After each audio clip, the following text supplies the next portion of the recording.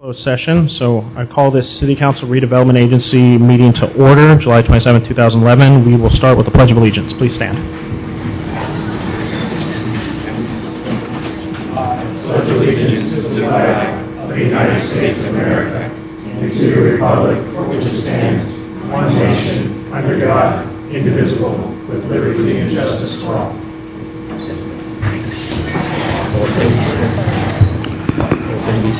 Okay, Mr. Maltby, are there any changes to the order of the agenda? None this evening, Mr. Mayor. Okay, Mr. Rubin, is there a report from closed session? No report from closed session tonight. Okay, we'll go move on to number 4, Council Communications and Announcements. Councilman Grocott? Yeah, I have just a few items. Oops, sorry about that. First is that I did attend the air show. I don't know if other guys did because when I was there I didn't see anybody, but I did. It was kind of a little story here. I was at the coffee shop Sunday morning early and saw a guy in uniform, so I introduced him to my son, and it turned out he was the pilot of the Chinook helicopter. And I told him, well, I'll see you later over at the show. So I went over to the show, and sure enough, I ran into this fellow, and I got to talking to him, and it turns out that this fellow, his name is, I think it's Brad, is it? Brad Bowman? Ben Bowman. Ben Bowman, and he was wondering where our mayor was, because he went to high school with Andy and was telling me stories about that. We exchanged messages. Did you? Okay, yeah. But, so I did attend the air show. I was happy to go there. It was a good show. I was a little disappointed that, and if people are wondering, it's because of the FAA new rules that you have to have 500 feet between the audience and any operating, moving airplane or helicopter, and that's the reason it was a stagnant or whatever, a show where you didn't have helicopters flying around and so forth, is because of the new FAA regulations. So, little explanation there. And then the last item I had was I also attended the employee luncheon that our city manager put on for the employees, and he gave a presentation to them about things that have been going on, the changes that we've been making as a council over the last few years, and gave them the confidence that we're not going to see too many more changes like that, nothing that's going to affect anybody's job. And I would just a cautionary note, this isn't pointed at anybody, but you realize when you go to an employee lunch and you hear something, how things that we say up here can impact the employees. And we had talked, you might remember at our last meeting, about the idea of the Corp Yard and doing something with other cities in that regard. And immediately what our people who work in the Corp Yard here is, I'm going to lose my job. So we need to be a little careful about that sometimes when we speak up here and things we say and how we say them. I know I've brought that issue up before. I know Randy's brought it up, and I think the last time was Brad brought it up over here. He's raising his hand. Sorry, I didn't mean to shake anybody up. So, but the city manager took care of that for us and smoothed that out, let everybody know that even if we did something like that, it would be done on a retirement basis to do the attrition that we'd need if we had a plan like that. And then lastly, I just want the council to know that I did get up and speak at the employee luncheon just briefly and let the employees know that with Mr. Maltby, who's newly hired, that we as a council have confidence in him and believe in the job that he's doing and are pleased with his leadership. So wanted you to know that. Thank you. Thank you, Councilman Grocott. Councilman Royce. Yeah, I have 2 items. One is one of my favorites, and you could get closer than 500 feet. It's our summer concert series. We always start after the 4th, so this time it'll be July 8th. It's always in Burden Park. It's always from 6 to 8. And there's a heck of a lot of people that attend. I know the first 3 to 4 years they would get about 75 people. Now we get 1,000 to 2,000 people. A playground. We get a lot of our seniors there. We get a lot of people that bring all their own food. And it's a successful event. We have actually 7 concerts. So once they start on the 8th with Big Band Beat, sponsored by our chamber, they'll continue again for the remaining of the summer. So there's 7 in total. I encourage you all to attend. It's free. Weather's guaranteed to be nice in the second half of summer. So please try to get out there. And then the other item is the library itself there right next door. It celebrated its 10th anniversary about a year ago, almost a year ago. And there's some remodeling going on. You could imagine having hundreds of people walking through your living room every day. Things like carpet and furniture get kind of worn out. So on actually July 13th, there will be a meeting from 7 p.m., starting at 7 p.m. at the library itself. They're wanting to get citizens' input on furnishing, carpets, light fixtures, various, well, not light fixtures, but just overall kind of refreshing of the facility itself to make it through the next 10 years. It gets a lot of use. Again, it's one of those favorite events, favorite functions that are free for people. You pay through your property tax, but it is actually a free service. But we do encourage that our San Carlos Library has the look and the feel, and it does get input from our citizens as we kind of refresh it here. So again, September 13th, starting at 7 p.m. What's that? July 13th, sorry. Thank you. Thank you, Mr. Price. Mr. Roselli?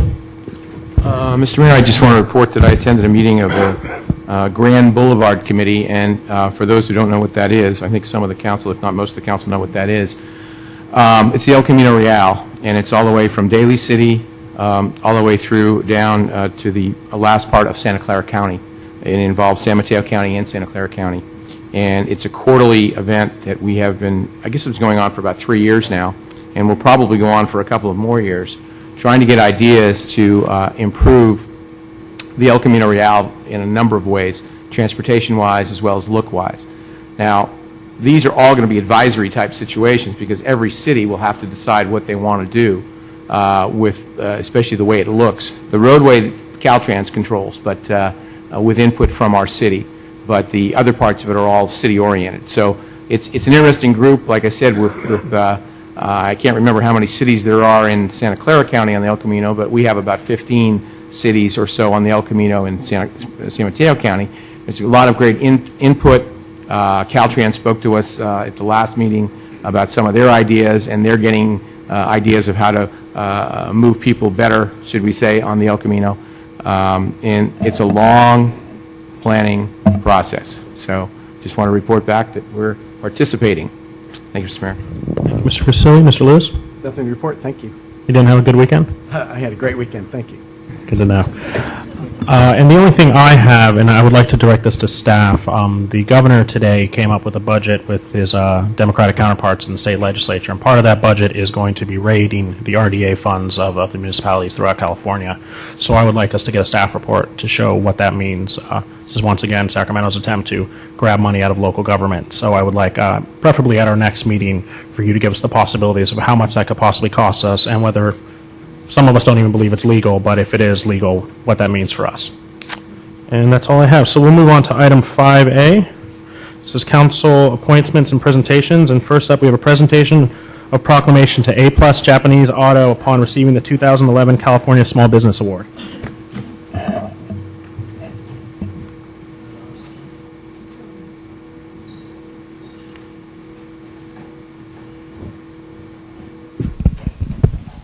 I think it's okay. How you doing, Eric? See ya. Okay, for those of you who don't know, A+ Japanese Auto is a small business here in San Carlos. How long have you guys been in existence? About 14 years now. 14 years. Eric and I went to Carlmont together, so it's nice to see another youthful person up here. So recently, Assemblyman Rich Gordon gave them the District Award for Small Business of the Year in California. I'll read a little bit of what Rich had to say, and then I'll read our proclamation. Rich is quoted as saying, "This year I'm honored to recognize A+ Japanese Auto Repair for their innovation and sustainability and for being among the first certified green auto repair businesses." So our proclamation, which I think my name's a little better, don't you? It reads, whereas Assemblyman Rich Gordon has honored A+ Japanese Auto Repair at the 2011 California Small Business Day for redesigning its business plans to make every operation sustainable and for their search in new technologies, products, and techniques to reduce their carbon footprint in the community and the state at large. Now therefore be proclaimed by any client, Mayor of the City of San Carlos, that the A+ Japanese Auto Repair is hereby commended for being chosen for having received the State of California's 2011 Small Business Award and serves as a model for all businesses in the automotive industry. Thank you very much.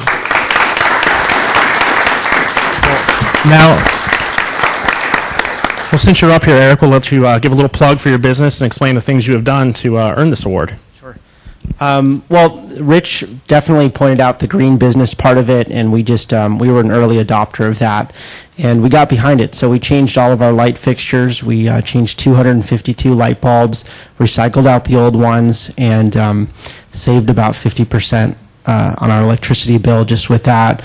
We did toilets. We painted our floors bright, like almost a white color, so everything would reflect up.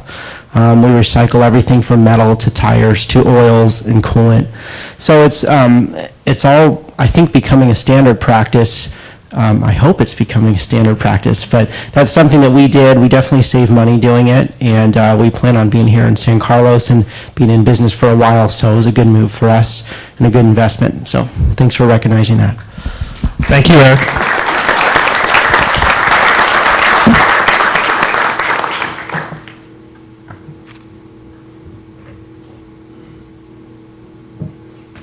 Okay, next up, we have item 5B, consideration of appointing Youth Advisory Council voting members for the 2011 to 2013 term and recognition of retiring Youth Advisory Council voting members. Mr. Becker. Good evening, Honorable Mayor and members of the City Council.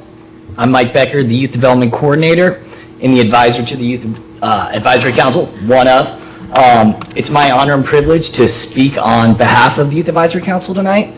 This group is some of the best San Carlos has to offer and is filled with our future leaders.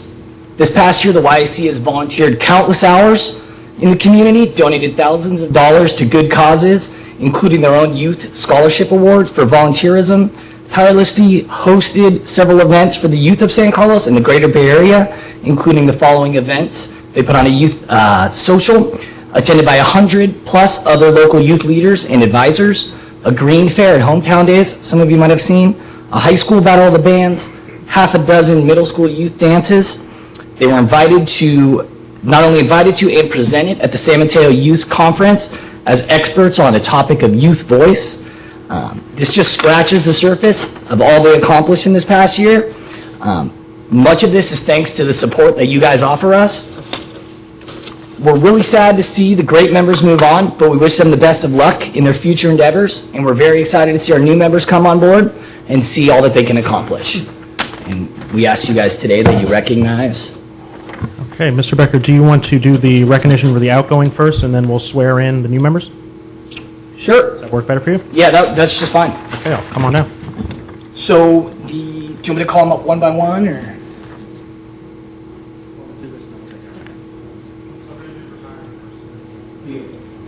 There's only one retirement. Really? Just you, Kristen. Just you. So this is Kristen Wilshire. She served 3 two-year terms as a voting member. Offices were chair in 2011 and vice chair and treasurer. Kristen has been a member since 6th grade. Is that right? Yeah. 6th grade, so she's served all of her middle school and high school years as a member, making a positive impact on the community. And that's it. The Clara Cruz, Paige Morrissey, and Jordan Plutzer are all on vacation. Well, before you sit down, Kristen, Paige is right here. Oh, I must came in a minute later. Come on up, Paige. Come on up, I'm sorry. I shouldn't recognize your kids before you do. Hey, I apologize. Sorry, Paige. Here you go, Paige. Sorry about that. Paige Morrissey served a 2-year term, is a voting member, and held the office of historian.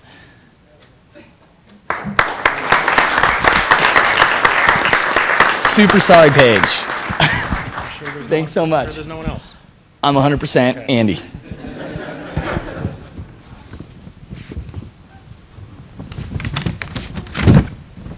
Okay, well, on behalf of the City Council, we definitely want to thank the youth who are moving on from the commission. You guys have done an enormous job. I've had the pleasure of working as your liaison for the time that I've been up here. Unfortunately, I haven't been able to make as many meetings because they fall on our fire board meetings, but the meetings I have been able to make show that we have an incredible passion in the youth of San Carlos for this town.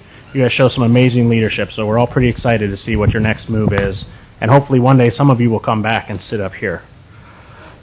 So thank you again. On behalf of the City Council, thank you so much for the work you've done.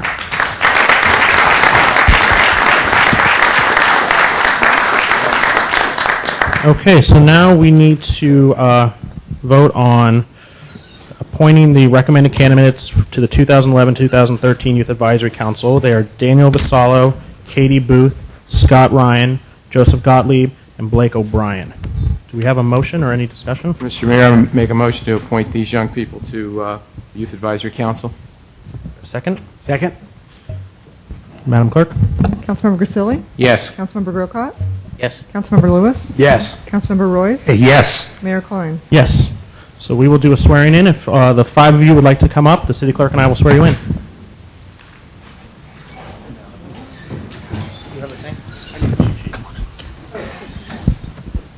Did you want me to read? Did you guys want to read that? Or Yeah. Do you want me to read it? So we have a couple biographies, and when I talk about you, if you can raise your hand for the people who don't know you. Daniel Vassallo, you look just like your brother. Daniel is seeking his second appointment and is interested in promoting community service in and outside the St. Cross community. Daniel currently volunteers with the St. Charles Parish and teaches first grade religious education. Daniel has been active in catechism at St. Charles for over 4 years. He was introduced to the YAC by his brother Anthony Vassallo when he served as the chair in 2008-2009. Daniel has served as YAC member at large as well. He has worked hard the last 2 years and is looking forward to giving back to the community next year. Next up is Katie Booth. Katie is a Notre Dame high school freshman, so she's going for a 2-year term. I didn't mention that Daniel goes to Sarah. Thank you. Oh, you're going to be a senior. Katie is seeking her second appointment and has done a fantastic job to date with the YAC. Katie is a natural-born leader with a zest for life. She has served on the Notre Dame High School Student Council for 3 years, which would make you a senior, and has been a leader on the field with the Notre Dame women's soccer team. Next year, she will also serve as board member for the Ambassador Club. She is a commendable student and athlete with success both on and off the field. Katie plans to put her leadership skills to work for the YAC and hopes to put together a community basketball tournament next year. She hopes to raise awareness about the YAC Youth Center and bring everyone together. Next, we have Scott Ryan.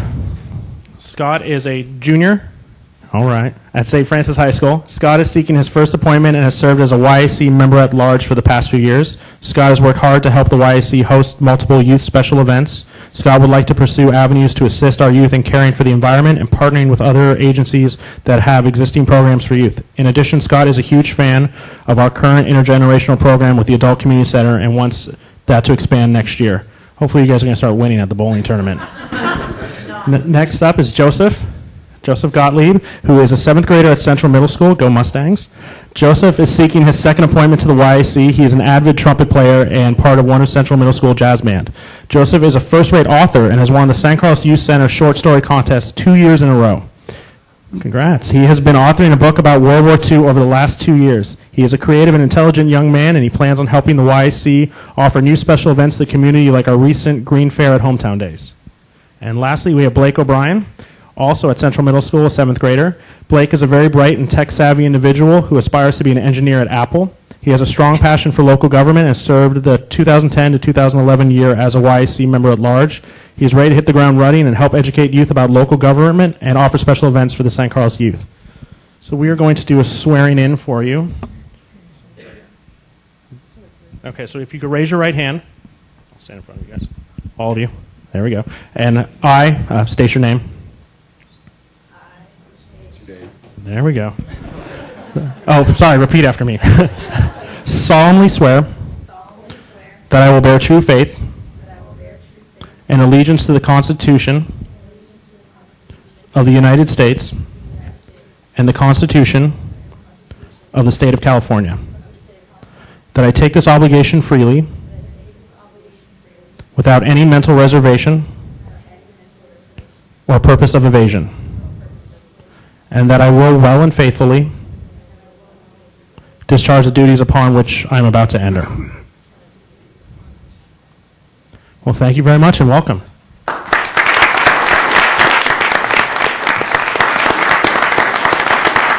We'll wait before you guys go. We're going to need you to sign that, but we'll all have you stand for a picture because I know there's some cameras out there.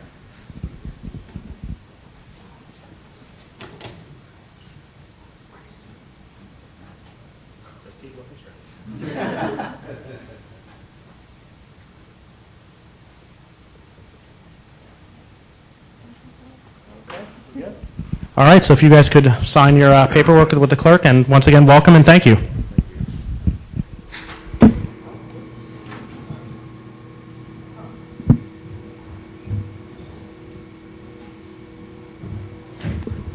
So we will give them a minute to sign that, and then for those of you who do not want to stay for the remainder of the meeting, you can feel free to exit now and not have to worry about any disruptions.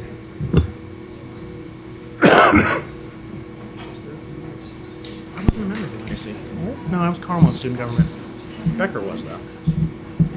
He was on the one who they, right when the youth center opened. A year ahead of me.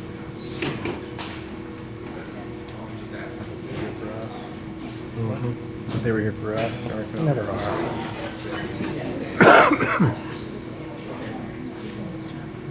Maybe if you showed your movie, they'd stay. We got to give something to get something, I guess. We'll just do a really long closed session one day. Let's take a group out. No, it's not mine. Oh, yeah, I don't need it back up. Okay, so we will keep going.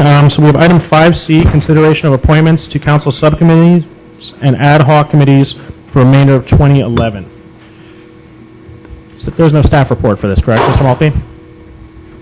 That's correct. Okay. The reason this has come up is because of the passing of Mayor Ahmad. So we have some holes to fill on our subcommittees and ad hoc committees. And I thought the best way of doing it is I mainly moved over the alternates where he was a primary member and just moved you as the primary member. So if we can get some alternates to fill out some spots, and then we have a couple other holes, and I'll just take them based on volunteers, based on what people's schedules look like. So the first off is we're going to need an alternate for the advanced life support. Is anyone willing? I'm the primary. I doubt I will ever need you to fill in, but if someone's willing to. I'll be, I mean, yes, I'll be an alternate. Are you accepting older people now? I know how fond of the youth you are. I wasn't sure whether or not if... We will be accepting older people. Okay, For advanced life support. good, yeah. I figured that, yeah. All right, thank you, Councilman Lewis. We have the airport roundtable where Mr. Grocott is the primary. Is someone willing to serve as a alternate? I'd be happy to be an alternate. Mr. Royce. We have ABAG where Mr. Royce is the primary. Would someone like to serve as a alternate? It only meets twice per year. I doubt it's going to be an issue. What is it again? ABAG, Association of Area Governments. Okay, so Mr. Grisilli. Or Mr. Brookout. And then we have CCAG's Congestion Management Program and Environmental Quality Committee. We have Mr. Grocott as the primary. Would someone like to do the alternate? How often does that meet? When does that meet, Matt? Do you know? Never attended yet, so haven't gotten anything from them. Sounds like it. Something I could be an alternate on. All right. Okay, thank you, Mr. Lewis. Moving on to the back side of the page. I am now the primary of the Congestion Relief Alliance. They meet quarterly, so there'll be one more meeting, I would imagine, one or two more meetings before the end of the year. I don't see an issue with me attending them, so if we can just get an alternate just in case something happens. Sure. Okay, Mr. Lewis, really filling these ones up? Okay, Finance Subcommittee we had as Mr. Ahmad and Mr. Royce, and our treasurer, Mr. Galvin. Would someone like to sit on that? Preferably maybe one of the council members who's going to be here. I'm not pointing at you, Bob, but you'd like to do it? No, that's fine. Okay. And then we have a spot on high-speed rail. Mr. Mayor, excuse me, not that you skipped it. I skipped EDAC. I just saw that. Is that what you were going to say? Yeah. Okay, so we need a liaison for EDAC. And so right now it's myself with Youth Advisory Council and Arts and Culture Commission. Mr. Grisilli has planning, Mr. Grocott has transportation, and Mr. Royce has parks and rec. Would someone like to do EDAC? Okay, Mr. Royce? Anybody else want? Okay. And then, so we now move on to high-speed rail, which I sit on. Mr. Grocott, since we sit on the Transit Village together, do you think you'd want to sit on? We've never had a high-speed rail meeting longer than 20 minutes. Okay. We generally do everything up here, so it's really not an issue. And then website redesign. And what I thought about this was Mr. Ahmad and I were on the subcommittee for the electronic use code of conduct or whatever, however you want to say it. We were working on that, and I thought this would go really well. And I was wondering if Mr. Lewis, since your marketing background and pretty tech savvy, if you would do that with me. Love to be. Okay? Yep. You're implying I'm not? Yeah, it was well, there's an age thing. Yeah, well, I just don't think you tweet that often, Mr. Grisilli. And then we have HIA, and this is really open to anyone, so we'll just leave Mr. Royce at that, but anyone who wants to attend the HIA meetings, of course, is welcome to. And same with League of California Cities. So I think with that, We've got the Greater East Side. oh, the Greater East Side Neighborhood Association. Have we had anybody there? I don't think we've ever had anyone there. We're just all we go as can be. So Just wanted to make sure. I think with that, can we get a motion then to approve this new? Mr. Mayor, just one thing I saw, Advanced Life Support, I believe, is appointed by the Belmont St. Carlos Fire Authority. I don't know Oh, okay. that we can make that appointment. Oh, I didn't even notice that. So, Could be wrong. Mr. Lewis, we'll keep you off that, and we'll see what we can. We'll see. I'll talk to our JPA staff and see if we can just stick anyone on as a alternate. Good enough. I do not remember being appointed to that. Motion in? Yeah, if you'd like to. To appoint the update to our 2011 boards and committee assignments Can we have as discussed. Can we have a second? That's it. Okay. Madam Clerk? Councilmember Grisilli? Yes. Councilmember Grocott? Yes. Councilmember Lewis? Yes. Councilmember Royce? Yes. Mayor Klein? Yes. And I just have a question on this. Yes. Madam Clerk will send to these various Yes, I will. staffs the change. Okay. Well, with that, we will move on to item 6, which is public comment. This is for persons wishing to address the City Council on matters not on the posted agenda may do so. Each speaker is limited to 2 minutes, and we don't need the rest. So we'll get started. We have a couple speaker slips. Jim Cobry, Andre Carpu, and Pat, nope, just those two. So Jim Cobry.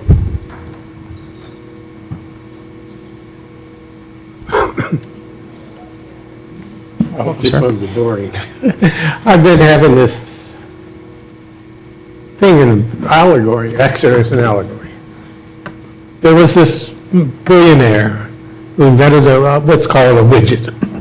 He said he wanted to set up a plant, hire 100 people, including the manager, and set it in a little town in the foothills of California. Everything went okay for a number of years. The employees were well paid and they shared in the profit. The billionaire didn't get anything. The only thing he could do was shut it down. And anything that was ordinary, simple majority would vote. But as things went along, the widget went out of style or whatever. And so it was decided by a majority of the people that they would take the profits and do research and development to upgrade it or invent a new one. Well, for this, they needed 2/3 vote. So when they voted, 66 voted yes, 34 voted no. So they couldn't do anything with the profits to upgrade their product. Well, as things went along, the place went out of business. The billionaire decided that they weren't making a profit, and so they closed it down. So that left 66 people without a job who could have had a job. Now, when this moved to this town, they had one hotel, another hotel came along, a couple of restaurants, hardware store, even a small clinic, and they built houses around it. So when they went out of business, you can imagine what happened to that little town. It went down the tubes. The hotels, extra hotel closed, hardware and everything. So my point of this story was, and also, after a couple of years, they had changed the name to Prosperity. Well, Prosperity was gone. So the point of the story is, I don't like paying taxes either, but you get what you pay for. If you don't want to service, well, whatever the service is, you got to pay for it. And I'm retired, and I don't like either, but I still would like this service that would come and say, a fire service, come and save my life if it was properly staffed. And police department too. If there's a burglar in the house and I call them, hopefully they're staffed well enough to come and save my life. Mr. Cobry, we're going to need you to wrap up your thoughts. Huh? We're going to need you to wrap up your thoughts. Oh, I'm sorry. It's okay.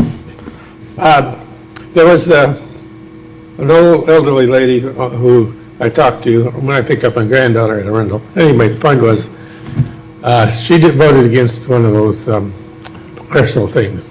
She says, well, she didn't care whether the house burns down, but there is couple of flaws in that.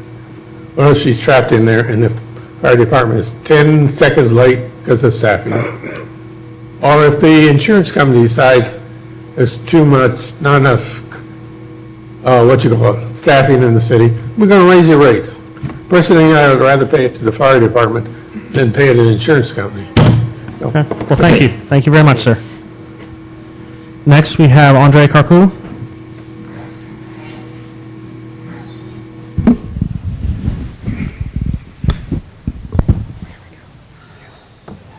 Welcome, sir. You have 2 minutes. Good evening, ladies and gentlemen, member of the council.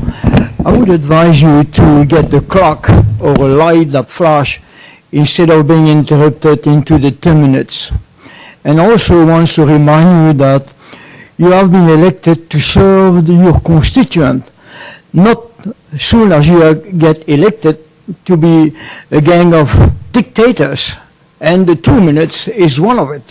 First, the reading of the 2 minutes here, I have several comments to do, but I only allow 2 minutes in the whole evening, and that's not enough. I'm sorry, I mean, you have something has to be done here.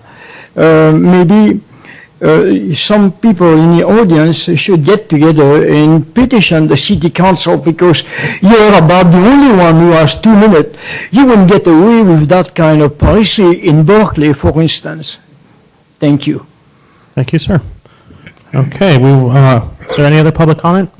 Seeing none, we'll move on to item 7, approval of the consent calendar. Consent calendar items are considered to be routine and will be enacted by one motion. There will be no separate discussion on these items unless members of the council, staff, or public request specific items to be removed for separate action. Staff, would you like to pull any items? Nope, none this evening. Okay. Is there any council members who want to pull some items? Mr. Grocott. 7G. 7G. Okay. Any other council members wish to pull any? Okay, seeing none, can I have a motion for the others? Mr. Mayor, I'd like to make a motion for the consent calendar to approve items 7A, B, C, D, E, F, H, and I, please. Is there a second? A second? Madam Clerk? Councilmember Grisilli? Yes. Councilmember Grocott? Yes. Councilmember Lewis? Yes. Councilmember Royce? Yes. Mayor Klein? Yes. Okay, Mr. Grocott, we will go to 7G immediately.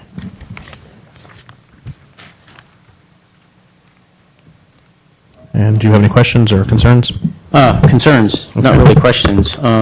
My concern is that with item 7G, that this is paid for, as it states, under fiscal implications, that it's covered by the solid waste franchise fees, which means that everyone who gets garbage service in the city of San Carlos pays the fee for the street sweeping.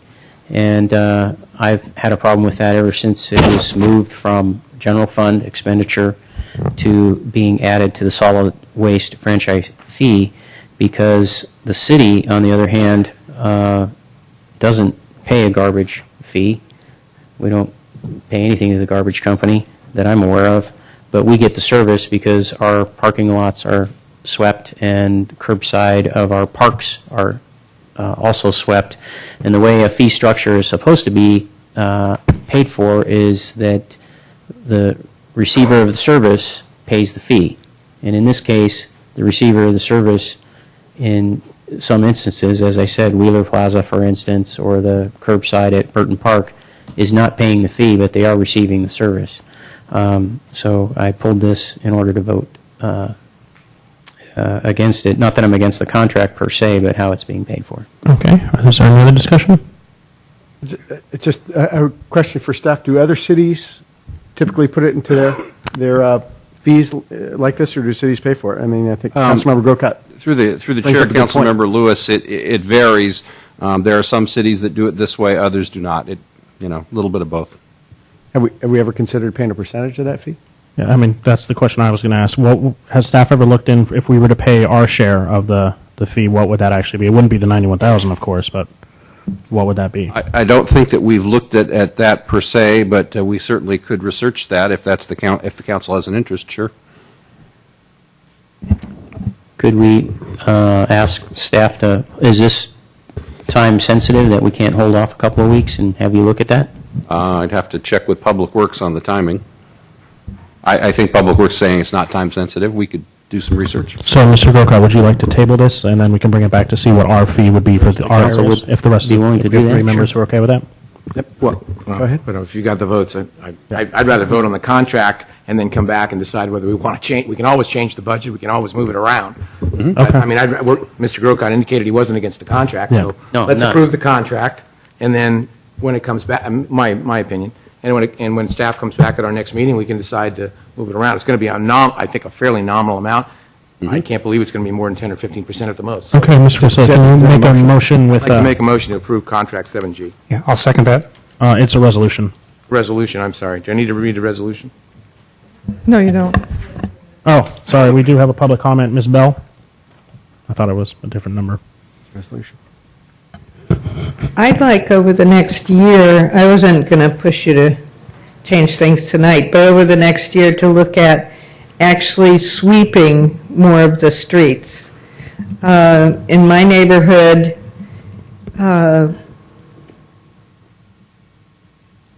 the guy comes down the middle of the street at about 25 miles an hour, and that's it. He doesn't even put the brushes on the pavement. If he were to do that, and I was surprised when I first moved here, if you make it such that the streets are swept after people have gone to work in the morning, you can do one side of the street one week or one day and the other side the next day or whatever. And I was told at that time, oh God, we can't do that, the enforcement, oh my goodness, blah, blah, blah. Well, I know darn well that the sheriff knows how to do that, because when we lived in North Fair Oaks, they put the signs up on Thursday, don't park here, on Friday, don't park here. And the first week, they came out with a bunch of cops and a bunch of tow trucks, and everybody learned, and that was the end of that. So I think we could, many more people could be getting their money's worth if we had sweeping one side of the street one day and the other side the next day. Garbage service in our area used to be a nightmare as well, and Robert talked to them about coming a little later in the day, and the same thing, but when people, because we have way more cars than parking spaces, but when people go to work, then you could fit them all on one side of the street. So I'd like to look at next year having them actually sweep the streets in our neighborhood. Thank you, Ms. Bell. I don't mind paying for it, I just want the service. Okay. So can we have your motion? I'll make a motion to approve resolution number 2011-50, resolution of the City Council of the City of San Carlos, extending the contract with Contract Sweeping Service Companies through June 30th, 2012, and also direct staff to come back with some numbers or estimates of what the technically city's portion would cost, hopefully by the next meeting. Is there a second? I'll second that. Madam Clerk? Quick Mr. Lewis? quick discussion, just to the public speaker's point. If it might be good to at least notice people that the street sweeping, when it's going to take place, if we could do that, and that way they have the option at least to pull their cars into the driveways, and then maybe the streets would be swept more effectively. It might be too much to go as far as Ms. Bell suggests, but getting more effective street sweeping, I think, is in everybody's interest. So maybe if we can just work on the noticing, or in some way, shape, or form, at least have maybe staff discuss that. I know it'd be great for everybody. It'd probably like, oh, I'd love to have it done. I'm paying for it. I'd move my car in the driveway. Yeah, I guess through the chair to Councilmember Lewis's question, last time I checked, I believe that the street sweeping schedule is on the city's website, but we could email it to the residents using the email service. We could mail it. That's a possibility. So when you come back with the numbers, if you could bring us back a couple options for effectively communicating when street sweeping actually takes place? Yeah, and Mr. Morgan, I also ask you, I know there's a lot of streets in San Carlos. I know I'm in an area north of where St. Charles and Britton Acres are. There's a lot of streets without sidewalks that don't get swept. So it's not when you get up in the hill around a lot of those turns, there's a lot of streets that aren't swept. So it's a little bit complicated figuring out where the service is delivered. It's not to everything. And it's heavily weighted, of course, towards our downtown where a lot of our trash is. Thank you. Okay. Madam Clerk? Councilmember Grisilli? Yes. Councilmember Grocott? Yes. Councilmember Lewis? Yes. Councilmember Royce? Yes. Mayor Klein? Yes. Okay, moving on. Item 8, there are no reports to council, so we'll move on to item 9, which is a public hearing.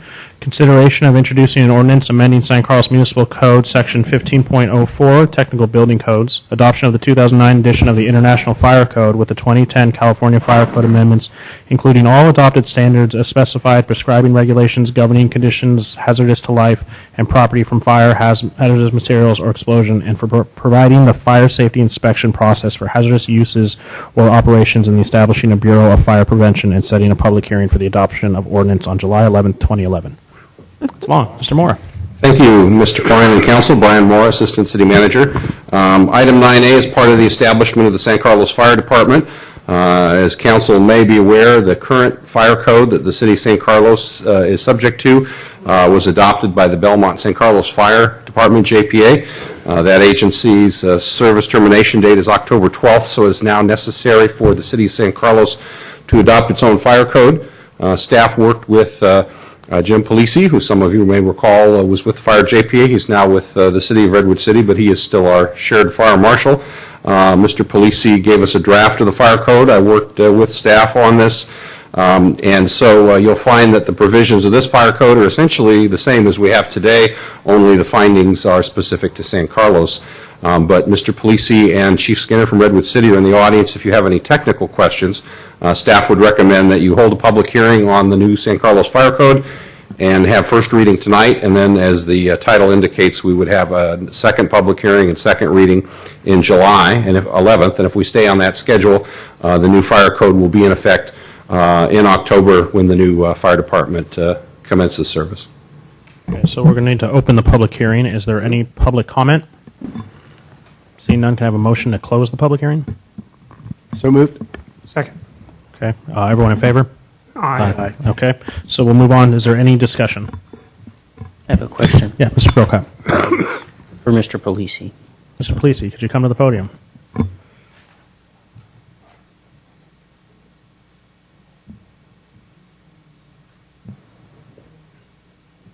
Good evening, Mayor, council members. Yes. So the one area that I would have some sensitivity to and a little bit of knowledge of because of the kind of work I'm involved in is the requirement for fire sprinklers. So Yes. is there anything in this that changed from our current requirements that trigger fire sprinklers being installed? No. It's identical. It's all the technicalities have That's stayed the same. correct. Okay, that was my only question. Thank you. Okay. Are there any other questions for Mr. Polisi? No? Well, thank you for coming. Thank you. All right, can we entertain a motion then? Mr. Mayor, I'll make a motion to introduce ordinance number 1432? 1432, an ordinance of the City of San Carlos, amending San Carlos Municipal Code Section 15.04, Technical Building Codes, adopting the 2009 edition of the International Fire Code with the 2010 California Fire Code amendments, including all adopted standards as specified, prescribing regulations governing conditions hazardous to life and property from fire, hazardous material or explosion, and for providing the fire safety inspection process for hazardous use or operations and establishing a Bureau of Fire Prevention. Is there a second? Second. Okay.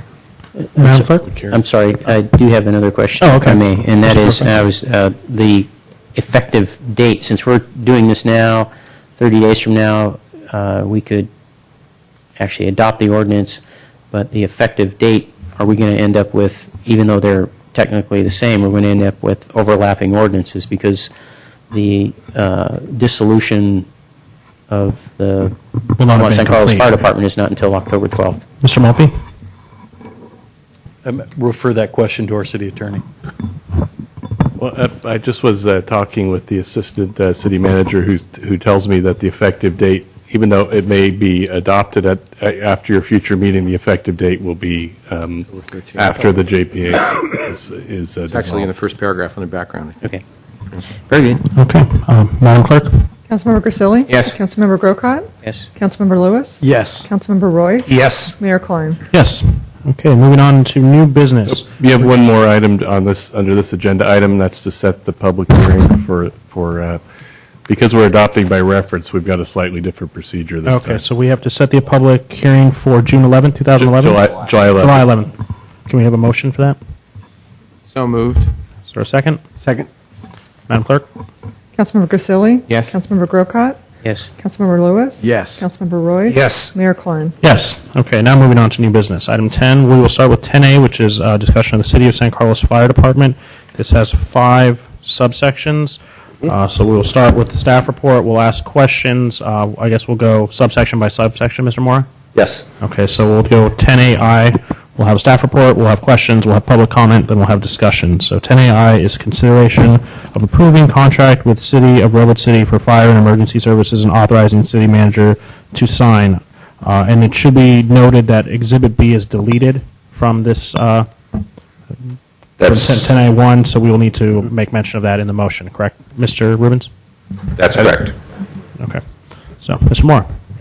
Thank you, Mr. Mayor and members of council. Tonight, we come before you to bring you 5 additional items, as the mayor said, regarding the creation of the San Carlos Fire Department. One of those was the establishment of the new fire code that you just approved. Under item 10, we have 4 more items for you. Just to give you a quick background, and I'm sure this is familiar history to most of you, on April 18th, the council heard 4 presentations on different fire options, a total of 21 options. Those were narrowed to 2 by your consultant, Tridata, namely the San Carlos Fire Department as managed by Redwood City and the WSI Deluxe option. The council voted unanimously to move ahead with the hybrid option, and they also voted to leave the WSI Deluxe option as a backup proposal should the Redwood City option not be approved.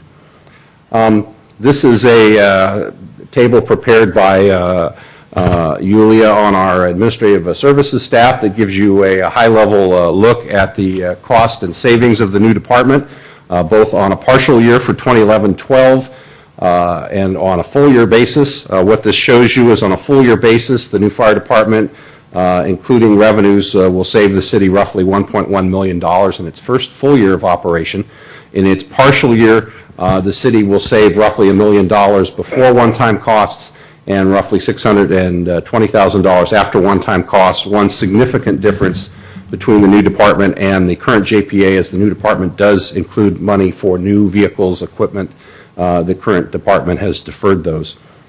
In terms of council actions to date, you'll see that you've taken 5 actions prior to tonight's meeting to establish the San Carlos Fire Department.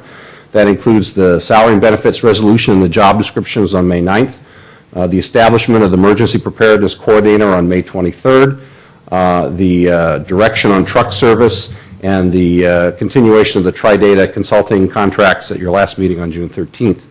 On tonight's agenda, we're asking the council to establish the new San Carlos Fire Code, which you just introduced. We're also asking you to approve the Redwood City Agreement, which was approved by their city council last week on June 20th. We're asking you to approve an agreement with Woodside Fire for continuation of emergency medical service BAT Chief Services, which is the current arrangement we have with Redwood City, Woodside, and the current fire JPA. And then also items 4 and 5, which Ms. Mendenhall can talk about a bit later, which is to establish work rules for the new department and to amend the PERS formula to 2% at age 50. In terms of the first item, Exhibit A, the Redwood City Agreement, it has a number of features, and these are broken out by section and cost for you.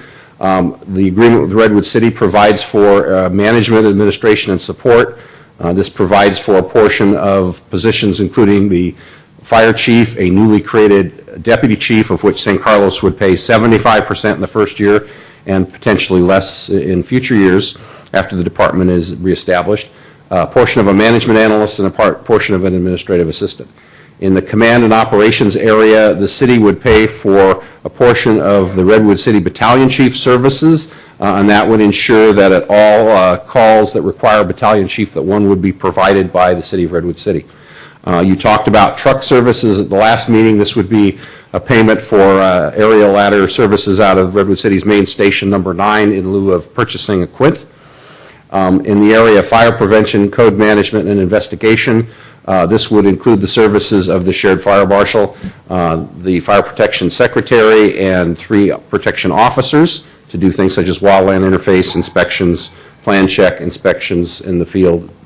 Also, the emergency preparedness coordinator while that's a position on the San Carlos payroll, Redwood City has asked to purchase half of the services of that individual, and so this would be shared 50-50.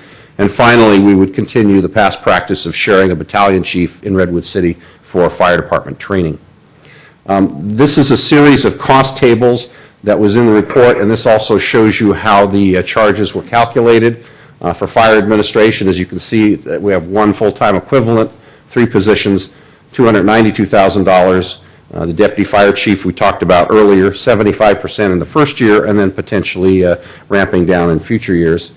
In fire command and support, the shared battalion chief, $100,000 for truck services, the code work, again, the fire marshal, the secretary, and the 2 prevention officers, and the shared training chief. And this is the summary of the table. There were some questions earlier about item A, and I think the reason that might have been a little confusing is because that was repeated twice in the summary table. So that's the breakout. And again, you can come back to these exhibits if you like. Turning briefly to item B, the Woodside Fire Agreement. Again, this is similar to what we have today, where the cities of Woodside, Redwood City, and Belmont San Carlos share a emergency medical officer battalion chief, and this person is responsible for managing and supervising EMS activities and the paramedics, reporting, managing the medical equipment, certification, training, participating in county committees. Essentially, Woodside Fire has a rather extensive EMS operation, and so for many years, Redwood City and Belmont San Carlos have contracted with them. We're recommending, as part of the creation of the San Carlos Fire Department, that format continues. One slight difference is that in the new agreement, the cost sharing will be done based on the number of stations. So since San Carlos has 2 of the 12 stations among those 4 agencies, we'll be paying 2/12 or 1/6 of the cost, which is just over $40,000 a year. And this also has a similar cost escalator language to the main contract, which is that the annual cost will be billed to San Carlos each year with an annual cap of up to 3% on the year-to-year increase. In terms of next steps after you take action on these items tonight, as Mayor Klein indicated, the apparatus and vehicle maintenance item, which was going to be Exhibit B, has been pulled off the agenda. There's some discussion among the city attorneys of Redwood City and San Carlos as to whether this is best done in a separate agreement or as an attachment. I think from the staff point of view, either would work the same, so that's being reviewed. Payroll services, we initially talked to Redwood City about having them do the fire department payroll, and now we're actually exploring having them do all of the city's payroll rather than having 2 different arrangements, one for the non-fire and one for the fire. So that will come back to you at a future meeting. And then finally, IT services related to fire. We are exploring with Redwood City the possibility of having their IT staff do some of those services for us. I also wanted to mention, I mentioned it in the staff report, that staff does anticipate fine-tuning of this agreement and the various exhibits between now and the service start date in October, very much as you saw with the county sheriff and the police agreement. We also think there may be fine-tuning between October and the startup, again, since this is a new journey for us. As far as focus between now and October, obviously the main event is to launch the new department in time for the service start date, and also, as you are aware from our monthly reports, to continue working on the wrap-up of the current fire JPA and department. There were some questions earlier today from council members about future of what's going to happen subsequent to the launch of the new department and the agreements, and so I thought I'd just sketch out for you real briefly some of the things that we've talked about with the 2 city managers and with the fire department. In year 1, once the department is up and running, we want to explore some improved reporting. Redwood City has more advanced reporting capabilities than the current fire JPA, and we want to take advantage of that. They also do a lot more work with company inspections than we do, so we'd like to see more activity in terms of the fire companies doing both business and rental inspections. And then they also have an emphasis on CERT and public outreach, so we'd like to focus on that in year 1. In year 2, as you probably heard some of our earlier reports, we're going to talk about things such as, I mentioned earlier, the deputy fire chief, whether it's necessary for San Carlos to have 3/4 of that position in the second year, or whether it might be more of a 50-50 sharing. We're also going to take another look at the question of the truck service versus the Quint. and the location of the tools. You know, oftentimes the tools for vehicle extrication and related features are on the truck, but these days in many departments they're moving on to engines or even to the light-duty rescue vehicles, and that's something for us to explore. And then finally, obviously, the discussion of the light-duty rescue vehicles to go to medical calls in lieu of the truck and engines. And then further downstream, which also was a question we heard earlier today, shared services, we think there continue to be opportunities. We know the council is very interested in this area. As you recall from the Tri-Data report, there are overlapping stations in the hills. There are 2 overlapping stations with Redwood City. That's something we could explore down the road. And there's also the Station 18 in the county that we could explore with the county. In terms of more county-wide efforts, both the city manager and I continue to be members of the city manager's Fire Shared Services Committee, and we continue to go to those monthly meetings and work with our colleagues about different fire service opportunities. And then finally, we're aware of some of the changes around us. Obviously in North County, which has the hybrid model, both Pacifica and Brisbane are experiencing some financial stress, and they're actually looking at ways to save money over the hybrid model. They're looking at perhaps something that's even less costly, so it will be interesting to see what they come up with. We have had some inquiries from the cities in Central County. As you know, they've talked about a merger, but they've only been able to find about $200,000 to $400,000 a year in savings. We've found about 6 times that amount, and so we've had some discussions with them about the difference between our model and theirs. And then obviously we're also watching the developments in Foster City, San Mateo. As you know, they eliminated a chief position and sharing it, and then just last week announced they were going to add back a deputy chief position. So that model's kind of continuing to evolve, and we're watching that as well. So those are some of the things that we see both short-term and in the next year or two in terms of the shared services arena. We do think that there's some opportunities, particularly as it relates to Redwood City and the county, but we'll certainly continue to monitor the managers committee and the stuff going on elsewhere in the county. So with that, I'd be happy to answer any questions. Also, as I said, Chief Skinner and his team are here, and I think I'll probably defer to them if you have detailed questions about the Redwood City proposal. All right, thank you, Mr. Moore. Before we get started with questions, I'd like to acknowledge that myself, our city manager, Mr. Maltby, and our city attorney, Greg Rubens, went to the Redwood City Council meeting last Monday to attend, where they voted on the fire contract. It was in their consent calendar. They didn't pull it, but they did leave some comments. Vice Mayor Geary, Councilmember Faust, and Councilmember Pierce all, echoed the thanks to our city staff and their city staff as well, Chief Skinner and his team, their city manager Bob Bell, and their city attorney Pamela Thompson for all the hard work that's been done here. So I just want to say thank you as well. I know this has been very fast moving, and I know everyone's worked very hard, so it's great to see it come forward and come to fruition. So we will start with questions then. Chief Skinner, if you'd like to come up and help Mr. Mora out. Mr. Lewis, would you like to start? Well, I just have a quick question, and I think it's simple, and that is, in the scope of services of the apparatus and vehicle maintenance, we have $90,000 sort of allotted based on an estimate. If it exceeds or is less than that, then do we pay for what we use?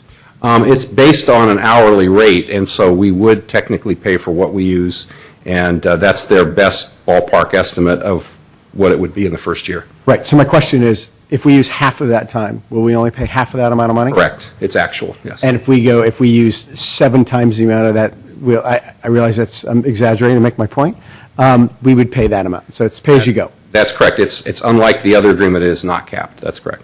And then any other, or is there anything else that we're just adding a 15% charge on top of that fee? I guess so it's an hourly, if I understand this right, it's an hourly plus a 15% charge for overhead and administrative services. Right. It seemed like everything else we're just paying straight up, and this one has sort of an additional fee. I wasn't sure why. Apparently, that's how Redwood City bills their fleet services. This is a proposal that came from actually their Public Works Department. And I think another reason that it's not moving forward at this time, there has been some changes in staffing in the Public Works Department in Redwood City. The Public Works Director, who had been with Allied Waste, has left and returned to Allied Waste, so there's some changes there, and there's also, I understand, a retirement in the fleet division. So we're trying to allow for some time for some staff changes in Redwood City and also any tweaks that they may want to make in terms of the format. And I guess then the next logical question is, could that escalate? And I realize we're talking about a fraction of the budget here, but I just want to be sure it's that service charge is subject to limitation as well over the 5-year contract, just so we, again, we're just watching all the money here, so. Yeah, and I guess through the chair to Councilmember Lewis's question, I think the other thing that will probably influence that cost will be the age of the equipment. The fact that we have in the San Carlos fire budget $380,000, which we could go towards replacing equipment or moving things up. As we get into a replacement cycle, we may actually be able to bring those costs down. So that's Right. our hope. My last point had to do with the 15% service charge itself, not increasing that 50% becomes 20 or 25 or 30% in future years. Okay, I just I want to see. make sure we keep an eye on that. And Thank you. One thing that I would just point out in your question there is that it wouldn't be able to go over the 90,000 without coming back for additional action and amendment. Great. Perfect. Thank you, Mr. Maltby. Is that it, Mr. Lewis? Okay, Mr. Griselli. No, I'm confused. I thought we weren't voting on that one. We're not. Okay, thank you. Mr. Griselli, do you have a question about what we are voting on? Okay. Mr. Mora, on attachment A, there's an item per side fund JPA for $800,000 Yes. on the full year budget. Do we have that now? Yes. That is the 3% at 50 legacy Okay, so cost that from the is- JPA. That is currently under the JPA, and that thing will just extend on. You have one-time costs of $380,000. Yes. What would that be? That includes gear, equipment, apparatus, trucks, things like that. We wanted to put some money in the new budget, even though we're inheriting the equipment, vehicles, and some of the turnouts and things from the fire department, since we wanted to give the new department some ability to replace some of those items if they're kind of on the edge or towards the end of their useful life. What about the costs, the employment costs for people's vacation, sick leave, et cetera? I don't see that in here. That's actually in the city general fund budget. That is not here.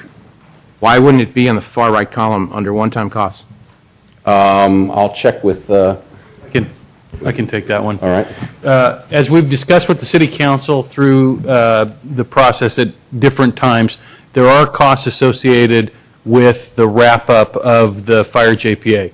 And I think vacation payouts are the best example. And we've estimated those costs to be anywhere from $600,000 to $800,000 based on the information we've been provided by the Belmont staff, who provides the staff support to the JPA on what the JPA's obligations are.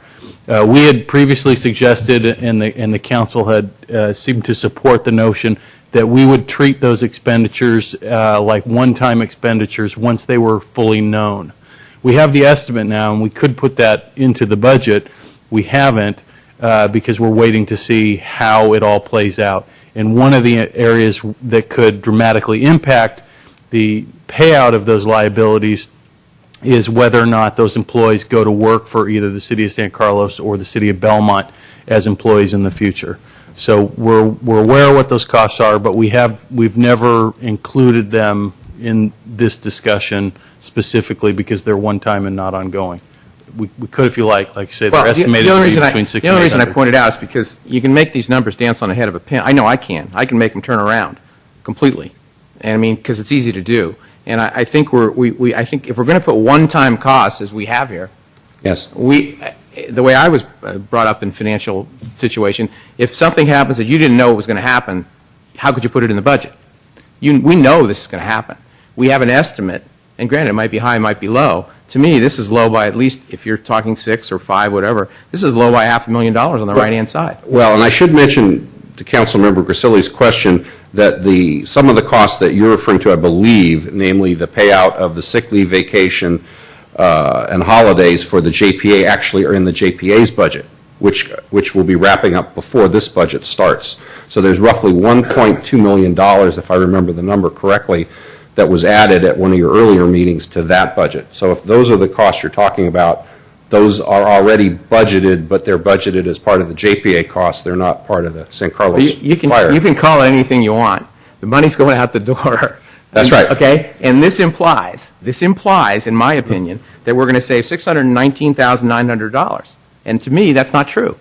Well, but remember that these are costs from October 13th forward. What the costs that I believe you're referring to are the costs that the city's going to incur and that are in our budget between July 1st and October 12th. Well, I just think I just disagree with the presentation. They're nowhere here, and it's implying that a full year budget would be the left-hand column. They're not in that column. That's right. And 'cause the this- partial year column, they're not in that column, but they're somewhere else. And like I said, and I'm going to bring this up during our budget discussion too. It's not in the budget either. And that's also the $600,000 or $500,000. Again, I'm going to bring it up. Okay. Sorry you don't agree with me, but I just think this is a little bit of a spin, so to speak, on how we're doing this. And I don't think these numbers show exactly the cash that's going out the door for this operation that we're going into. And I think that all the numbers should be somewhere shown. I don't care how you want to put it, but they should be shown in one giant column. This is what we're paying. This is what we're going to pay.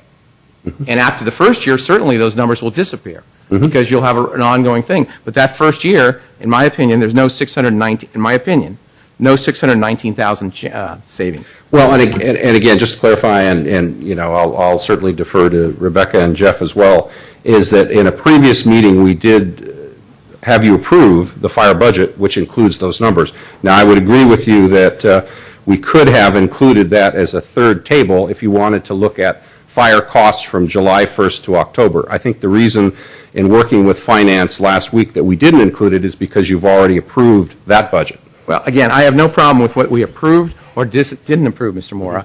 This appears, if you hadn't known, if the public looks at this, they go, oh, we're going to save $619,000. And I don't believe that's true. So my point's taken. I don't have any questions. Anything, Mr. Mayor. Thank you, Mr. Appreciate your Ursulou. indulgence. Mr. Crocott? First, I'd like to turn to, see what part of the report this is. It's the chart that includes the vehicle cost that Mr. Lewis was talking about. And I know we're not voting on that tonight, but as far as the agreement is concerned, but it is part of the costs. And Are you talking about page 3 on Exhibit B? Page 3, Exhibit B. I can see that it's page 3, but what part is it? Exhibit B. Exhibit B. Okay, so page 3 of Exhibit B. And I don't follow this math except the only one I can follow is utility truck. We don't have one, so all the numbers in between don't matter, and in the last column it's 0. Of course, 0 times anything is going to be 0. So I get that one, and I also get tractor-drawn aerial because it's the same thing. We won't have one. All the numbers in between, if you're multiplying, dividing, whatever, it's going to come up 0. But I look at, we have, for instance, 3 engine pumpers. I see this 10,000 minimum, 14 high, contingency fund, and then somehow we come up with $72,000. So if you could just explain to me the math. I can do the math for you. It's 3 times 14 is 42. Plus 30 is 72. So it's taking the high number. The minimum doesn't come into play. It just doesn't come into play. And that works for the administrative vehicle too.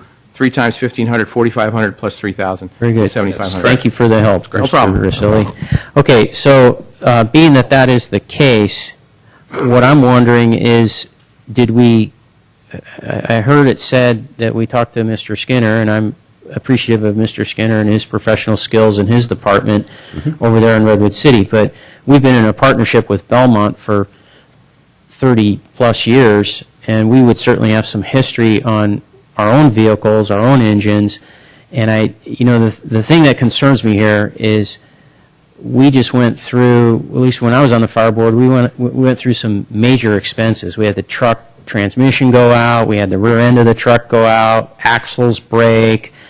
Now I know the trucks, we don't have a truck anymore, but we also had some problems with our engines. Now, granted, we replaced some of those engines with grant funding, so they're newer. But my point is, did we talk to Mr. Phil over in Belmont and get any indication from his history on the department we had with Belmont and what those costs might be? We asked, excuse me, the Public Works and Fleet folks in Redwood City to give us these estimates, and my understanding is that they took the vehicle information we gave them and prepared these. Now, whether or not they contacted Belmont staff, I don't know.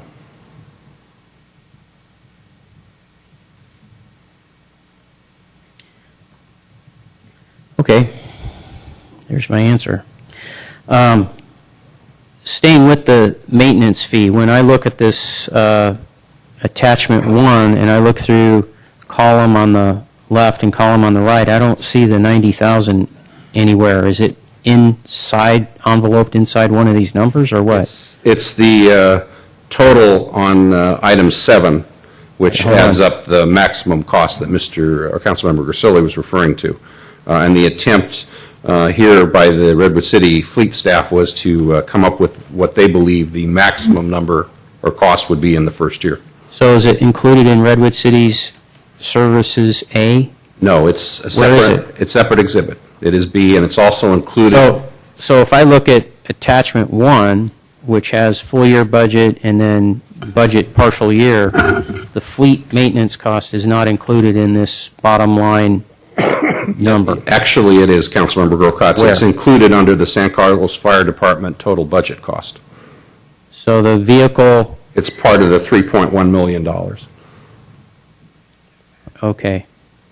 So it's included in here, includes vehicle. See, these numbers weren't broken down for us in such a way that we could see that I could see. And I don't know, maybe I didn't read the staff report properly enough, well enough. And then you're saying also the EMS service from Woodside, the 40,000, is also included in the 3.1. That's correct. Okay.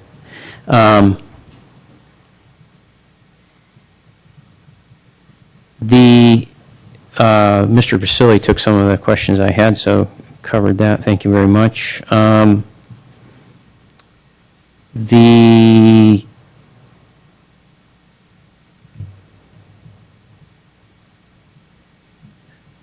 reserves. Now, when we had the Belmont San Carlos Fire Department, we did have reserve funding, and that, Mr. Mora, is where we were taking care of. The reason we built a reserve is so that if we had to do something to a vehicle or in the future buy vehicles, the idea was let's build up a reserve fund so we don't have to go to our parent agencies and ask them for a big bunch of money. That's right. So there was vehicle replacement cost in there.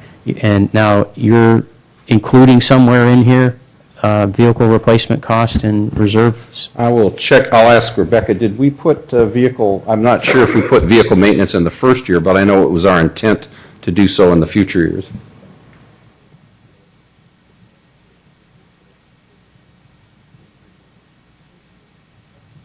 Yeah. Rebecca says that it's included in the 3.1. Okay. Well, again, we don't have a real clear breakdown of Can I that. ask how much Yeah. it is, please? Sorry, I didn't mean to interrupt. That's fine. It's okay. Good question.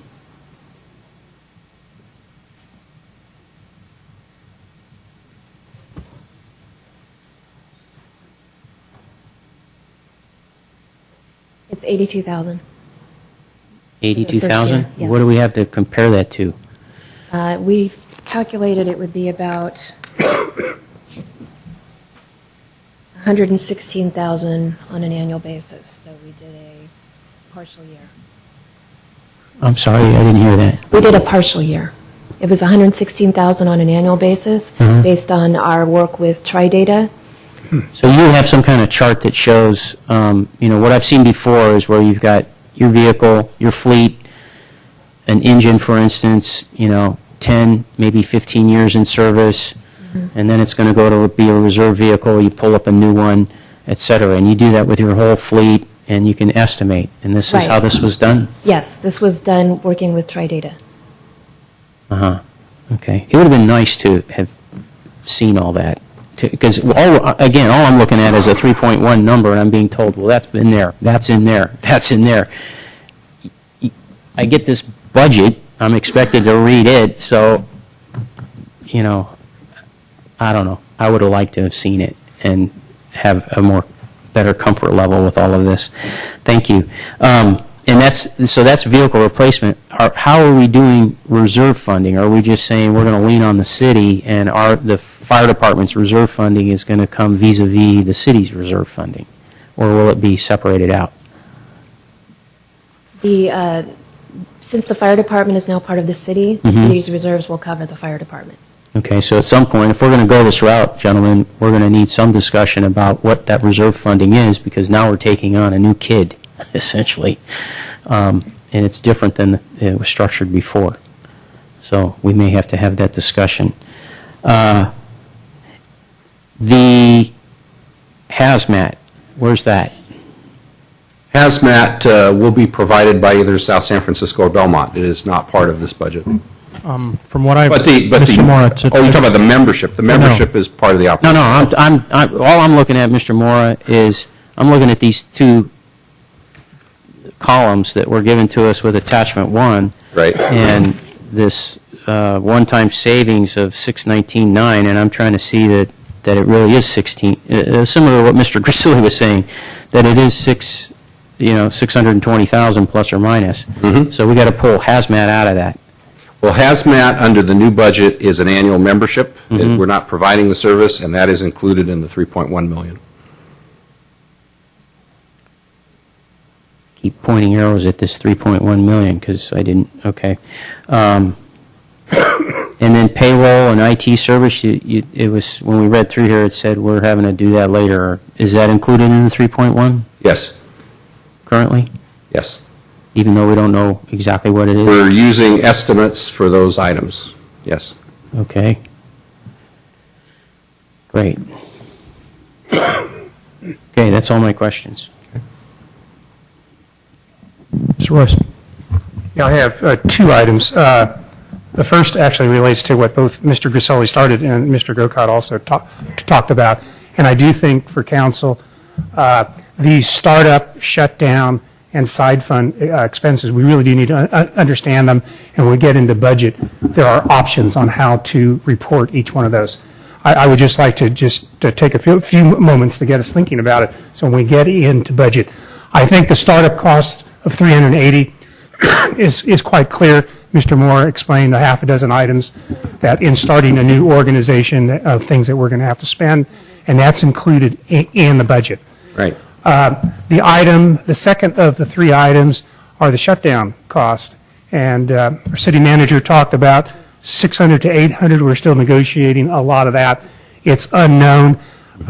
His approach, I kind of look at it from a non-government accounting type of thing as discontinued operations. It's, we're shutting this down. Of course, as I've spoken in prior meetings, my disappointment is that what the JPA did versus is opposite what like our city does, is many of these items were not accrued. So Doug Fry's sick time and a lot of this vacation time, even though there were items in there that we knew what those liabilities were, they were never accrued during the time of the JPA. So when you pay them, it's going to hit your bottom line. Normally, if you accrued, you pay it, you've already paid for it. You pay as you go. We didn't do that. So I think we do need to make a decision, continuing, discontinuing operations. It's part of the shutdown. Is it really part of our current operations general fund? Should it hit reserves, from just a prior amount, hit an equity item? We need to think about how we handle it. Plus, we know that it's not a definite number yet because of negotiations. And then the third item, which I bring up because we haven't talked about it. Well, Mr. Royce, we're doing questions. We're going to have plenty of time for discussion. So if you have a question for Mr. Mora, that would be great. But if not, we can get to your points. I can finish the last point when we do discussion. I do want to talk about it during this item, though. Okay, no, that's fine, because I want to do public comment before we get into discussion. That'll be fine. Mr. Mora, my only question is, I'm looking at the actual budget for the City of San Carlos Fire Department, where everything's broken out in our budget cycle, and I'm looking at this large number of professional services, and maybe Ms. Mendenhall can help me with that. It's $983,000. Does that include, is that a lot of what we're talking about, like hazmat and all these other things? Is that all in that large number? Yeah, it is in there. I think hazmat is only, was it 15,000 or something? It's something like that, the annual membership. Okay. I missed the number. I apologize. 15,000 for hazmat. Okay, because I understand we have large numbers in our budget. It's a very large budget. We have 1.9 for salaries, benefits, 640,000. But for stuff like professional services, because I know there's an interest in the council, since we haven't had our own fire department in a while, it'd be nice to see it broken out a bit more, because we understand what professional services means for other departments, because we've done this as a council before, but this is our first time working with the fire department budget as a council. So it'd be nice in the future to see that broken out, just so there's some more familiarity. But I know it's been said that there's a lot of missing numbers, and a lot of them are in there. Yeah, I mean, there's the intent here was to only show you a summary, but you're right, there is detail behind that, absolutely. Okay, and then in regards to hazmat, I read today that OES approved the hazmat with Belmont through 2012 or 2013. Is that correct? That could be. I understand that Belmont and South City were vying for that business. Okay. Yeah. So we will be done with questions unless there's any follow-up questions from any council members. No? Okay, so we'll go to public comment for item 10AI. I don't have any speaker cards, so. Ms. Bell?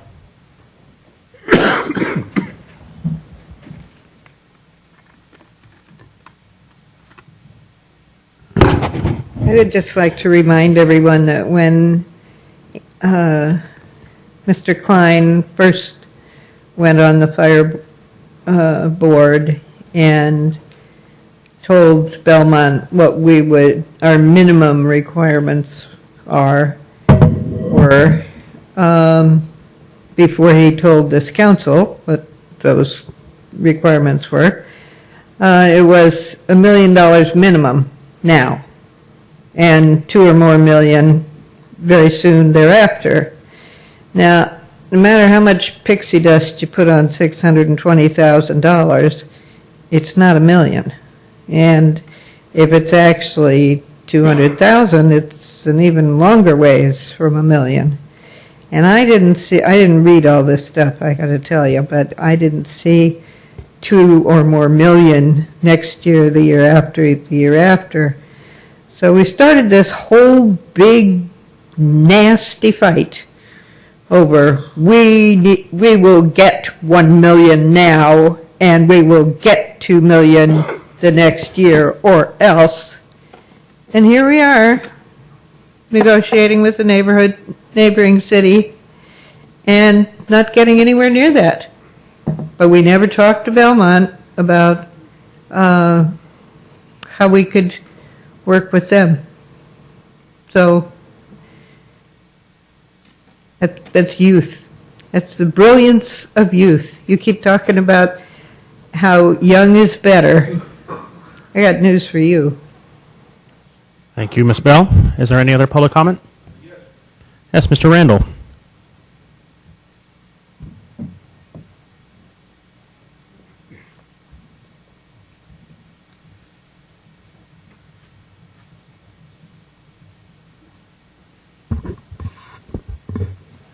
Mr. Mayor, City Councilman Brian Randall, San Carlos. 18 months ago, a loaded van's brakes failed going south downhill on Alameda towards me at the Britain-Alameda junction. It missed me and crashed head-on into the big traffic signal pole. I was first to the two men inside. One was injured. They were both pinned up against the front window. Their heads hit the front window. They were pinned up there. The one on the left, he looked okay. I told him to breathe easily so as if there were injured ribs, it wouldn't do any damage. The man on his passenger, he was trapped and hurt. The point is that at that time, the jaws of life were needed to free the passenger. We had jaws of life at that time, and we had them until recently, but I don't think we've got them anymore. And that's my question, because we should have jaws of life in this city. Thank you. Thank you, Mr. Randall. Is there any other public comment? Okay, seeing none, we'll go to discussion. Mr. Lewis, would you like to start us off? Sure. And I just sort of reserve the right to make more comment after other council members do. But as you can imagine, for me, sort of coming back into the equation, after being part of the council that originally talked about dissolving the JPA to start with, so it's been at least, 18 months or so, or in the meantime. And for me, it's a matter of sort of following what everybody's been up to here and the sort of analysis that's gone on with the existing JPA, and then how we can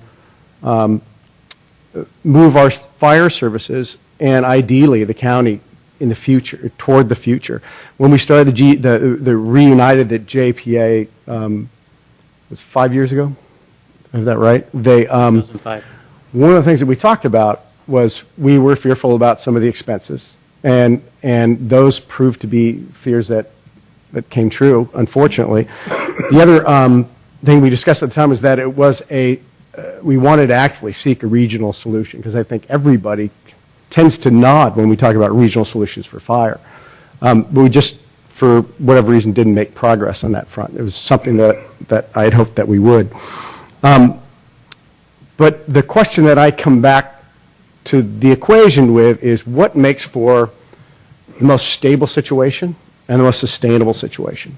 Because that's been my concern with the existing JPA. So what's the most stable and sustainable situation for the public?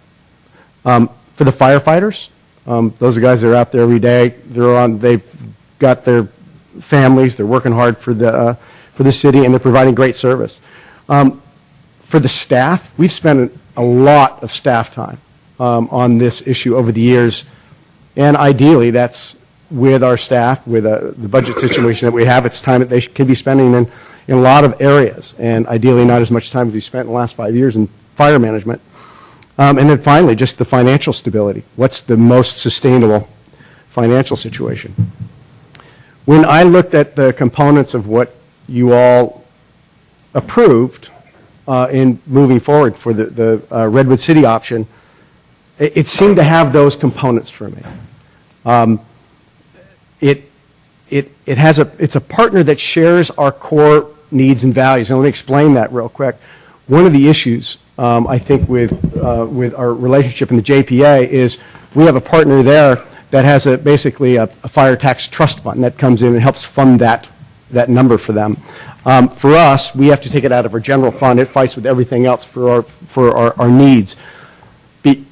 With Redwood City, it's the same thing. We have to approach the budgeting the very same way. The council, staff, everybody looks at it the same way. That discrepancy in the past, I think, is something that's haunted us. Again, just recalling, once upon a time, we asked for a $100,000 concession in the JPA, and I don't even think it got discussion. For me, that was a caution flag, because I worry about having a partner that doesn't share our financial concerns, and I think in Redwood City proposal, it's there. I do think that we've had years of political strife on the fire board. I think all of us, collectively, all the elected officials, have to take responsibility for what's been a situation that's been maybe unnecessarily unstable, and that's for the firefighters and for the public. And I think we all have to be careful and make sure that we put those things first. And I, for one, welcome the enthusiasm and approach that I've seen from Redwood City and the ability to have a mutually respectful partnership in moving forward. The other thing is this is most important to me perhaps, and that is there is no reason why this county shouldn't have a regional solution to fire. It's done on so many different levels. There's no reason why we shouldn't be moving toward that. I see this as a step toward that, and perhaps even a model for it in moving forward for other fire departments in the county. And I think that where we have overlap, not just in service and stations, and also in some of the management and some of the overall costs, are costs that the county-wide public shouldn't have to pay as much as they do for that. And I think with dwindling tax resources, it's our fiduciary responsibility to really get on board, start looking for those efficiencies. So that basically was my analysis, and so I, for one, would recommend that we move forward with the option. Thank you, Mr. Lewis. Mr. Grisilli.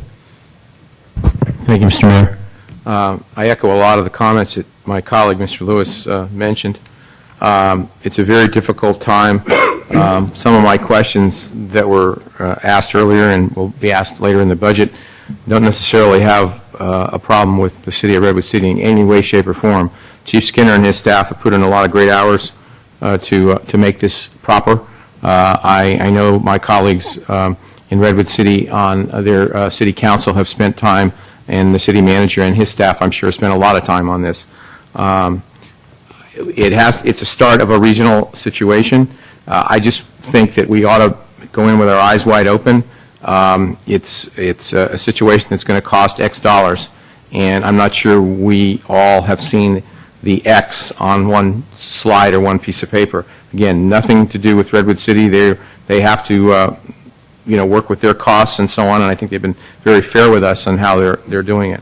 I've never been, I always thought that we could possibly, when we're sort of swimming against the stream, when you had an agreement for 30 years, that all of a sudden, when everyone seems to be coming together, we were coming apart, didn't exactly sit well with me. But I understand a lot of the vagaries of what happened there, and as Mr. Lewis indicated about the sustainability and the sources of funds of where the money is coming from. Certainly, Redwood City is more of a model, as ours is, out of the general fund. Don't really have much more to say, but I might have some other comments later. But certainly, it's a very a contract that I think the City of San Carlos can live with, and it can grow on, and can be adjusted if need be in a positive way. So those are my comments. Thank you, Mr. Mayor. Thank you, Mr. Grisilli. Mr. Grocott? I think as Vice Mayor, I'll take prerogative to go second to last. That's fine. Mr. Royce?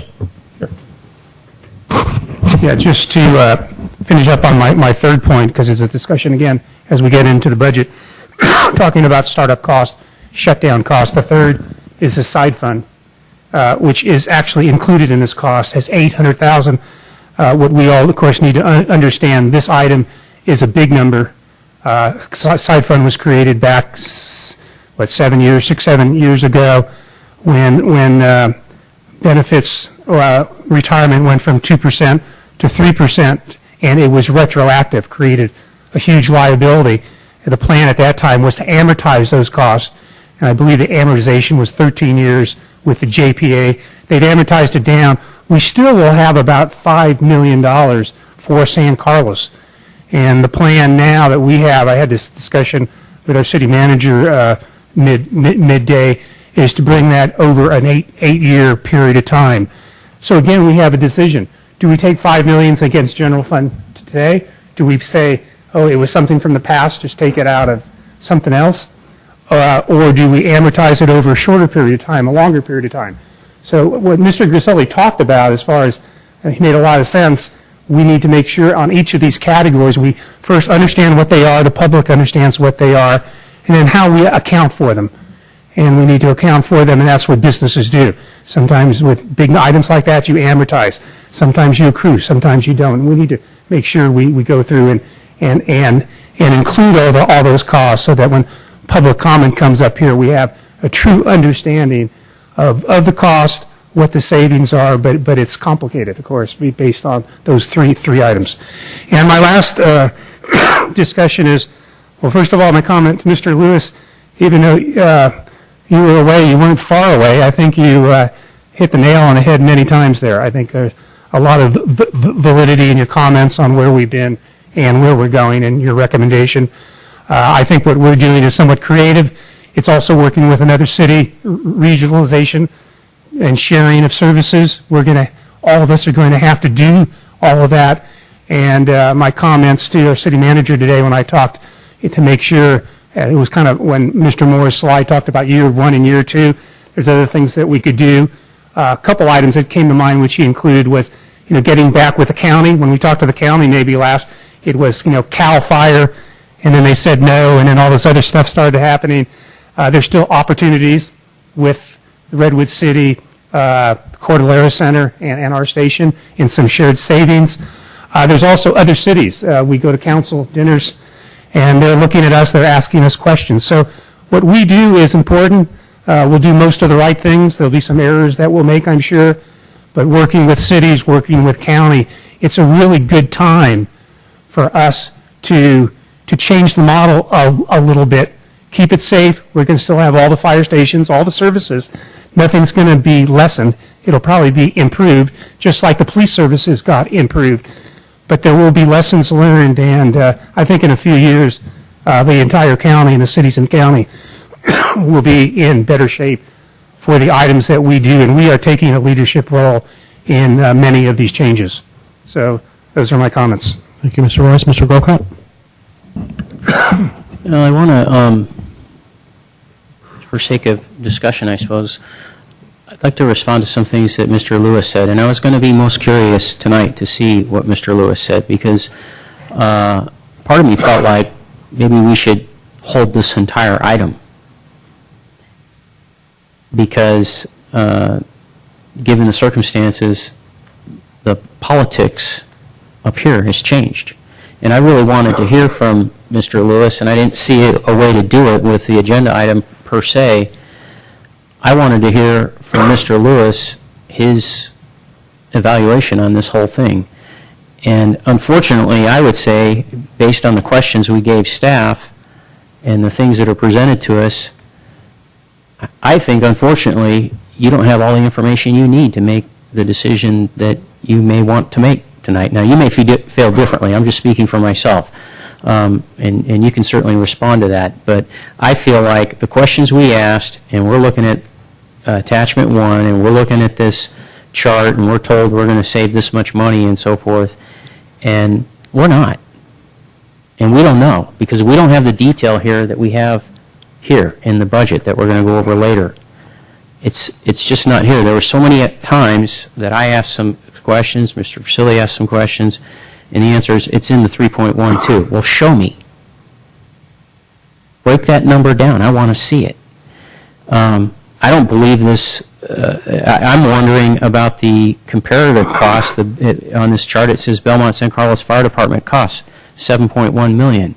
I'd like to see that broken down. What's in there? Does that include the truck we just bought? I don't know. I don't know what's in that number. So I'm not seeing enough here to make a decision. No disrespect to Redwood City. They've done their homework. They've done a good job. They provided us with what is on their side of the ledger for this whole situation. But I don't feel like I'm getting enough information from our side, from where it says San Carlos Fire Department, and also the legacy costs and so forth. All of that, I don't see it taken care of in this staff report enough. Brad, you asked what makes a most stable environment. I can tell you, I've been making some phone calls all along, approaching this meeting over to Belmont to find out, would you guys still be interested? You know, what would the votes look like over there if we were to come back together and talk? And my understanding is, I haven't talked to all of them, but my understanding is we would have the votes over there if we wanted to go back together. One of the things that was said early on was, by Mr. Ahmad, was sometimes to negotiate with somebody, you have to hold a gun to their head. And then we never had any negotiations. We even had the meeting that the county put forward, and what I've heard from the feedback from what happened at that meeting, we weren't interested in negotiating much of anything. So it was, you know, nothing was moved forward in that process. What they heard ultimately from the Belmont side was, we're not interested in putting this back together. We're only interested in, can we merge together in a regional department if it were to happen in the future? And the answer was, yeah, we could do that. So what makes a stable environment? In San Carlos, political will. And that's what made it unstable, was the lack of political will to keep the Belmont San Carlos Fire Department together in the first place. You mentioned, Mr. Lewis, that there's no reason, and I think somebody else said this too, I think Randy said this, no reason the county shouldn't have a regional fire department, and this is a step towards that. That's true. We could have made that same step as a Belmont San Carlos Fire Department. I've been saying that from day one when we started talking about tearing it apart, and indeed we could have. So it's just a matter of how you want to make that step. From what base do you want to make that step? I certainly hope, regardless of what we do here tonight, we do make that step. I think you're right. Myself, I would see and I've talked to others about this, a North County fire, a South County fire here on this side of Skyline, and then out on the coast from Devil's Slide down, to Pescadero, a coastside fire, because it's a totally different environment over there than what we have over here. So I would include Pacifica in the North County. But yeah, we should have more of a regional approach here. The thing that I'm not sure about, all the work we've done, and Belmont's done it too, to put together a new model for our respective cities. If we had done that for the Belmont San Carlos Fire Department, we would have today we would be looking at a less costly fire department and a stronger department than what we will have partnering with Redwood City. And there's a couple reasons I feel that. One is the hazmat element. The other is I've got some maps here that I was looking at, GIS, of how truck service is done. And if you take, here it is after Station 23 is completed in San Mateo, and you can see there's Station 23, Station 9, which is down here in Redwood City, and Station 14. Take Station 14, Station 13 out of it. There you go. That's what you have. And does that mean Belmont won't respond when there's a call to dispatch for truck service in San Carlos? No, they'll go. Guess what? They'll send us a bill, because we're the ones that changed the thing. And the way the agreement reads, mutual aid agreement says mutual aid is covered, it's paid for, you don't have to worry about it unless you change your staffing, your department, your stations, etc. And who made that change? We did. And so it wouldn't surprise me. Now, we might have a fight on our hands, but it wouldn't surprise me if the call comes in, 14 responds with their truck, we pay the bill. So are we getting better service, Mr. Royce? I don't think so. I don't think we're getting better service in terms of hazmat. I don't think we're getting better service in terms of truck service, although we're going to pay Redwood City $1,000 or $100,000 for it, and I appreciate them including it in their offer. I don't think we're going to get as good a service as we have now. So I see a lot of weaknesses in the staff report and what we're being asked to do. I have a hard time with it. Okay, thank you, Mr. Grocott. I'll keep my comments relatively short. First of all, I'd like to thank Redwood City, the city staff, and the city council. This has been a very quick process, and I welcome the ability to partner with you. I think it's going to be a good partnership. We talk about the future. There was a comment made that we made a demand to save $1 million now and $2 million in the future, and that was a demand that was ratified by the council. We didn't just say it on our own. The council voted, and I think it was 3-2, but the council still voted a majority to ask for that. So if you look at the numbers, there's been some questioning of the numbers. If you take out the $619,000, which is for a partial year budget, it's not for a full year, it's for a partial year because it starts in October, so it starts a third of the way through the fiscal year. Say we got rid of that. Say we didn't save a dime the first year. But we saved $1 million every year after that for the next 4 years. That's like someone coming up to you going, if you give me $20, I'll give you $100. Why wouldn't you take that deal? I mean, that's just simple math. If you're going to save for 4 years out, why wouldn't you do the upfront cost? Right now, I can tell you, if we keep going with what we're currently going, we're going to be paying a lot more. It's growing 30% in a handful of years, and it continues to grow. There's discussion about, well, we never talked to Belmont. We voted multiple times at the fire board to open discussions for cost savings. It's stymied every time. It was 2-2. We did have a discussion about regionalization. That vote was 3-1, and then it went to Belmont, and most of the Belmont council members said, I think one of the quote was, well, I fear regionalization. I don't want to go regional. We do. I think we're showing that. There's some talk ever since this happened. We've been talking with Belmont. We've been talking about a regionalization process. Well, what about the 4 years before that? There was 4 years where you had the political will, as Mr. Grocott said, to keep the department together, but there was no attempt to make a regional process. And the political will has changed, and however you want to validate it, it changed where there became a majority of the members who wanted to find cost savings and who wanted to move on. And I think that's valid. I think political wills change. You can say one's negative or one's positive, but it just depends on what side you sit on. I think the Redwood City proposal is a good proposal. It allows us to control costs, and all the blame can fall on us if the costs get out of control. And that's when you really have local control. Right now, we have a partner where we have to negotiate with, and we've watched costs explode, and you can't blame one side or the other. Both have to come together on that. We haven't been able to control costs. But San Carlos has shown, especially over the past year and a half, that that's what we've become good at. We become very good at controlling costs and keeping things manageable. The biggest threat to fire, the biggest threat to the service levels that we talk about is not being able to control costs. Because that will lead to station closures, that will lead to layoffs, that will lead to further instability. Because then we're going to get put to the question, well, do you want to close all of your parks or do you want to close a station? And who knows where you fall in that discussion? Or do you want to close, do you want to lay off more cops and keep more firefighters? You come to a real trade-off. But we've shown the availability to afford it all. And I think we should do that. We should stretch every dollar to afford all the service level that we can. We are going to keep both stations open. There is a discussion about hazmat moving.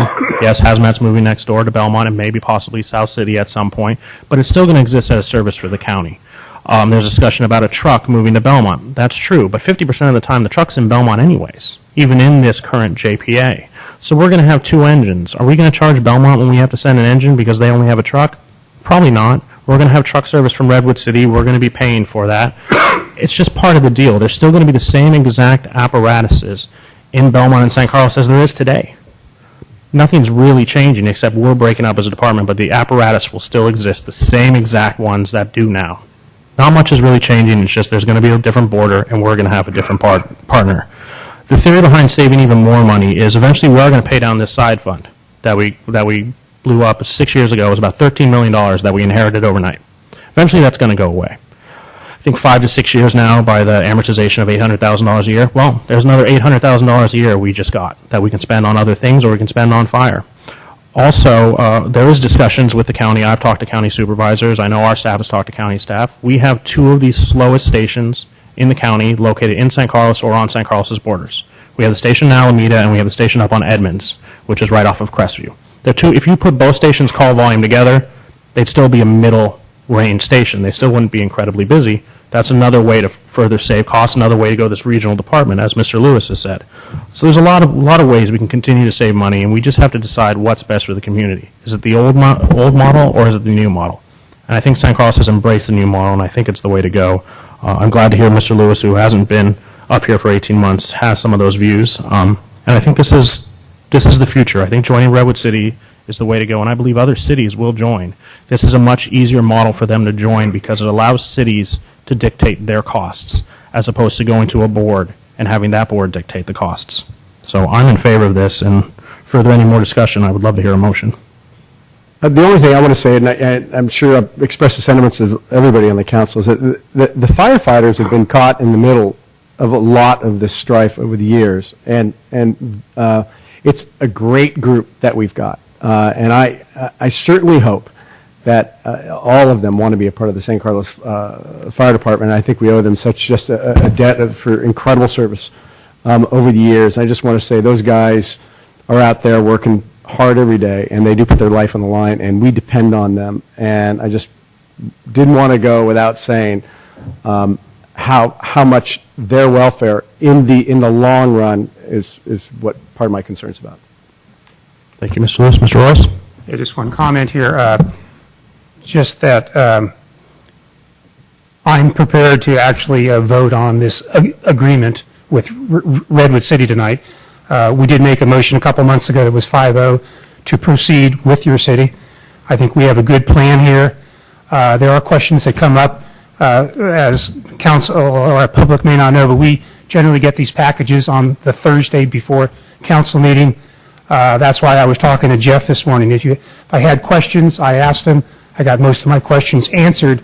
So I have come prepared to vote on this evening. Thank you, Mr. Royce. Is there any other discussion?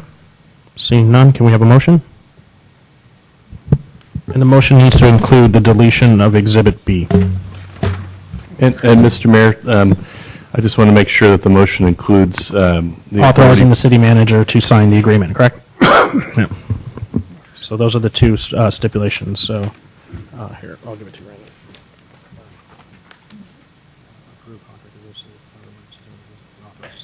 Okay. But you have to Exhibit B deletion as well. Can I make a motion? Okay, I'll make a motion.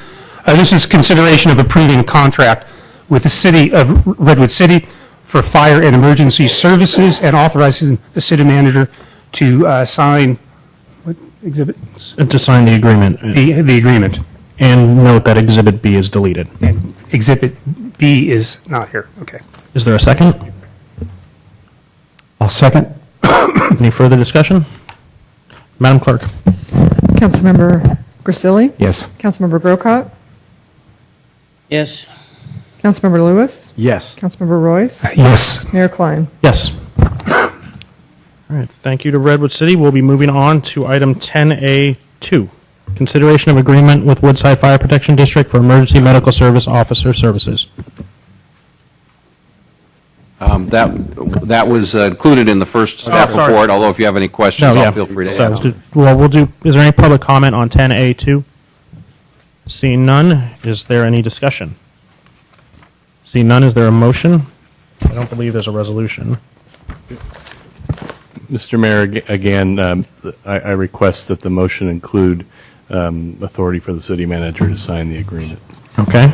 With that noted, is there a motion? I make a motion to recommend that the city council give the authority to the city manager to approve the attached agreement with the Woodside Fire Protection District for EMS officer services. Is there a second? Second. Madam Clerk? Councilmember Grisilli? Yes. Councilmember Grocott?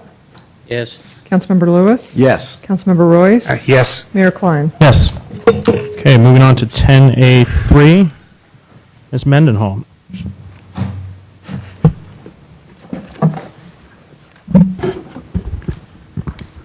Good evening, Mayor and City Council. Rebecca Mendenhall, Interim Administrative Services Director. Before you tonight is a resolution to establish the work rules for the new San Carlos Fire Department. These work rules include the work schedule, the procedures for requesting vacation, sick leave, and shift trades, and the discipline and grievance procedures in accordance with the Firefighters Procedural Bill of Rights Act. The work schedule and the procedures have been reviewed and approved by Redwood City Fire Chief Jim Skinner and the city's employment law attorneys. Chief Skinner is in the audience, and here I could answer any questions you may have. Okay, thank you. We'll go with questions from council. Mr. Grisilli? Chief, could I ask you a question, please? Thank you. We didn't want you to sit there all night and not answer anything, so. Item number looks like, I think it should be 15, but it says 14. There was two 14s. About sleep exemption. Does your department have that now? No, we don't. Thank you. Okay, is that your only question, Mr. Grisilli? That was my only question. All right, Mr. Lewis, you have none? Okay, Mr. Royce? Nope, no question. Mr. Grocott? I had a few, if you could come back up. The item 2 about firefighters trainees being under 2.5 at 55 as they are considered a miscellaneous member during that period of training and so forth. Is that what Redwood City does as well? No, we don't. But that practice is done by some departments. Okay. And that's typically, they put them in that category while they're in the fire academy under training. Which is a very short time. How long is that? It can range from anywhere from 8 weeks to 14 weeks. 8 to 14 weeks. Okay. Okay. Thank you. And a few more.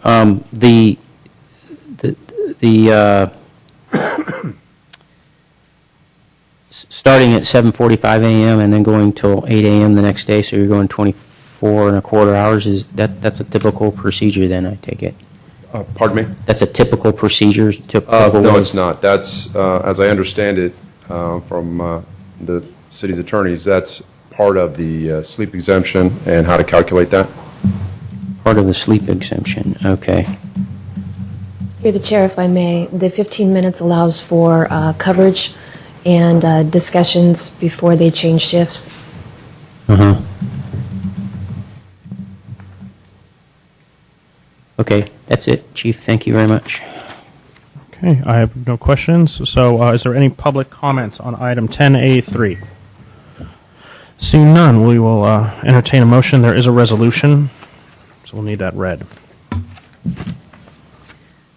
I'll make a motion, and then we can have a discussion on the item. Okay. Okay, so I'll move approval of the, what are we calling these, the work? No, there's a resolution. Oh, there is. Where is it? It's right after that. Okay. So resolution of the city. Well, we need the number. Resolution number 2011. 52. There you go. Okay. Starting again. Resolution number 2011-52 of the City Council of San Carlos establishing work roles for the San Carlos Fire Department. Is there a second? I'll second that. Okay. Discussion. Mr. Grocott. Well, I would like to hear some discussion about the sleep exemption, the 24 and a quarter situation, and then the 2.5 at 55. And I'll state what my concerns are. Starting with item 2, also I'll just take them in order. I really just don't see that much savings with the 2.5 at 55 and treating them as a miscellaneous member for that 8 to 14 weeks. I think it's more of a, to me, it would seem to be more of an accounting headache than anything, for 8 to 14 weeks with very little, not much savings. So if we're going to do 2 at 50, let's just do 2 at 50. And if you wash out of the academy, bye-bye, you got 2 at 50. But that's the way I feel about that one. The 24 and a quarter and the sleep exemption, we just talked here earlier about regional fire department and so forth. Both these items, I'm concerned with how they appear when we're recruiting. I'm concerned with, if we really do want to go with a regional department down the road, I don't think this kind of stuff is probably going to be in there necessarily, and so I don't want us to look like a zebra and everyone else is a horse. I just, I had problems with it before when we discussed it. How do you account for it, et cetera? I just think it's doesn't really buy us much, and so I'd like to see those things taken out. Okay, Mr. Lewis, do you have any discussion? I'm just curious, so what would your solution be? Well, on item 2, just to make it right, 2 at 55, simple enough. You mean 2 or 2 at 50, excuse me, yeah. 2 at 50. On the 24, I would just make it a 24-hour schedule. Get rid of the quarter-hour overlap deal. It's according to Chief Skinner, it's just in there as part of the sleep exemption policy, and the sleep exemption policy, I would just get rid of it entirely. Just scratch it. Before you discuss, Mr. Lewis, I have a question for city staff. What would it cost us, ballpark, if we got rid of the sleep exemption? Do we even know? I know it's hundreds of thousands of dollars, but I was wondering how much. We factored in the sleep exemption when we calculated the savings in overtime. So it could be $200,000 to $300,000. Okay. Mr. Lewis, do you have any discussion? Yeah, no, I was curious if anybody else on the council has discussion about it. I don't have Mr. Grocott's point on 2. I'm not as concerned because it's a short period. It's a probationary period. So it's, I think the chief indicated that other people do that. I think you said that some do, some don't. It's no big.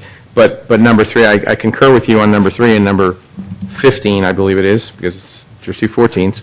Sleep exemption. I just think that's we're like you said, to use your analogy, a zebra instead of a horse. I don't see it. And again, I get back to my point. We're not doing it now, and we're changing it. And here's some more savings that we have. And we're just making money hand over fist. But I never see it on a piece of paper. So personally, I think we should eliminate the sleep exemption and change the work schedule back so the people that work in San Carlos are the same. Work is the same way in Redwood City, because even though they're not technically working for the same city, we're all working hand in hand.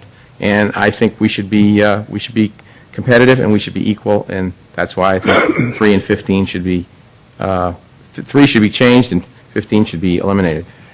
Chief, does any other city have sleep exemption in the county that you're aware of? No. And as I understand it, CAL FIRE used to do it, and they've gone away from it. Yeah, I certainly believe that we shouldn't have a really unusual standard in our fire department, especially as a step toward regionalization. So I got to say, as much as I think it's probably at regionalization something to start to be considered and taken a look at, I would think it'd be a competitive disadvantage to have that. No surrounding fire departments have. So I would support the idea of eliminating that for the time being.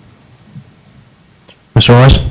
Yeah, I would support all the comments, the direction where we're going. Plus, from the sleep thing, it's really difficult to track it at 3 a.m. in the morning. I don't know. You just wake them up every hour and check and see if they're sleeping. still sleeping. See if they're sleeping. My only comments, I disagree. I believe we should leave it as is. There is something to be said for being the only one who's doing something. A couple of months ago, Foster City went to 2 at 50 for their fire department, and those were some of the comments that were said. You're going to be the only ones who do this. No one else does this. And lo and behold, we're going to talk about it tonight. So someone's got to be the first one to go. We were the first ones to go to the sheriff. We were the first ones to privatize the Parks and Rec. So we've been the first ones on other things, and no one has talked about being a zebra full of horses or, swimming upstream. Reforms need to be made, and the sleep exemption did exist. It existed when the economy was bad, and then it went away because the economy got good. Well, the economy got bad again, so maybe we bring it back, and when the economy gets good, we get rid of it. But I think I'm the only one, based on that everyone else has said that they'd be willing to get rid of it. But that is going to cut into our savings. We are going to save hundreds of $1,000s less. I will vote against this if it's not in there, but I feel free to entertain a motion. Well, there is a motion on the There floor. is a motion. Oh, sorry. There's a second. So Would amend the motion? yeah, you would have to amend the motion to put all of what you put in. Okay. Yeah, I will. So I will make a motion that we, do you have that resolution again? Sure. Thank you. So I would amend the motion that I've made, or I'll just put a competing motion on the table rather than amend it, and we can vote on that. So resolution number 2011, would this still have the same number, Christine? Yes. 52. Resolution of the City of San Carlos, or the City Council of the City of San Carlos, establishing work roles for the San Carlos Fire Department as delineated in the staff report, except item 3 would be changed to a 24-hour shift, and what ought to be item 15, sleep exemption, would be deducted entirely. I'll second that. Okay, is there any other discussion? I just have one follow-up question for our city manager, or actually Ms. Mendenhall, since she put the budget together. This will probably affect our budget numbers tonight, correct? Yes. So we'll see, are we going to even see a surplus, or is it going to be half? What are we looking at? Because are you going to be able to ballpark at this point? I would probably say half. Okay, so half of our surplus will be gone. Okay. That's what you guys choose to do. That's perfectly fine. The only other comment I think that needs to be made is, we're going to have to negotiate. You guys are giving this stuff away without even being asked to give it away yet. We're going to have to go to a table with the labor group, and so say we give this all away. We go to 24, we give away the sleep exemption. Do we believe that labor is not going to ask for something more? Do we believe they're going to come and go, oh, well, that's good? They're still going to come and ask for more. At least let us get to the table.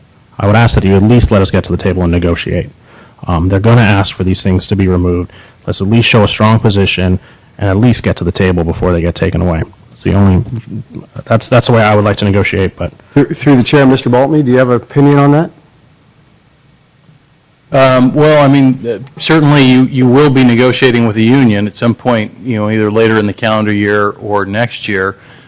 Should you choose to make this change tonight, we are going to have to go back and make some calculations. One of the things that this could affect is our staffing level. It may be more, we may find as we recalculate overtime that it's more cost effective to have one more firefighter on the payroll versus pay the overtime. So we'll just have to run those calculations at this rate and pay.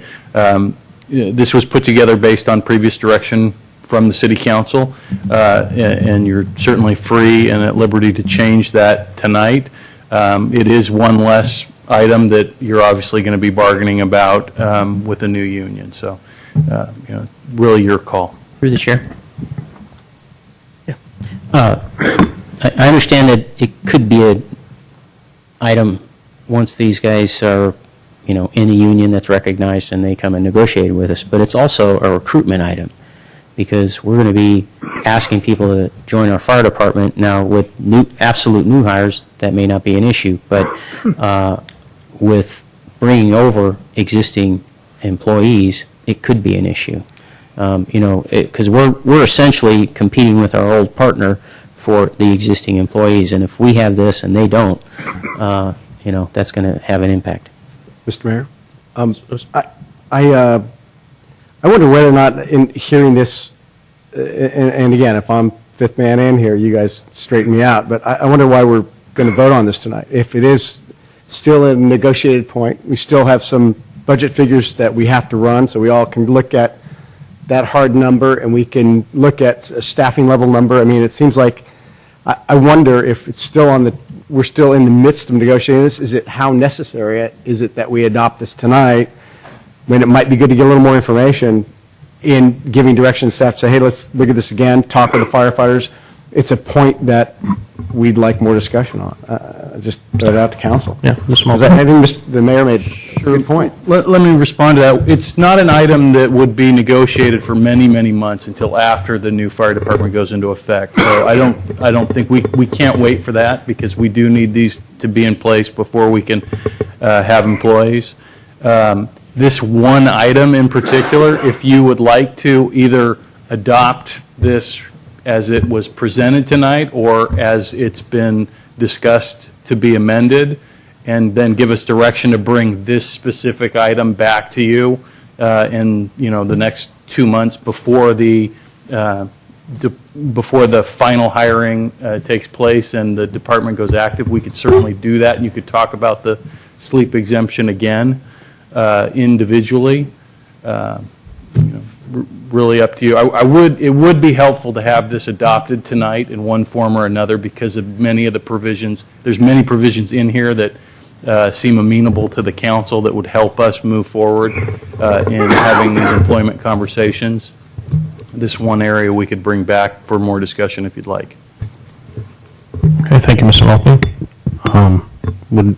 Mr. Lewis, is that something you'd like to say? So something like that, again, not to belabor this, would be adopt this with the exception of item number 15, to get more information and direction from staff on what the final budget number would be, whether or not it's going to affect us as a recruiting tool, some of the different negotiated points, so we can still, council, how do you guys feel about Well, that brings up a question, Mr. Maltby. When you put out the recruitment for the firefighters, I know we received 500 applicants in some 2 hours or something.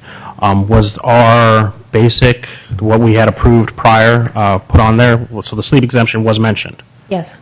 and we had 500 fire applicants in 2 hours? Yes. It did crash the system, correct? Yes, it did. Okay. Mr. Grisilli? Through the chair, again, point well taken. As Mr. Grocott pointed out, or Mr. Royce, or whoever the heck pointed out, because I'm getting lost here, personally, this isn't for the new firefighters. This is for the folks that are coming, hopefully, all of them, coming from the fire department we have now. And it's a different setup. And that's why I would hope that we would vote to throw it out.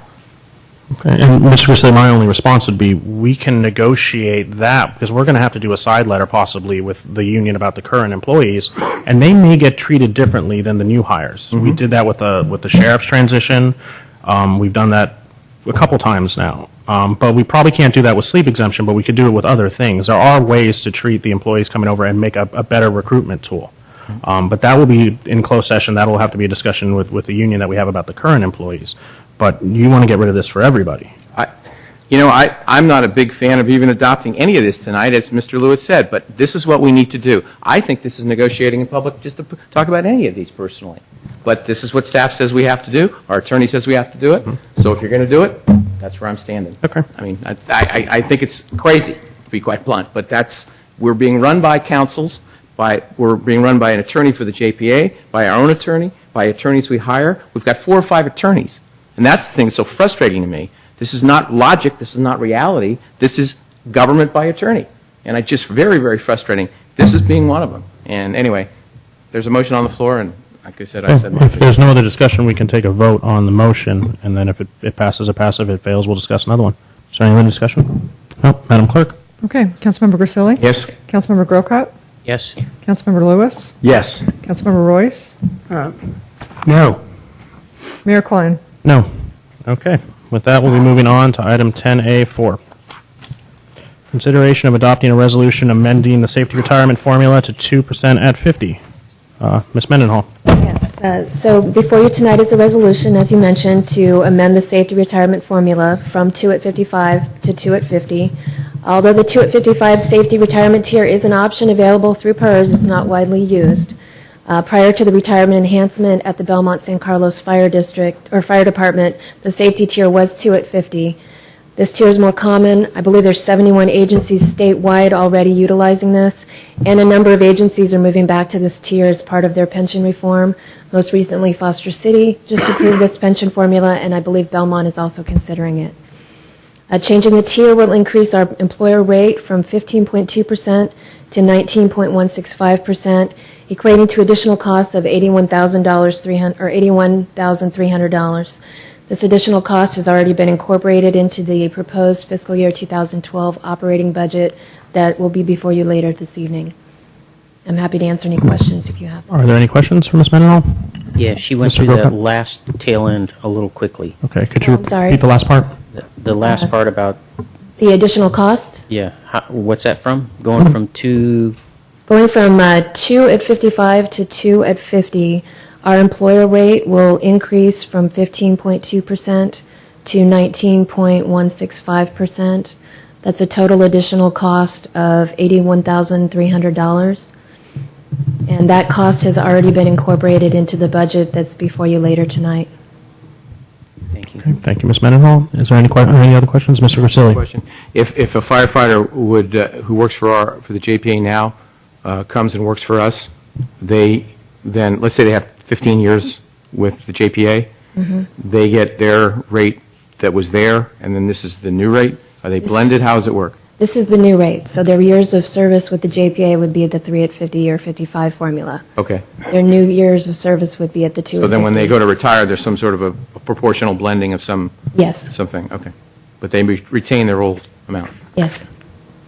Okay, and any other questions? Is there any public comment? Item 10A4.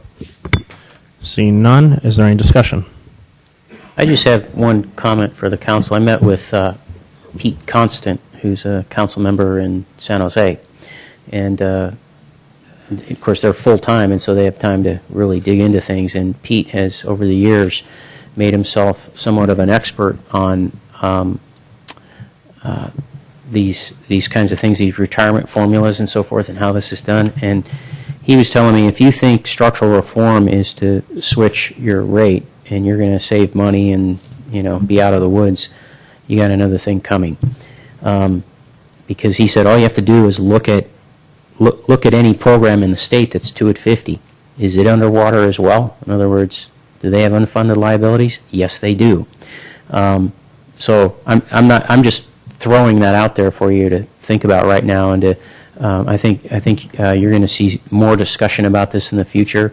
And we were told, Mr. Maltby had told us one time, and I'm not saying this to undermine anything he said, but he was talking to us about that 2 at 50 would be more affordable, and the same thing for our other employees, to have this other rate that was more affordable. Pete's study of it is that it's not affordable in the long run. All of these programs, because it's what you have to pay out is, how do they put it there? It's not a fixed benefit, but a fixed payment. Defined benefit. Defined benefit. The benefit is fixed, but yeah. And that's what's getting us in trouble. So I'm going to go ahead and be in favor of this, but I think down the road we're going to have to be negotiating with all our employees, whether they be public safety or not, with some other type of system other than what we're doing right now. Okay. Any other comments? Mr. Mayor, I'm prepared to make a motion. Okay. Make a motion or resolution to approve resolution number 2011-53, resolution of the City Council of the City of San Carlos, adopting resolution amending the CalPERS safety requirement formula to 2% at 50, utilizing the highest 3-year average as the basis for calculating the pension. Second. Okay. Any other discussion? Seeing none, Madam Clerk? Councilmember Grisilli? Yes. Councilmember Grocott? Yes. Councilmember Lewis? Yes. Councilmember Royce? Yes. Mayor Klein? Yes. Moving on to item 10A5. Approve update to the city's Department of Transportation's alcohol and controlled substances testing policy statement. Ms. Mendenhall. Yes, this is the last resolution regarding fire tonight. This is a resolution to update the city's Department of Transportation's alcohol and controlled substances testing policy statement. The DOT requires that all employees who hold a Class B commercial driver's license participate in this alcohol and controlled substance testing program. This program is administered by the Human Resources Division and is currently in place for our maintenance and senior maintenance workers. With the addition of the fire department, the city needs to amend the policy to include the positions of firefighter, firefighter paramedic, and fire captain. One housekeeping item to note is that on the last page of the policy in your packet, it states that questions regarding the policy may be directed to the personnel director or assistant city manager finance director. That should really be changed to say administrative services director. Okay, thank you, Ms. Mendenhall. Are there any questions? Seeing none, is there any public comment for item 10A5? None. Can we have a motion? I would move approval of the alcohol and controls. It's a resolution. Is it a resolution? Yeah. Sorry. What's wrong with my staff report? Because I don't have these in here. Just note to staff. The reason I'm doing this without resolutions is because some reasons they're missing from my booklet. Maybe they didn't think you were going to make any motions. I guess not. Mr. Royce has been very helpful in ripping these out of his book. I was thinking to break into your box and steal all your resolutions just to keep you from I making don't motions. know. Okay, resolution number 55, is that right? 2011? 54, I lost track. Wow. Okay, resolution of the City Council of the City of San Carlos approving update to the city's Department of Transportation Alcohol and Controlled Substances testing policy statement with the one change mentioned by Ms. Mendenhall that the person to report to would be the Administrative Services Director. I'll second that. Seconded by Mr. Royce. Madam Clerk? Councilmember Grisilli? Yes. Councilmember Grocott? Yes. Councilmember Lewis? Yes. Councilmember Royce? Yes. Mayor Klein? Yes. Okay, thank you, Ms. Mendenhall. Moving on to item 10B, adopt a resolution approving Amendment 2 of Exhibit B1 to the Law Enforcement Services Agreement with the San Mateo County Sheriff's Office and authorize the city manager to, before we get started, thank you, Chief Skinner. And authorize the city manager to execute terms and provisions of the amendment, including the fiscal year 2011-2012 payment of $6,956,700 for police services. Ms. Mendenhall. Rebecca Mendenhall, Interim Administrative Services Director. On September 2nd, 2010, Council approved a 5-year contract with the San Mateo County Sheriff for police services. This contract includes police management, patrol, investigation, traffic enforcement, community, school services, and support services. The contract went into effect on October 31st, 2010. Each year, in conjunction with the budget, the Council will consider for approval an amendment of Exhibit B or the cost of services. The total charges for fiscal year 2012 are $6,956,700, which is an increase of 4% over this year. A portion of this increase is directly attributable to the increase in vehicle replacement costs, which were waived during the first year of the contract. The total amount is in line with the original estimated cost of the second year and has been incorporated into the proposed budget before you tonight. The police chief is here should you have any questions or comments regarding the contract, and I'm here as well. Thank you, Ms. Mendenhall. Are there any questions? Okay, seeing none, is there any public comment for item 10B? Nope. Any discussion from our council? And can we have a motion? Oh, yes, Mr. Grocott. I just have one item, and it's not really a discussion, but more just a comment to staff, is I think in future years, an item of this gravity, and we're going to be in this contract for quite a few years. It'd be nice to get this in advance of our budget as opposed to at the same time as we're looking at the budget, because so much with the budget there's so many numbers you're looking at, and then to have an item like this, it would be nice to have it separate. Okay. Thank you, Mr. Grocott. I'm sure staff has noted that. Can we have a motion for the resolution? Mr. Mayor, I make a motion, resolution number 2011-55, resolution of the City Council of the City of San Carlos approving Amendment 2 to the agreement with the San Mateo County Sheriff's Office and authorizing the city manager to execute the amendment, including the fiscal year 2011-2012 payments for police services. Is there a second? Second. Seconded by Mr. Lewis. Madam Clerk? Councilmember Grisilli? Yes. Councilmember Grocott? Yes. Councilmember Lewis? Yes. Councilmember Roy? Yes. Mayor Klein? Yes. Okay, moving on to item 10C, consideration of adopting a resolution of the City Council authorizing the city manager to execute an amendment to the communication site lease agreement with New Singular Wireless PCS for the installation of wireless communications equipment within Highlands Park. Welcome, Mr. Long. Good evening, Mr. Mayor, members of the council. Yes, this is an amendment to a 2005 lease at Highlands Park, where the new Singular Wireless is requesting to lease an additional 100 square feet of space and put 3 additional antennas up at the site. This would provide additional $1,200 per month in income to the city and a one-time facility fee of $10,000. The antennas would be located on an existing cell pole that is already at the park. Okay, are there any questions for Mr. Long? Okay, seeing none, is there any public comment on item 10C? Nope. Is there any discussion? No, can we have a motion for the resolution? I'll make a resolution here, resolution number 2011-56. Resolution of City Council, City of San Carlos, authorizing the city manager to execute an amendment to a lease agreement with the new Singular Wireless PCS for the placement of wireless communication equipment within Highlands Park. Is there a second? Second. Seconded by Mr. Grisilli. Is there any discussion? Madam Clerk? Councilmember Grisilli? Yes. Councilmember Grocott? Yes. Councilmember Lewis? Yes. Councilmember Roy? Yes. Mayor Klein? Yes. Thank you, Mr. Long. Moving on. Oh, you're back again. To item 10D, consideration of adopting a resolution of the City Council authorizing the city manager to execute an agreement to provide recreation services to the city of Half Moon Bay. Mr. Long. Yes, as you recall, this is a culmination of a longer process of negotiating to provide recreation services to the city of Half Moon Bay. This was presented to their city council at a recent council meeting and unanimously passed. This agreement is for 2 years for the city of San Carlos to provide administrative recreation services for the city of Half Moon Bay, as well as facility rentals. This provides 2 one-year options beyond the 2-year contract. The city of San Carlos would also be receiving 100% of the proceeds from the recreation programs offered there. Half Moon Bay would be providing the recreation facilities and maintaining those facilities. In addition to that, they would be providing the city with $19,000 annually to help promote the recreation programs. The city of San Carlos has agreed to, within the agreement, to provide 15 hours of office time at the community center in Half Moon Bay, and the transition begins in July 18th to be specific, and I'd be happy to answer any questions you may have about the agreement.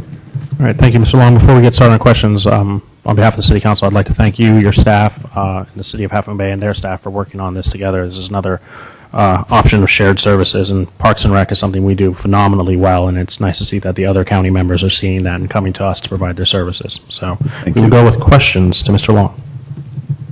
Mr. Royce and then Mr. Grocott. Just a recommendation. I see that we have, which I'm glad to see, a customer satisfaction survey after 1 year. It's a 2-year term. With any chance or any ideas about doing something after maybe only a half a year to get input from that? Yes, absolutely. And thinking that- and additionally, for customer service satisfaction, we often provide customer questionnaires at the end of each one of the programs, so we can give feedback that way also, so it helps us keep the... That's what I'm interested in, is just getting feedback sooner than waiting a whole year. Yes. Great, thank you. Mr. Grocott? So I just had one question, and that is that the $75,000 is kind of a cost basis contract. It's covering our cost, is what it's doing to provide the service. The $75,000 is based on what we would figure would net from servicing that. We didn't do a cost analysis based on what we would be spending time there. This was actually, kind of a jumping off figure that we would anticipated in terms of what they have collected in the past in their existing program, and the margin between what it costs and what we take in. Now, this didn't take into account the administrative time of our current staff.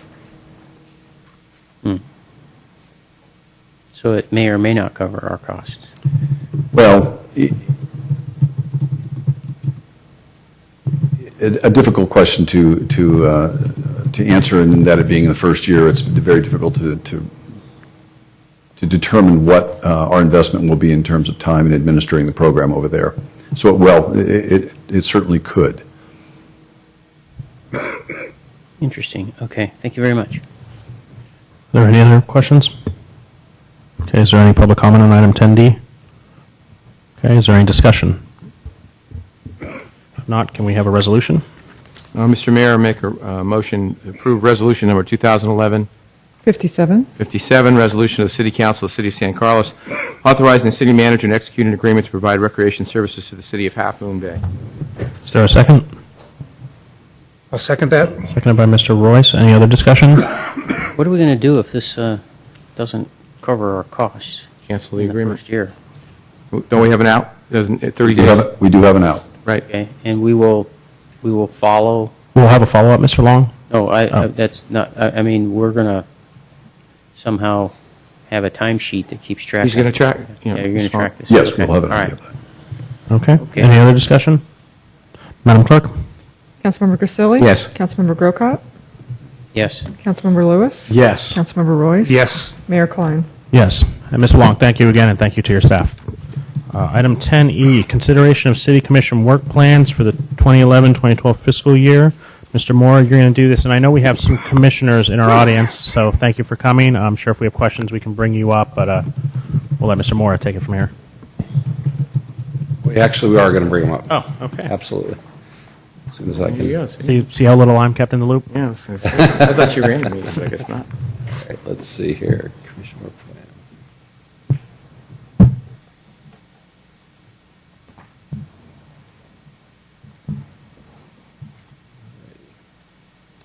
All right, Mayor and members of council. Our tradition over the last couple of years is to present to you at your budget hearing the commission work plans, and this is done as a way for you to get a flavor for what each commission is planning in the coming fiscal year. What we also started last year and we're planning to do again this year, and as the mayor so adroitly pointed out, the reason we have some of the commissioners in the audience is we'd like each of them to get up and chat with you a little bit about what their commission is doing and what they've got in mind. As you see on our overview, this is the fourth year of the program. Each commission submits a proposed work program to you, which not only shows you what they're going to do in the coming year, but also comments on what they've done in the previous year. The goals are to inform the council of the work of the commissions. It's an opportunity for the council to review, and to the extent that you wish, you can comment on the commission's proposed suggestions or interact with the different commission chairpersons. And it is very similar in some respects to your annual budget process.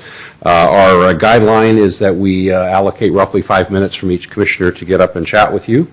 So with that, let me start out with the Planning Commission. I believe Ms. Clapper is here to chat with you about what's going on in the Planning Commission.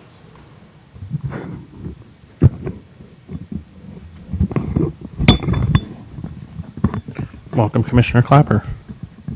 Thank you. Good evening, Mayor, City Council, City staff. Let's see. Okay, we've got everything up there. That's it.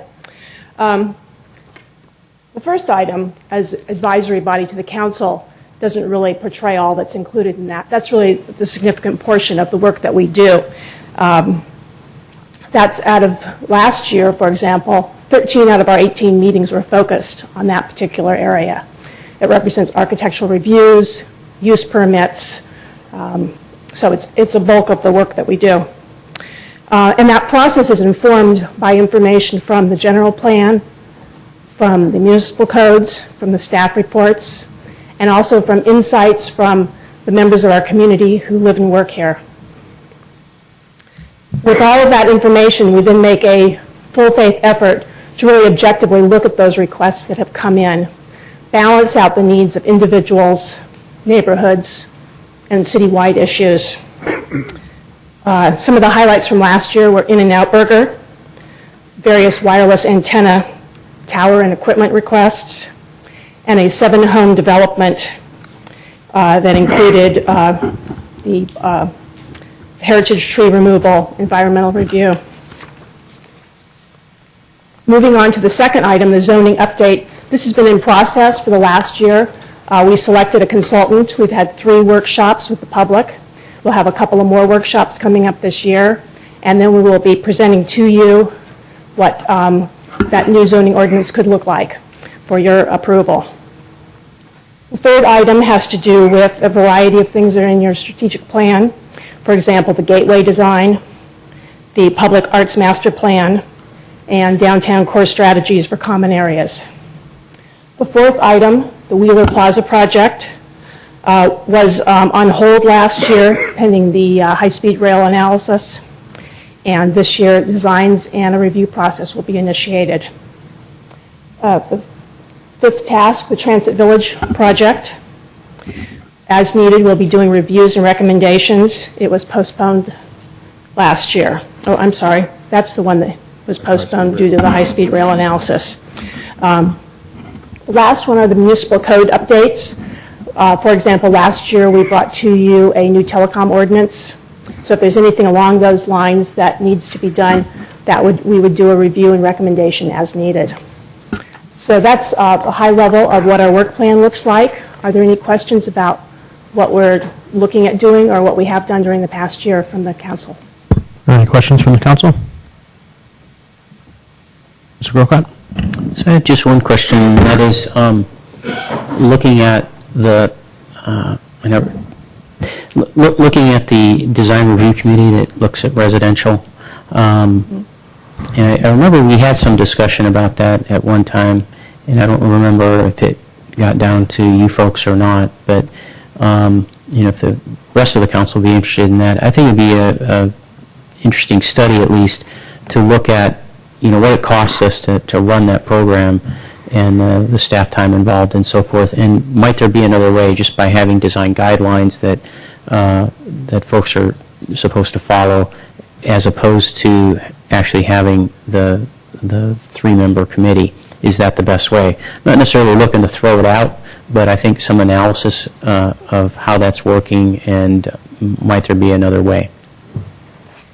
Potentially, the zoning ordinance update may have some impact on what goes to that committee to be reviewed. Mm-hmm. We're not at that point with what we're working with, but that's, I think we need to wait until that's done before we can take a step back and say what will continue to go to the RDRC.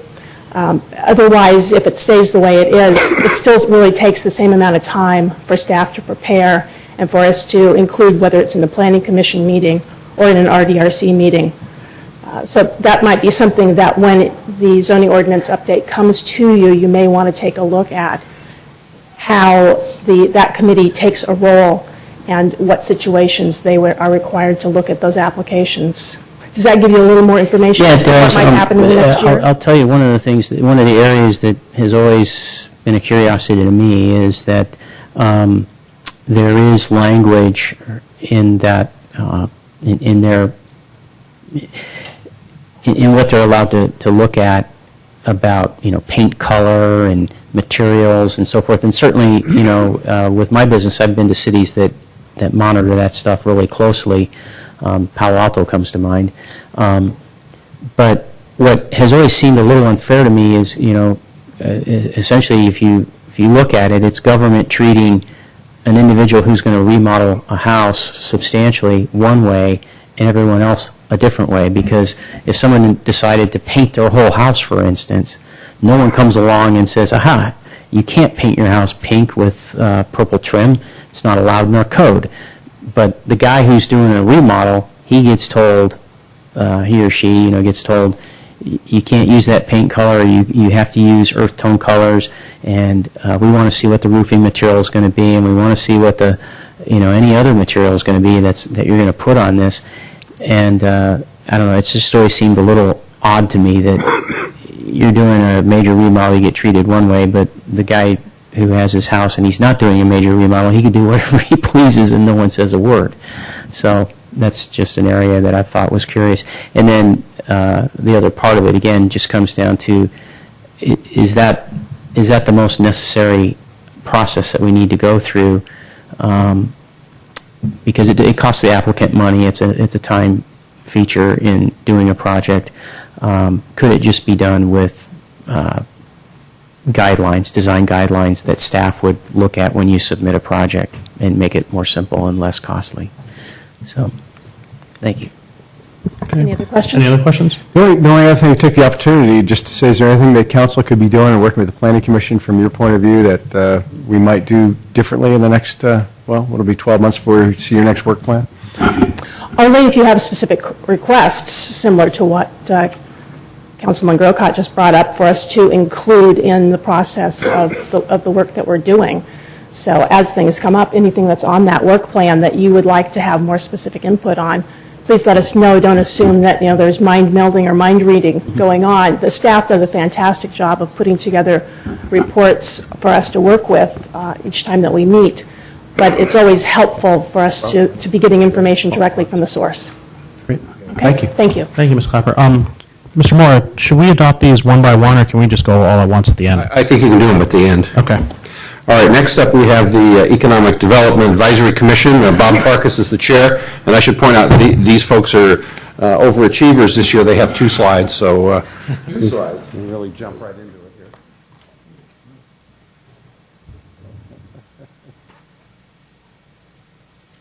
You can hit the left mouse button when you're ready to go to the second slide. Okay. Thank you, Mr. Farkas. Thank you.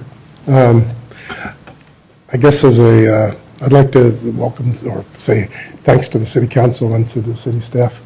I'm really excited, and our whole committee is about, or commission is what is happening in 2011, 2012, because I feel like over the space of the last 2 years, there's been a lot of study and analysis in the branding, in the marketing, and in the recruitment of businesses, and a lot of good quality analysis of where we're losing business and where we're gaining it.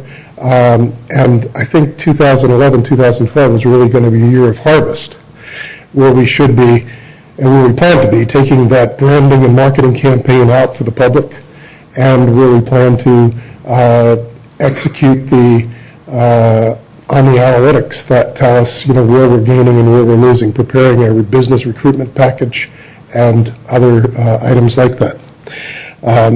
So specifically to this point, one of the other topics we have to deal with is the Wheeler Plaza fiscal and economic analysis, and that's something that I'm looking forward to Randy as the new liaison to help him with, and that'll be a really important objective for 2011, 2012. And I can go to the next slide. He said left. No, I think Bob, you can do the first 5 points. Okay. And then advance it. Got it. So, the EDAC is an advisory committee to the City Council, and apparently he's going to have an advisory role in zoning code update, which I know nothing about. And I spoke a little bit about the Wheeler Plaza and the marketing and branding initiative, and I don't know if you've got an opportunity to look at it, but the sales tax leakage and the analysis that was done by this company called Buxton really gives both us and the merchants in town a tool to use to figure out how to expand business and to do it. So we're pretty excited about that. And there is an active effort underway to develop the business recruitment and things. So now what can I do? Left? Left when I'm not pointing anywhere, or left? Go next. Very top.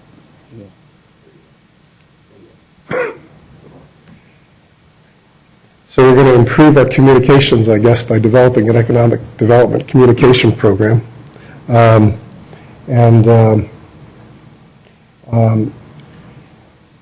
we have these other items on here to work on the economic development projects that we're working in for San Carlos.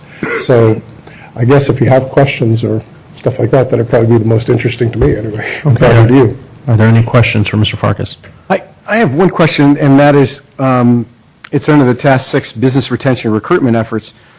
It's something I've been sort of interested in from day one when I got on council, which was is having a targeted business recruitment list. I just think we ought to be aggressive about that as a city. So I don't know, as you guys accomplish that task, it'd be great for the council to be sort of maybe you guys can bring that to and a report to staff or whatever, so we can take a look at that, or even get council's input on what businesses we think would be best for the economic development of the city and so forth. I think that's just a real exciting area that maybe we could all come together on, and the council can help get involved in that recruitment actively. There's nothing better than a business knowing that we're looking at them with open arms and can try to, put things together in order to get them to come to San Carlos as opposed to somewhere else. It's a competitive environment. We might as well get out front on that. Right. So just a comment that I would look forward to council being involved in that process with you guys. That's great. Okay, Mr. Vasili, do you have anything?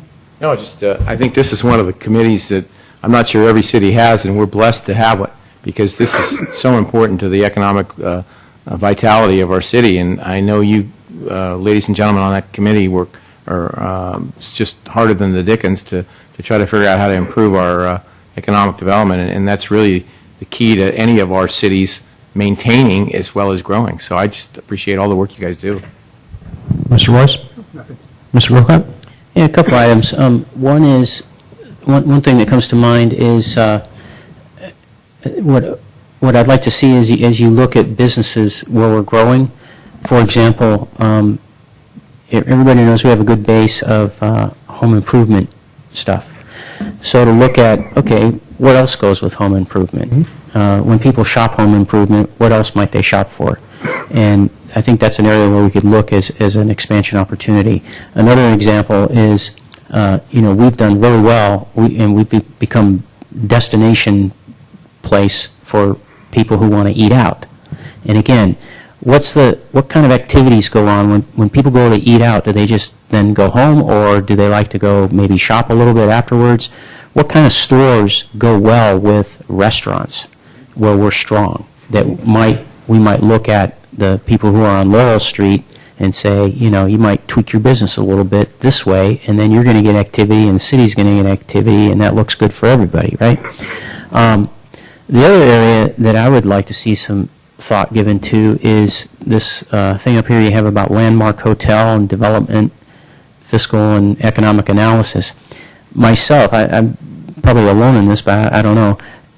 I think we've gotten stuck. To me, I look at that like when you're investing. If you do any investing, you buy stocks and so forth. And if you get so focused on one thing, and I'm going to buy this when it hits this price, and then you don't look at anything else in the market, you lose opportunity, right? And I think we've been so focused on Landmark Hotel. Meanwhile, other things are going on, and so I guess the question is, what else might fit on that site? Now that we've put in the burger joint next, on the other corner, is a Landmark Hotel still the best thing? Right. What do we want? You'd have to work with planning and so forth and the council on what do we want our gateway to look like, and we've certainly done something that is a change, and the council made that change. We were willing to go with In-N-Out Burger and say that's okay for our gateway location to do this. So looking at that site as something else other than Landmark Hotel, so that, not that we take that off the table entirely, but so that we don't miss opportunities of other things that may come along. Maybe Weight Watchers International Headquarters. You got it in one corner. There you go. You're thinking, Brad. A little balance. Yeah, never hurt. Great point. One thing I'd like to point out that I appreciate that input, Mr. Grocott. I also would like to point out that the hardest working member is Mark Swicky. And Mark is spread really thin, and he spends a legion of time here in this building. And I'd just like you all to recognize that much of what EDAC has accomplished should be put right at his door. So. Okay, well, thank you very much, Mr. Farkas. Thank you.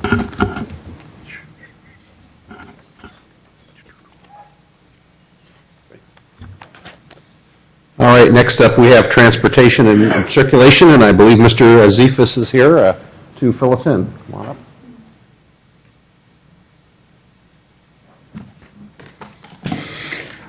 Mr. Mayor, Council, I'm not Margaret. You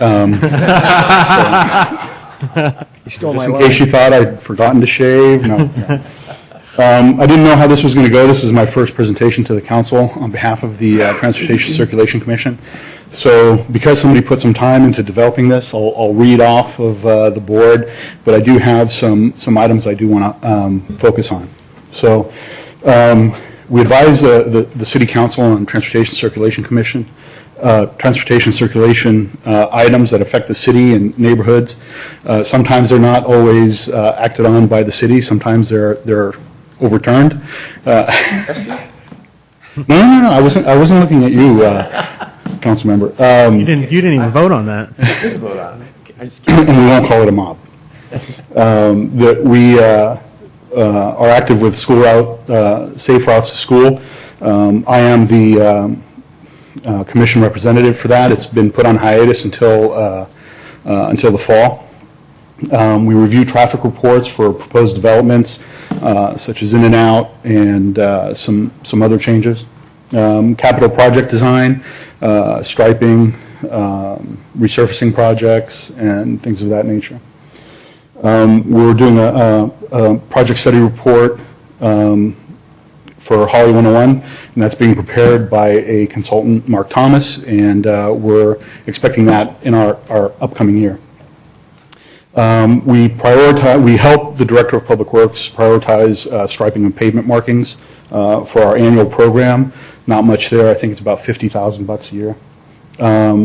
We have conducted a pedestrian safety study, and we're going to be sending that to the council with our recommendations for acceptance. And then for the last couple of years, we've been tossing around the idea of doing a truck ordinance, and the guys with guns, now deputy sheriffs, have kind of prodded that along. So we haven't set a date. It's to be determined, but we are going to be taking a look at that to write/rewrite that ordinance. So the slide being addressed, I did want to hit some things that aren't on that slide and some things that I identified for former Mayor Ahmad when he called me in for a meeting. So the three priorities that I discussed with him, the highest priorities for the Transportation Circulation Commission were the Holly 101 PSR, and we've got approximately $500,000 for that study. And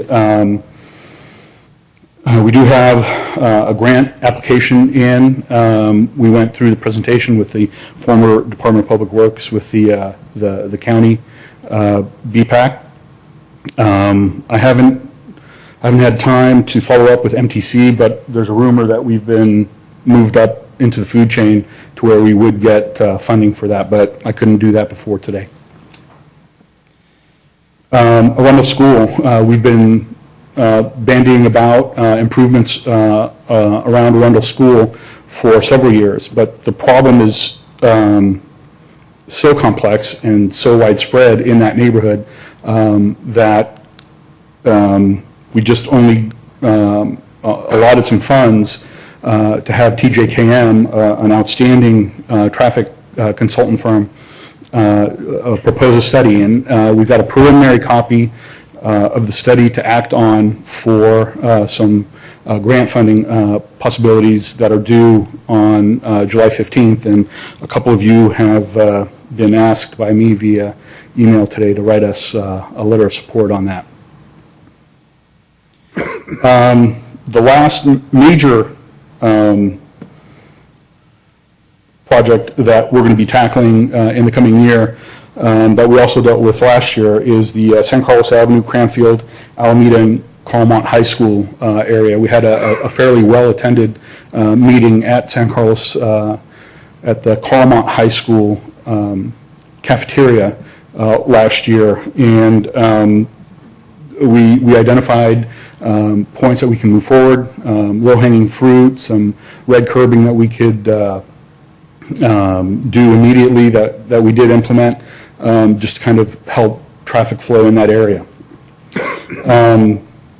Some notable but more minor projects that we're going to be dealing with this upcoming year are we're going to be sending you the updated bicycle plan that an ad hoc committee that three of us served on and wrote it, presented it to our commission, and we're going to be doing some final tweaks on that in the next couple of months, and we're going to be presenting it to you. The bikeway improvements to Old County, that's grant funded, and that has a commissioner that has been assigned to kind of shepherd the design and construction through. So he's assigned to that whenever they meet and whenever he's needed. And then we're also going to be considering a Wheeler Plaza traffic report when that comes to us that we'll be sending along to you. That's it. Thank you. Are there any questions? All right, seeing none, thank you very much. All right, thank you. Thank you for your time. I can call them up if you'd like, Mr. Moore, if you don't want to keep getting up and down. I just want to make sure we get the slides moved. Oh, okay. Park and Rec, I don't see Ann Iverson here. I was going to ask maybe Doug to come up and talk about what's going on in Park and Rec.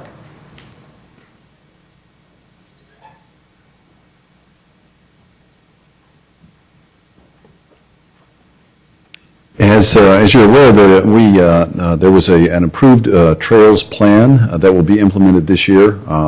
We're working with consultants now. Looks like we'll have something ready to go in maybe late September, and then we can actually build some new trails. We've got a 4-segment trail item, just for your recollection. It's a trail extension in Eaton, Big Canyon. There's maybe a recommendation to provide access to Pulgus Ridge, and then to have access into Devonshire Canyon. So that's the 4 trail segment that the commission will be working with staff on. Environmental improvement of park and recreation facilities. We do as part of grant money from the American Reinvestment and Recovery Act. We have some money set aside to make the adult community center more energy efficient, and we'll be reviewing that with our Parks and Recreation Commission, along with other things that we can do in improving environmental facilities. Funding strategies, we're always looking for funding strategies to augment our programs and facilities. So we'll be looking at partnering with different agencies and community-based organizations to help us leverage some of our funds. The dog park, we're still trying to figure that one out. Initially, we had thoughts that Vista Park may be, and it's the lower tier, Vista Park may be a suitable location for that. In kind of investigating that, we've hit a little bit of a roadblock, so we're going to try to think of alternative sites and investigate that. So they'll be looking into that and getting some community feedback, and optimizing parks and recreation facilities. And that's been a real challenge just because of the challenges that we've had recently with the school district, in that we used to get those facilities for free as part of a joint use agreement, and those went away. The challenge is, how can we optimize our own facilities and still provide that level of service to the community? And how can we work with the school district to possibly continue a partnership in offering co-use of our facilities at in a cost-effective manner? So those are kind of the major items. Of course, you see the picture there is the picture of Burton Park Phase 2 that we have as part of the CIP project for this year to set some funds aside. So we have a liaison person working with the Parks and Recreation Foundation and trying to develop fundraising strategies to further that project along. So they're very excited about that also. So I'd be happy to answer any questions you may have. All right, are there any questions for Mr. Long? Mr. Lewis? The one thing I was curious about, Mr. Long, is the Park and Rec Commission, do you guys, how actively is the commission itself interacting with some of the different user groups in town? And I'm thinking about, like, on the trail, Sierra Club and Boy Scouts, or they take care of a lot of our trails and so forth, and certainly Park and Rec Foundation, some of the sports groups, different community service groups. Is the commission, I just know they're a powerhouse group, you know, and how activated do you feel like they're in the community to bring stuff back? Very active. And they are involved in other things other than the Parks and Recreation Commission that puts them in touch. For example, Ann Iverson sits on San Carlos Green. Brett is part of the school district, and she's part of the Ed Fund, so she's very familiar with that particular group. And she also sits on as the liaison as the Parks and Recreation Foundation. So they do have their kind of hands in these areas of interest with other people that have a stakeholding interest in what we do. They have somebody assigned. It's been Raymond that's been sitting on the ASAC committee meeting and staying in touch with the sports group. So they do reach out. The volunteerism with all these user groups, especially in Park and Rec, they've done so much over the years for maintenance and all those different things that we rely on them for. So I guess I was just curious as to part of the work plan, whether or not that's just, there's a sense that that's ongoing, or is that something that should be really, we should really, it's such a great way to get feedback on capital improvement that we all have to consider. And it seems like you've got the right group to do it. So yeah, absolutely. It's just my 2 cents would be just maybe to try to work that into the work plan, because some of the stuff is, I don't know, I just wanted to see it be really active, and some of the stuff's it's a little on the passive side for that group. I know they're a vociferous bunch. Right. Yes. So great. Thanks, all. That's all. Any other questions? Mr. Royce? Yeah, just one quick item, and you actually mentioned it at the very end. Our 2+2, which is actually Mr. Klein and I are the 2 council members, meet every couple of months with 2 of their school board members. And one of our objectives is to maximize use of the facilities we have. We have buildings, we have fields, they have buildings, they have fields. There's a lot of changes you talked about on how we're paying for many of those things, but it truly is an opportunity when you look at tennis courts and cost, and really just trying to keep these facilities available and kept up and shared with all the people in San Carlos. Because when the people use it, they don't care if it comes from the school or the city. They just want to play tennis. So my only recommendation is making sure maybe the minutes of 2+2 go to Park and Rec. I know you sit on both, so you could share a lot of that, but formally, because we do a lot of talking about those items. Right. Okay, thank you, Mr. Royce. Mr. Grocott. I have a couple things I wanted to mention. One is a couple other groups had Wheeler Plaza on their radar screen, and I think Parks and Rec should also, because part of Wheeler Plaza, and you have here optimized parks and recreation facilities, part of Wheeler Plaza is to have a community space involved in that, and I think your department's input into what makes a courtyard park, if you will, give it vitality, make it something that people are going to use and appreciate. I think your department could have some input into that, and perhaps looking around, looking at other facilities that other cities have, and then have input into that project. If and when it's going to move forward, or as it moves forward in its discussions and planning and so forth, I think that would be critical. Now, we've had 3 groups up here talking to us, and no one has addressed this, and the city manager and I have talked about it, so I'm going to throw it at you. Maybe you'll throw it to somebody else, but the item is signage at medians, and I don't mean signage like a stop sign or something like that I would have asked Peter about, but Mr. Malpe and I were talking one time about trying to figure out a way to clean up the clutter, the triangle signs, and I know we've talked about this. I remember when Ms. Doherty was on the council, we talked about this issue, but at San Carlos Avenue and Alameda, you got a mess. At the church, Trinity Church, that median there, you got a mess. And it doesn't happen here, but it certainly could. I'm thinking of our gateway at Holly and Industrial. And also, perhaps there's an opportunity at Britton and Industrial where you're coming into the city. But we've got these locations, some of which people are putting signs out. It looks awful. And it's probably an opportunity to do 2 things. Clean it up, and maybe even get some income. Because if we had something that was in place that looked nice, if somebody wants to put up a sign, fine, you can put it in our sign and advertise your crab feed or whatever, So I think that's something that would either go to you or maybe Traffic and Transportation or Planning Commission or maybe all three. But I just wanted to bring it up. Excuse me, Mr. Burkott. I think we had a discussion years ago about possible kiosk. That's right. You were on the council then, Yeah, too. a kiosk by Britton Park. Yeah. As well as the guitar, what I call the guitar median up at Britton and Alameda, because it looks like a guitar. Yeah. By the way, if they ever want to put flowers in there in the shape of frets, it'd be a good idea. But anyway, there was a discussion at one point of having a kiosk at each one of those locations.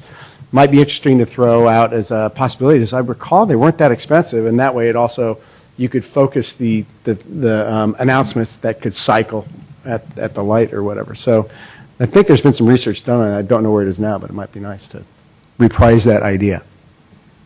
That's it. Okay. Thank you. Okay. Well, thank you, Mr. Long. Thank you. Next up, we're going to have the Arts and Culture Commission, Mary Jo Hoffman. Mary Jo, I hope you're going to sing the presentation. It is arts. Not with my voice and not at 10 o'clock at night. Thank you very much, Mayor Klein, council members, thank you. I was actually expecting to be Mr. Long's sidekick, so I wasn't as prepared to see me being the presenter, but we'll do our best. I also had a feeling it was going to go in alphabetical order, but I guess Mr. Morrow is planning the best for last. That is the Youth Advisory Council, so we're good. As you know, this time last year we were in somewhat of a precarious situation. There was a thought of dissolving our commission. So we didn't have a whole lot in terms of things that we were able to accomplish this year. However, I am very proud to say that at your next session, we are going to be presenting the Public Art Master Plan for San Carlos. And so I'm very thrilled that we were able to accomplish that goal for this year. And I think what it'll do is help set the precedents for how we initiate public art going forward in San Carlos. So I look forward to that presentation. What we also did this year is we kind of reorganized ourselves. When we presented to you the last time, we told you that we represent about half a dozen community groups and committees in San Carlos.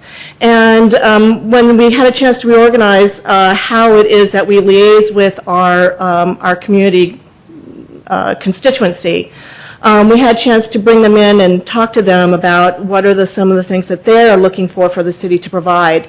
And this is a representation of what we heard. And certainly when we look at the first two specifically, one of the things that we heard very loud and clear is that there really isn't a marketing mechanism for those community groups when they have events that are taking on in the city. So, you know, we are very good at chamber events, and we're very good at hometown days, but there are all kinds of things that are going on in the city all the time, and we'd like to look for a way in which we can market and promote those activities that go on in San Carlos. So we're looking for the opportunity to do that. Second, and this has come out throughout the years, I don't think any of you see this as anything new, but what we'd like to do is maybe make a little jump start on that, and that is, what would it be like to have a community center in San Carlos? So what we're looking at is really kind of presenting some background information. How are other cities doing it?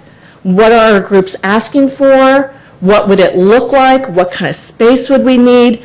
And so this really isn't making a guarantee of anything. It's hopefully going to inform the council on how to potentially move forward, or if it's just something that's really outside of our realm. So that's one of the things that we're looking to present to you next year.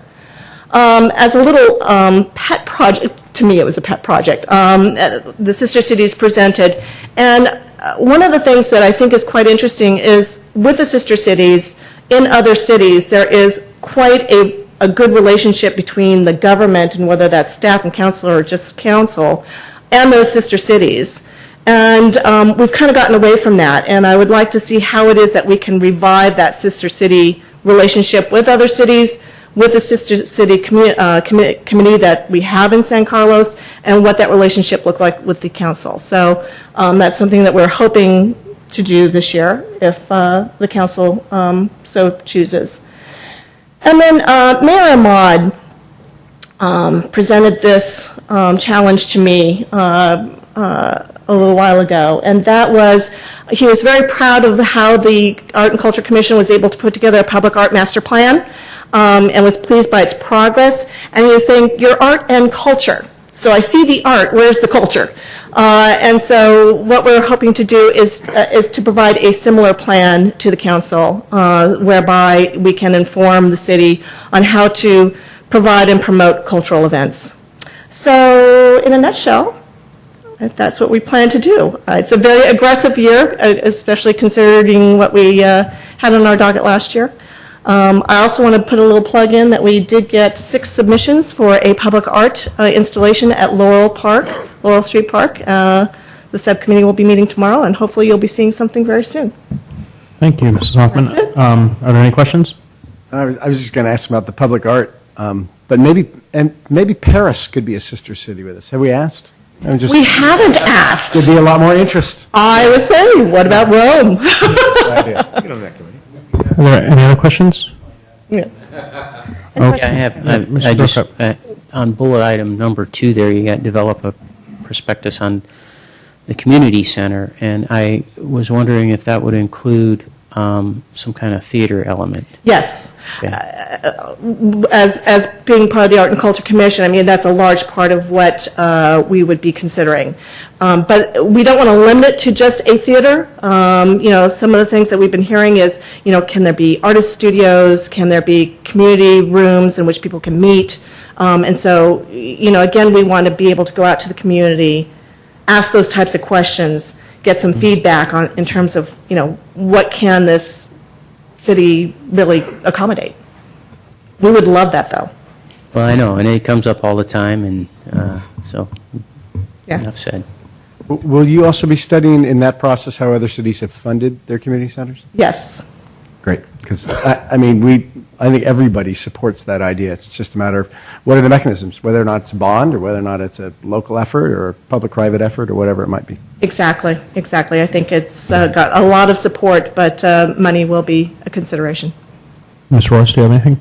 Okay. The only thing I have, Mary Jo, is we have a Sister Cities Alley. Yes. But not many people know what, as Mr. Lewis just demonstrated, who our sister cities are. Mm-hmm. So when you're kicking ideas around for public art, I know LA has one, and a lot of cities have them. They have essentially a pole where it has arrows pointing to all of their sister cities and a list of distances.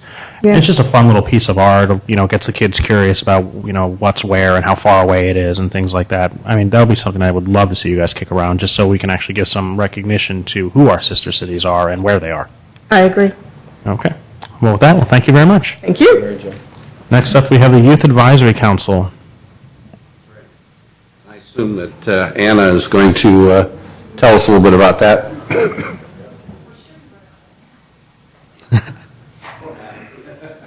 We're back to alphabetical order. Good evening, Mr. Mayor, council members. I'm Anna Kertel. I'm the supervisor for youth and seniors. Kristen Wilshire was our chair. We are chairless at this point. Our council runs a little different than others.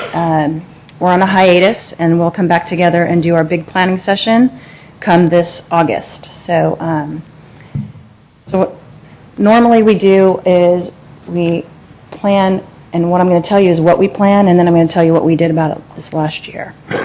So program ideas to enhance youth asset development. There's 40 youth developmental assets, and 2 of them came out in the survey. Utilizing youth as resources and community caring about youth are 2 of the assets that were low in this city. Youth voice and liaison roles to the city commissions. We have youth that are assigned to each commission, and they come back to the council meetings, our council meetings, and they discuss what's happened. And if they have something that they are very passionate about, they will actually come to you, or they'll go to that commission. He left earlier, I think he had to go, but Alex Kumoto was here earlier taking his notes for our next meeting. Grant funding to youth nonprofit organizations, volunteer support for nonprofit organizations, and then again being an advisory body to this council. So this last year, when it comes to the utilizing youth as resources and community caring about youth, we do a Young Consumer Champions program. So what the youth do is they recommend businesses that are youth-friendly, and then if they get nominated and they get elected, then they get a little sticker and a plaque saying that they're youth-friendly, so that those students know that if they see the sticker, that that business is youth-friendly. We've also done a green fair this year, which was our chairperson's passion this year, and we did it at Hometown Days. So they taught people how to recycle, how to compost, that kind of thing. We've started the bowling tournaments, the intergenerational tournaments with the ACC, and the ACC has beat them 3 times running. So next year, I know there'll be more bowling tournaments coming, and they want to expand the program to do other things.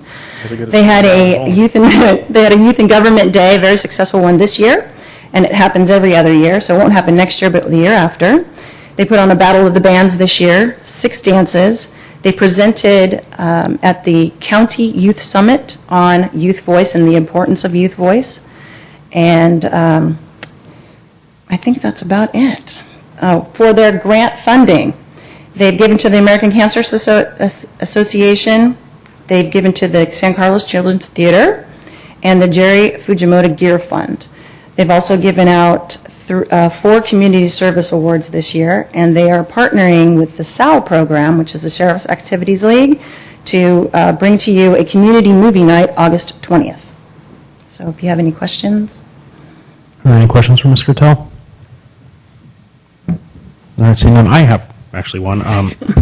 When Jerry Fujimoto was at the Youth Center, we had talked about it with the Youth Advisory Council, about possibly doing, and maybe Mr. Lewis can chime in, a documentary about what actually goes on at the Youth Center. No one up here, even myself, was young enough when the Youth Center was open to actually participate in the Youth Center. It opened the year I graduated high school. So I think it'd be a great thing for the community, for people to see what actually goes on there. You know, adults aren't supposed to be there, so it's kind of, you know, I know they have a lot of fun, and I know they do a lot of creative things. I just don't know exactly what it is that goes on the day-to-day basis. So I think it'd be fun for maybe the Youth Advisory Council to talk about that and possibly present something like that at a council meeting, you know, a 10 or 20-minute little vignette on what the Youth Center means to them and what they accomplish there. Absolutely. We're already talking about that, so. All right. Perfect. Well, that's it. Well, thank you very much. Thank you. So that is our last one. So we need a motion to approve the 2011-2012 work plans. Mr. Mayor, I make a motion to approve the 2011-2012 work plans for all our different city commissions. Is there a second? I'll second that. Any discussion? Madam Clerk? Councilmember Grisilli? Yes. Councilmember Grocott? Yes. Councilmember Lewis? Yes. Councilmember Royce? Yes. Mayor Klein? Yes. Okay, moving on to item 10F, Council RDA approval of resolutions adopting the fiscal year 2011-2012 annual operating and capital budget for the City of San Carlos and the San Carlos Redevelopment Agency. Mr. Maltby. Good evening, Mr. Mayor, members of the City Council. Yes. Really quick. Is he going to speak? We're going to need a motion to extend the meeting. Okay, I understand that. I'm just asking how long he was going to speak. How long do you plan on speaking for, Mr. Maltby? Well, as in years past, we can shorten our presentation if the council would like, and I think the council would probably like that. So I think we're probably going to need about 20 or 25 minutes to do a short presentation on the budget. Maybe we can squeeze it a little less. Make a motion. Thank you, Mr. Maltby. I appreciate that. Make a motion to extend the meeting till 11 o'clock. For a second? Second? Is there any opposition? Seeing none, we'll take that as the order. Thank you. We'll try to speed through it as fast as we can. I'd just like to start by taking the opportunity to thank the staff, Rebecca, her staff in finance, Brian, Nikaya in my office, Christine in her office, all the department heads and their staff for all the help and effort that have gone into putting together the budget. When people look at the budget, oftentimes what they see and what they think of is a document that reflects the numbers and finances of the city. When I look at the budget document, I see so much more. I see our programs, I see our employees, I see our community groups, I see all the things that we talk about here in these chambers every time we have a council meeting. It is much more than a book that deals with just finance and dollars and cents. It really is a guidepost for how we organize and present our services to the public each and every year. Tonight, the city staff is recommending that the council adopt the fiscal year 2011-2012 operating budget for both the city and the RDA, as well as the capital budget, as it's presented tonight. On April 21st, or April 25th rather, the city council held a study session with self, its staff, and members of the public to discuss a number of options that were before the council on additions to the budget, cuts to the budget, different changes, revenues, expenditures, and so forth, and provided staff with a list of items to go back and base our budget on. And we have done that. Following that meeting on June 13th, the staff met with council again in the study session format to discuss capital projects, and again went back and put together a capital budget based on that direction.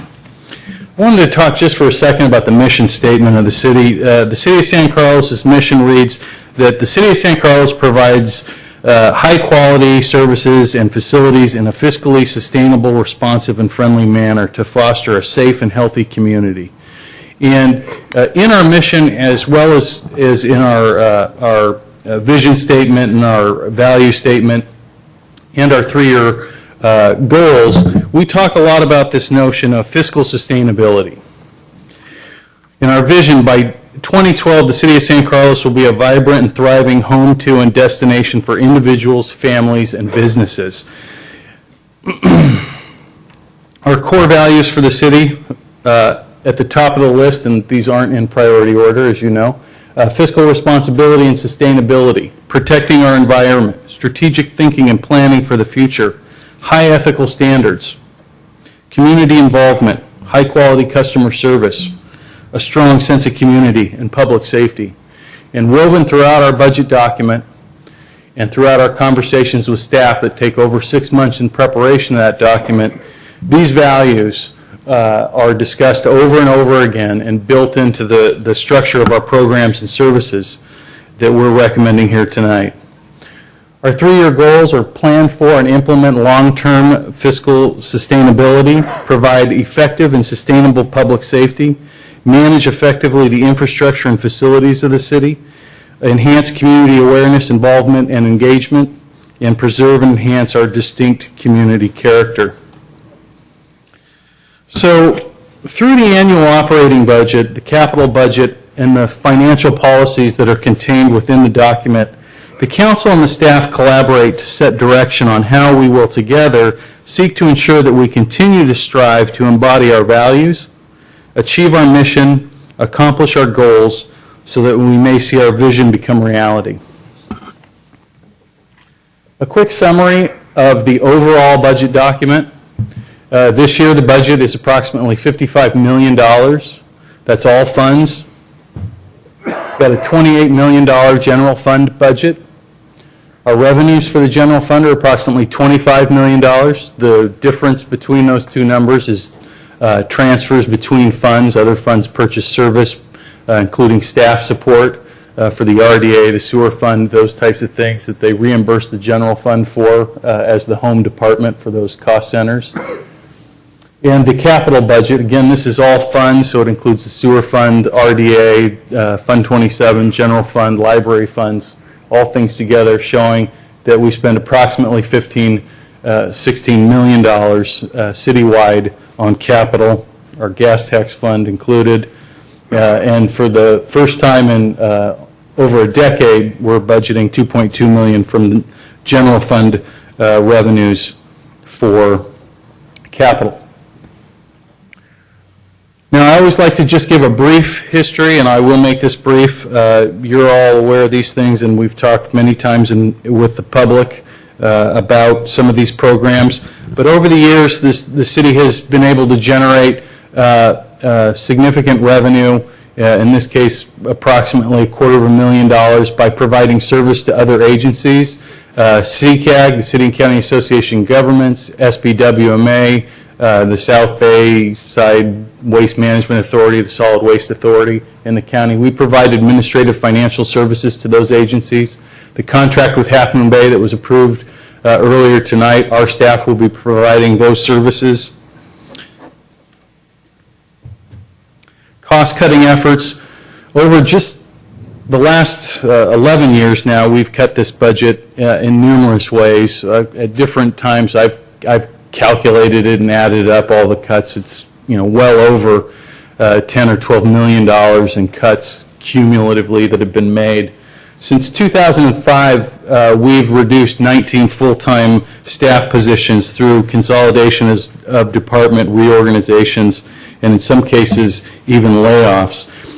This is above and beyond any of the changes that were made in terms of outsourcing public safety or adding firefighters. These were real, actual changes. A lot of this we were able to accomplish through attrition because we were planning a year or two ahead in anticipation of having to make cuts, which allowed us in most instances to do it without putting people out of work. We've eliminated a number of programs over the years, Healthy City, Special Needs. We've reduced and reorganized our administration functions, planning, building, recreation. We've reduced our professional services contracts and put them out to bid to get more cost-effective contracts. And our employees and their labor groups have given back to the city in labor concessions, in salary, in benefits, in medical premiums, in vacation time, all those things.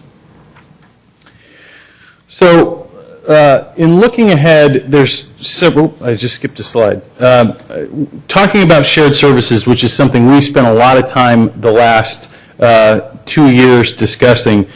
What we've done to date of note is contract our police services with the San Mateo County Sheriff's Department, which saves us approximately $1.7 million. This evening, earlier, the council approved a contract with the City of Redwood City for fire management services and the creation of a San Carlos Fire Department, which will save the city approximately $1.1 million annually. We're working right now with San Mateo County to put together a contract worth about $300,000 in savings for police 911 dispatch service. We're contracting with a private firm for parks and landscape maintenance, and we're contracting with a private firm for payroll services. Looking ahead, one of the goals that I have for the city is to find ways to stabilize the services that we provide and the workforce. We spent a lot of effort this last year in our police services function, making sure that we gave it a very solid foundation. We had numerous reports back to the council and the public workshops on police to make sure that we were providing a very stable environment for that new service delivery model to begin to work in. We'll continue to use that as a model for these other services that have undergone significant changes. We're going to be looking at and reviewing the organization of Public Works as we have some key vacancies right now that are going to require some study and some analysis before I'm ready to recommend to you all some of the options that we may look at in terms of running and organizing our Public Works function here. We're going to be working this year on developing a 2-year operating budget and continuing to try to be strategic by looking out into the future. We're going to be focusing on the capital budget and the $2 million that you are looking to consider approving tonight.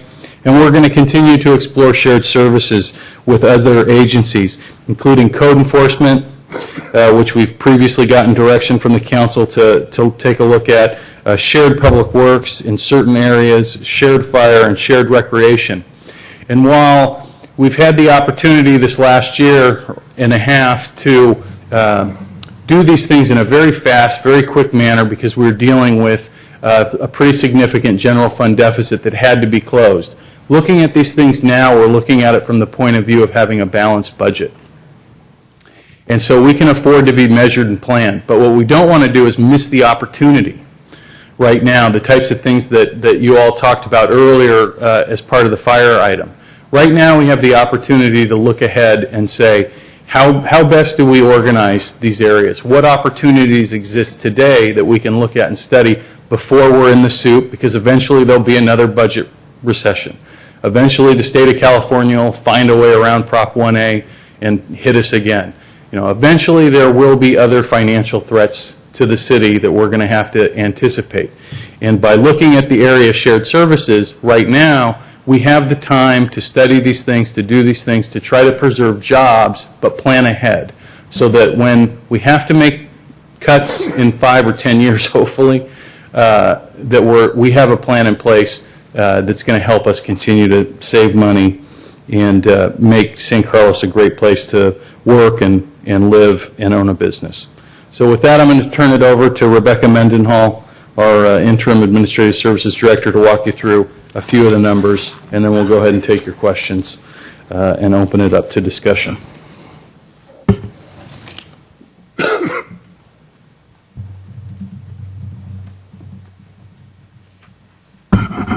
Good evening again.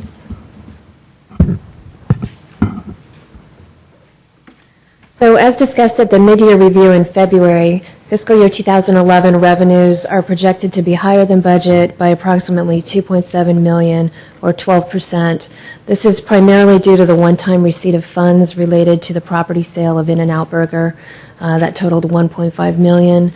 Other increases are property taxes, sales tax increases. We had some vehicle in lieu increases this year, franchise tax payments increases, and additional rental income as well. Expenditures are projected to be below budget by about $500,000 or 2%. This is primarily due to salary savings from holding open positions vacant during the year and salary and benefit concessions agreed to by all labor groups. As done in prior years, once the audit is completed, the city manager will bring forward a recommendation on how to utilize the realized savings. So the general fund revenue assumptions for fiscal year 2012 include a 2% property tax increase based on general assessment rolls and information from our third-party consultants. Sales tax increases of 6% from the fiscal year 2011 budget, but it's only about 1% over projected revenues. And this is also based on guidance from our third-party consultants. Transient occupancy tax, or TOT, is up 4% over fiscal year 2011. This is based on current revenue estimates that we are projecting that will continue. Current fees and licenses and permits up 36%, but this is basically primarily based on construction and zoning fees associated with the new PAMP development, new revenues associated with providing recreation services to Half Moon Bay, as well as new revenues associated with the new fire department. And this budget also includes money for the PAMP development agreement of about $645,000. The 2012 general fund expenditure assumptions, they include a full year of the contract with the San Mateo County Sheriff for police services. This is the item you approved earlier this evening. It includes a partial year of a contract with Redwood City for fire services, generating savings before the one-time costs earlier of about $1 million. The full year of outsourcing the park's maintenance that generates $500,000 annually. Salary and benefit assumptions include labor concessions totaling 5% in total compensation. The budget includes funding for code enforcement and funding to restore youth recreation services currently paid for from grants that are not expected to continue. So the proposed fiscal year 2012 general fund operating budget reflects an operating surplus right now of $394,600.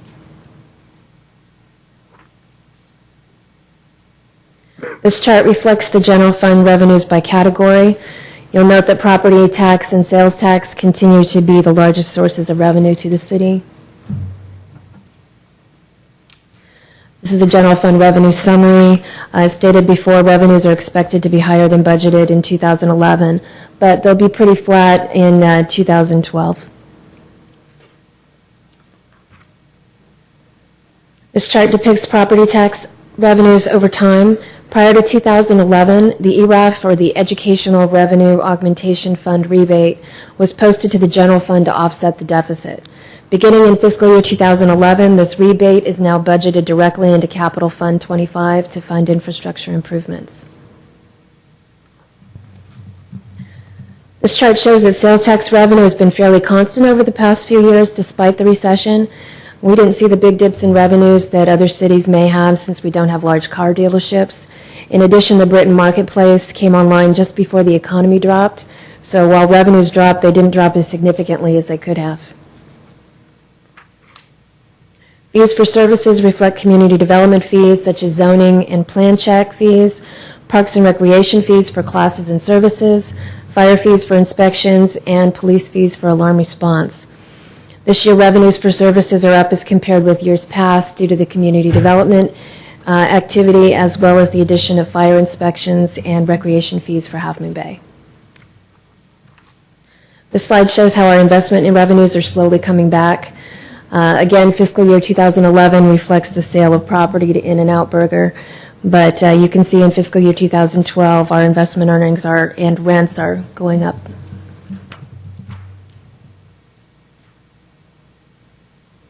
So general fund expenditures for fiscal year 2012 are broken down as such. Salaries and benefits have increased from fiscal year 2011 budget due to the partial year of salaries and benefits associated with the fire department. The total expenditures shown here of $28 million include the one-time costs of $510,000 related to public safety. This is a breakdown of general fund expenditures by department. It's important to note that public safety is 49% of our total general fund budget. And as I mentioned earlier, property and sales taxes represent 54% of our total revenues. So had the council not made the changes it's made with the fire and the police, the total for public safety would have been over 60%, or more than our two largest revenue sources. So for the fiscal year 2012 budget, we've assumed that the Belmont San Carlos JPA costs will continue through October 2012, and the San Carlos Fire Department in contract with Redwood City will begin in October.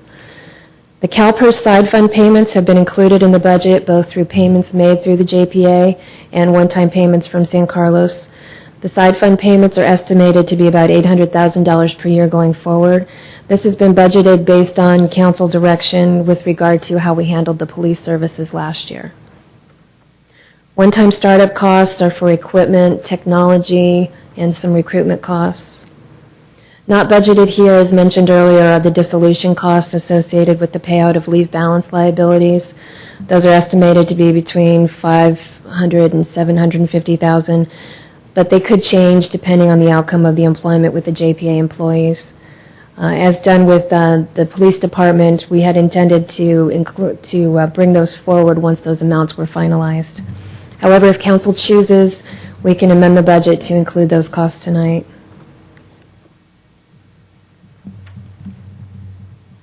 This is an outline of the one-time costs. The $130,000 in salaries and benefits is related to the Y rating agreements with the county for former police employees. And $380,000 is directly related to startup costs for the new fire department, purchasing safety equipment, safety gear, uniforms, technology, and as I said, some recruitment costs. And this chart just shows our reduction in expenditures over time. So this slide reflects the general fund balance and reserves. As per the financial policies updated by the council related to fund balance, the economic uncertainty reflects 10% of expenditures. The strategic property acquisition reflects the money set aside for future property purchases, and this will give us an ending unrestricted fund balance of $6.5 million at the end of 2012. Very quickly, here's a summary of the other fund balances as of the end of 2012.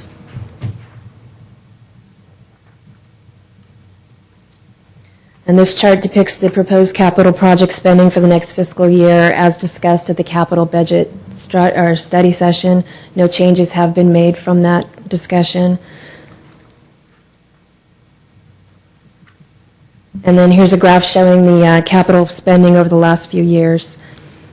In 2012, additional RDA projects are proposed along with several general fund projects, including the Loreola Playground, new capital and operating budget software, the new website, the new generator at the courtyard, El Camino landscaping and lighting, the East Side Transit and Connectivity Project, and Wheeler Plaza.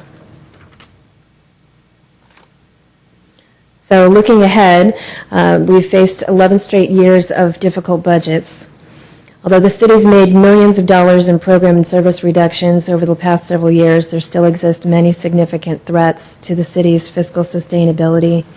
These include uncertainty with PERS rates for retirement cost increases, the slow recovery of the general economy, rising costs of energy and healthcare, And the most immediate, as we've learned this afternoon, is the state budget deficit and the threat of losing our redevelopment agency.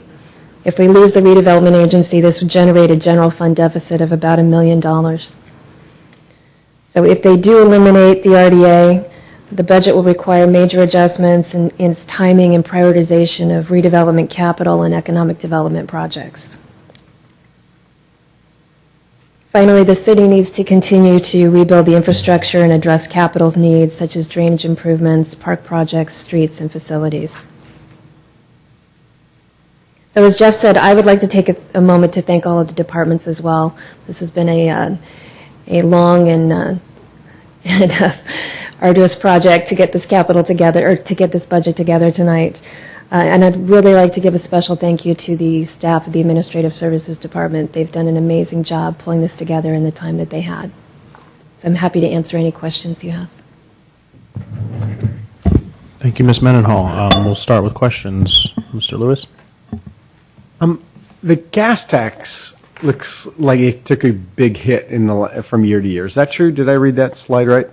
That it went from year to year. It looked like to be I was just curious about that.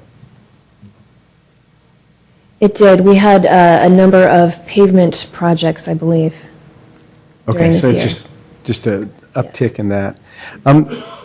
What's the RDA timing? Do we have a sense for, I mean, there's going to be legal challenges and so forth, right?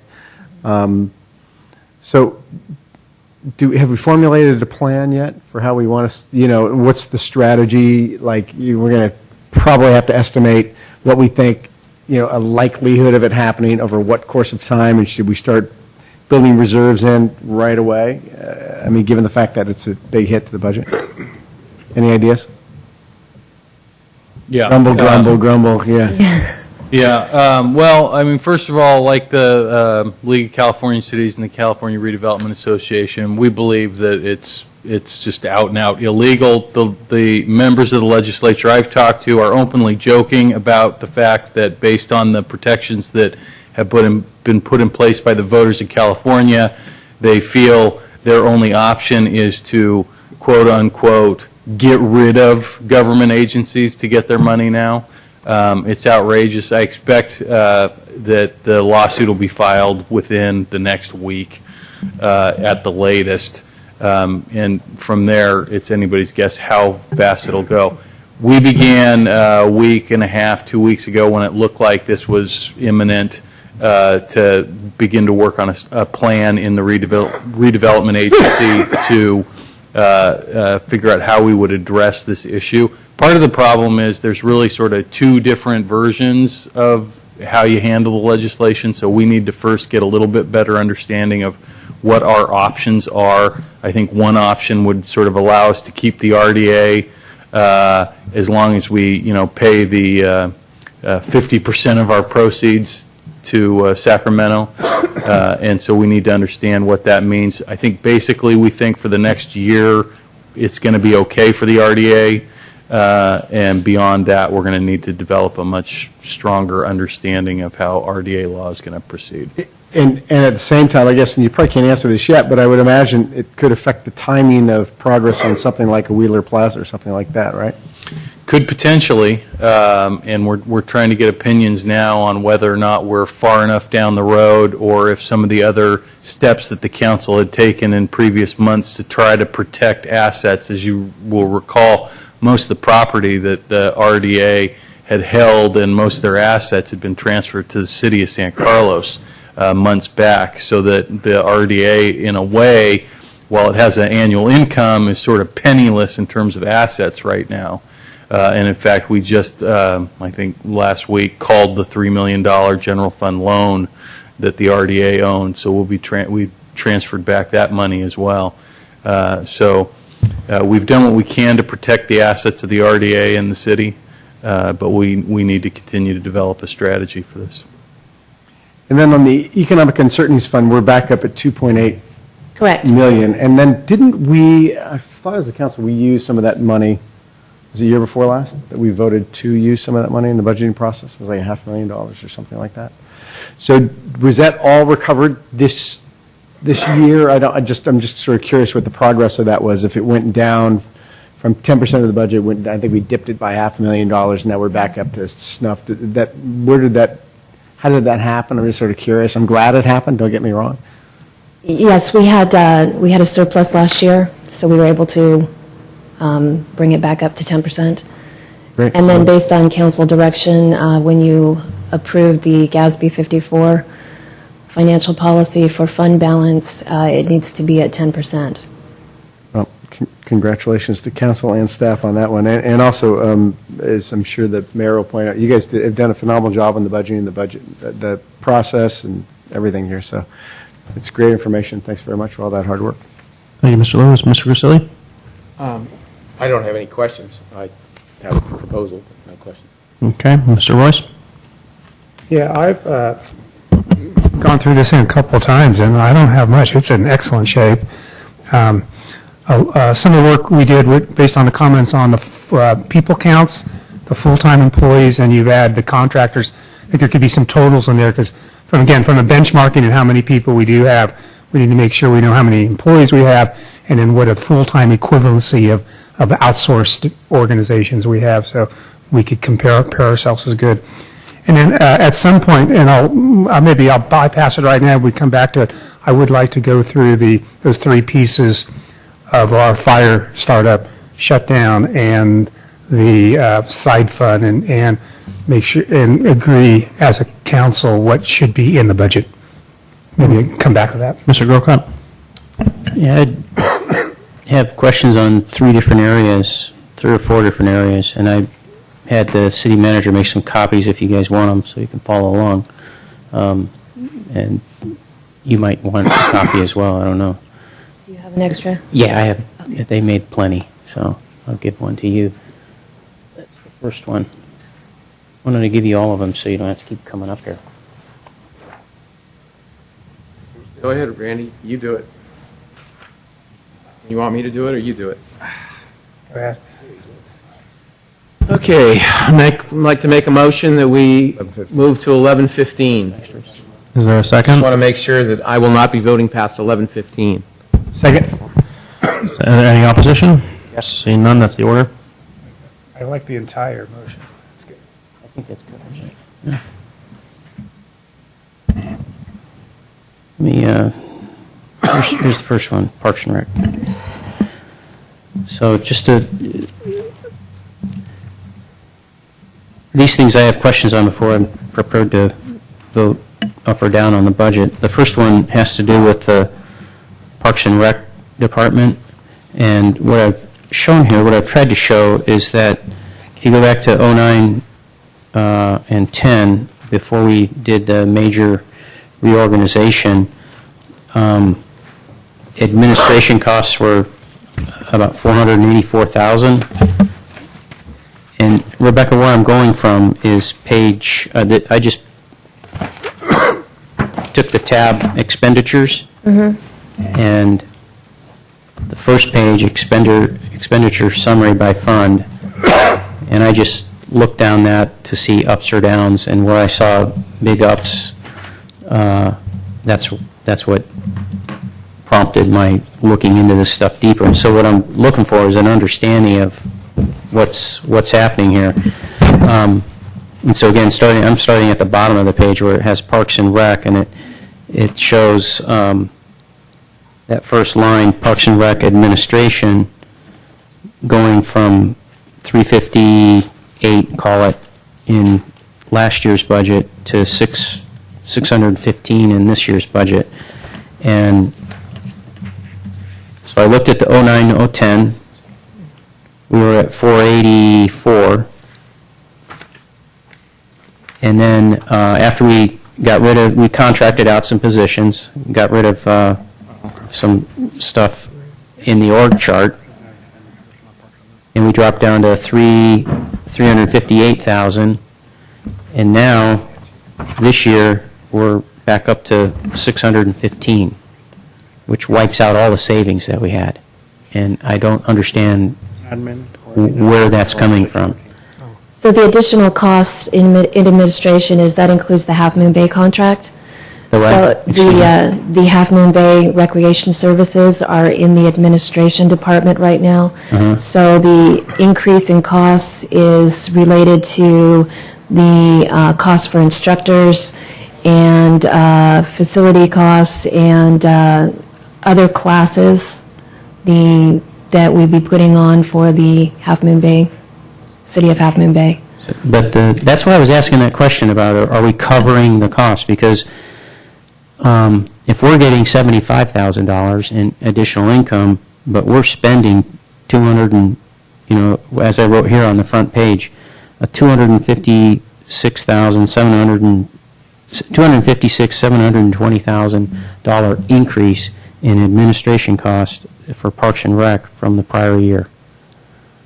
Well, the revenues also increased. So if you look at the revenues, you'll see that our current charges for services have increased. Part of that is also due to the Half Moon Bay contract. So when we say we're getting revenues of $75,000, that's actually net revenues. And the way that the Parks and Recreation contracts work, and Mr. Long can correct me if I'm wrong, but we get depending on the contract, we can get between 60 to 70% of the fees. Is that? Oh, reversed. I'm sorry, 30 to 40% of the fees. In effect, Ms. Mendenhall, basically what you did is you just grossed up the budget. You grossed up your revenue and you grossed up your expenses. That's why it went up to $190,000. Page 183 gives the detail completely of how that works.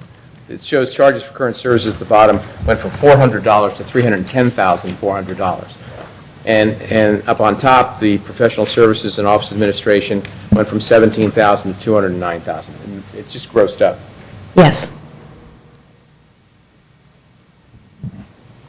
Page 183, Bob. Right, 183. Go through that again if you wouldn't mind. At the bottom, Matt, you can look and see charges for current services. On the revenue side, it goes from $400 to $310,400. Okay, that's the gross revenue. Charges for current services, I'm sorry. Yeah, I see. Okay, right. Basically, what happens is it's grossed up on the top. It goes from the $11,500 and the $6,000, let's say office administrative professional services, $17,500 combined there adds up to about $209,000, $210,000. Those two columns for proposed budget. They just basically grossed everything up. As Rebecca said, the net is about $75,000 to the good. Yes. Okay. All right. So good. Glad to know that. That covers that one. Thanks, Bob, for the help on that. The next one that I have is, I'll pass these out, just so you guys can follow along. On the Administrative Services Department, on that one, I was looking at, I was looking at the personnel costs. And even just looking at the cover sheet, the thing that amazed me is that if you look at the 09-010 organizational chart, and then you compare it to the 011-012 proposed, between those years, we've eliminated the administrative assistant under the finance officer, a quarter of an administrative assistant under the human resources manager, a payroll and benefits technician, and then in IT, it's switched from a system analyst to desktop support contract. And after eliminating 2.25 FTEs and replacing one position with a contract, we've only got a savings of $37,000. And I just don't get that. And yet, the other part of it is, and you'll see this on the other pages, when we first made some changes, when we did the organizational changes, we actually saved, when we eliminated 1.25 positions, that was from the 09-010 to the 10-11 budget, we realized a savings of $91,000. And suddenly we're down to $37,000.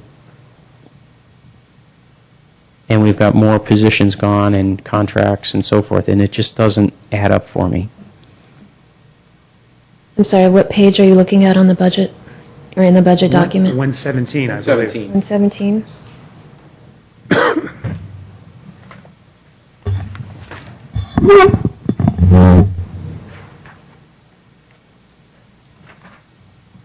On the top, he's looking at So 49. page 117 only includes one portion of the Administrative Services Department. It doesn't include the entire department. So this is just the Administrative Services Director, the Administrative Assistant, and the Senior Management Analyst. Where are you guys saying 117? Hold on.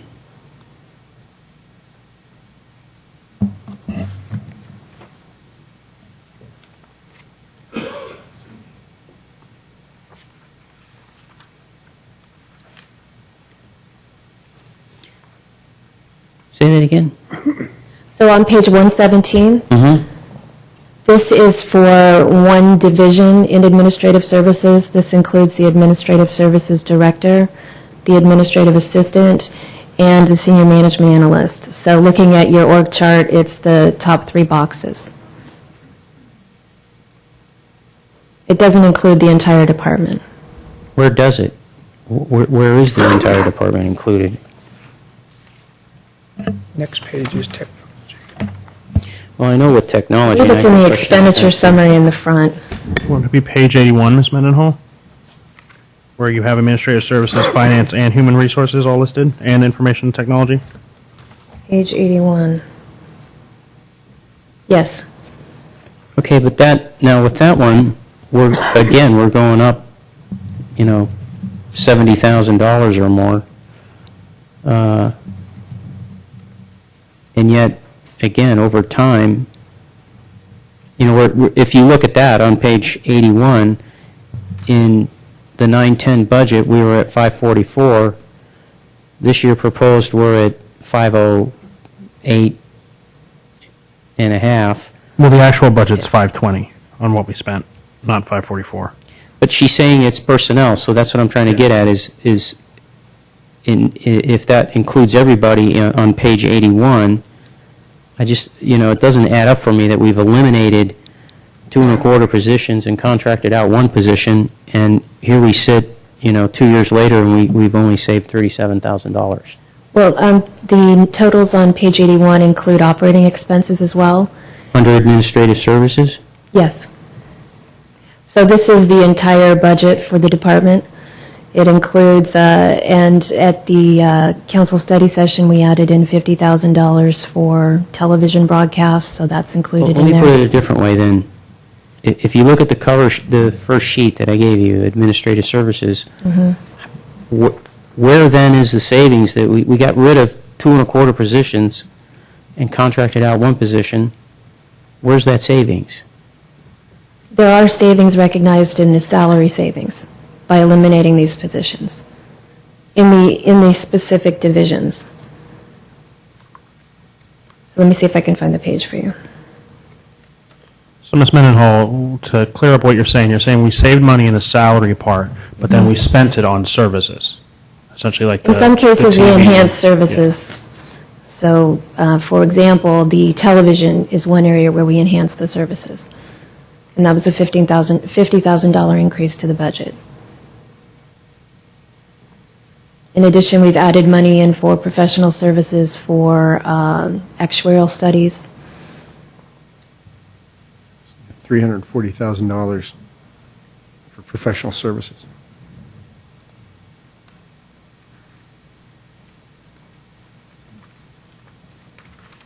On page 125. Well, I'm obviously not going to get the answer on this one tonight.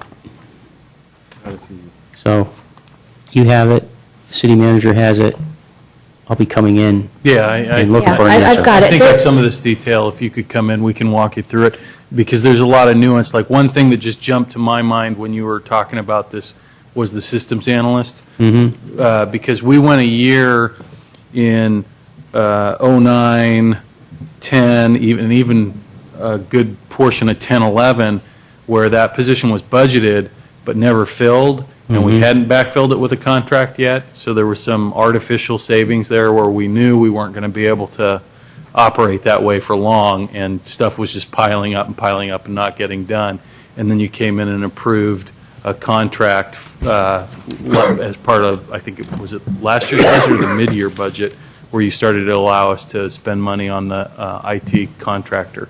And that generates some differences between looking at one fiscal year and another because of those other types of operating changes you're making. But we can go through it all with you in great detail and lay it out for you I'd so you can see appreciate it.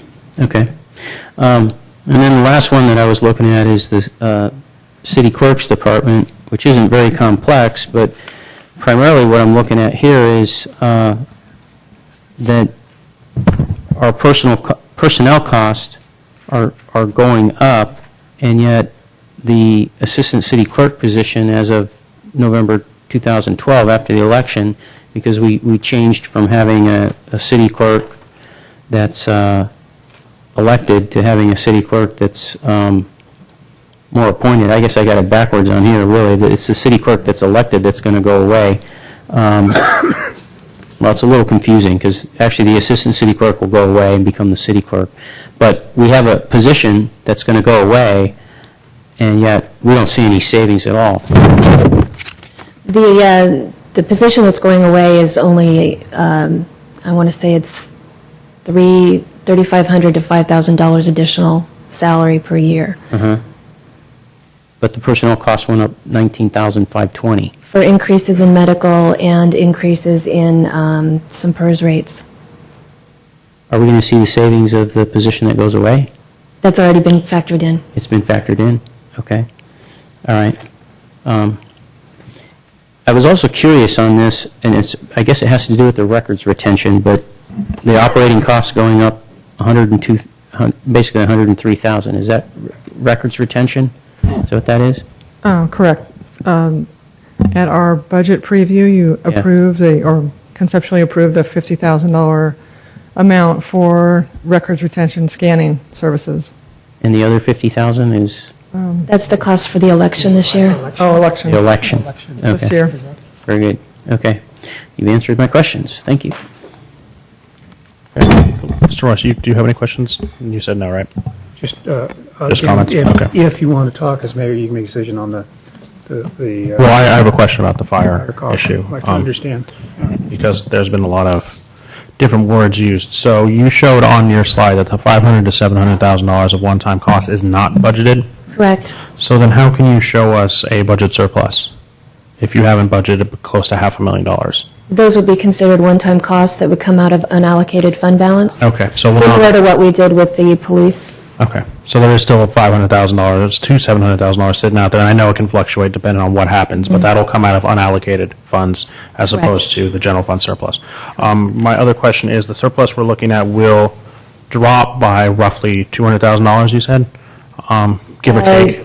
It could be on an annual basis, I think it's about $340,000. So on a prorated basis, maybe $250,000, but we have to study that You have to look at the numbers, but it'll be significantly less than what it is, maybe over 50% less than what we're actually showing. More than likely. And those will be in the surplus because those are ongoing costs, they're not one-time Correct. costs. Okay, Mr. Royce, did that answer some of your questions? Yeah, if everybody's comfortable with that. Okay, so we'll open this up to public comment. Is there any public comment regarding the budget? Seeing none, we'll have discussion. Mr. Lewis? Nothing? Mr. Grisilli? No, I mean, if we did it with police, although I don't know that we knew the exact number of the police amount, but I don't want to, I'm not going to fight this battle. So it's coming out of a fund. We have the money. Mr. Royce? Mr. Grocott?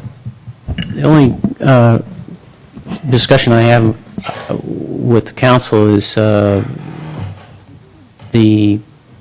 reserve funding that I mentioned before. If we're taking on, a whole new department by ourselves, being fire, and it had a reserve fund and it's, was depleted as the department is going away, do we want to have a discussion about where our reserve funding is right now? Is it enough to cover that new cost? So the question is, we have our policy is 10% of the budget, right? So the question is, does that track, right, for fire as well, or does that have to increase because of it? In other words, we're going to add full-time headcount, and our ongoing assumption right now is 10% is going to be enough for economic, for reserve funding or whatever that is. If I may, before you answer, I think something else that could fit in there a little bit is, with police, it's a department in terms of people that's over here, but we still have things, if I'm understanding things correctly, that are ours as a police department, and that we have enough reserve funding for that portion as well. Well, most everything in police now is with the sheriff, with the exception of the actual physical facility, but the vehicles and everything are now property of the sheriff. So that's one thing that's different.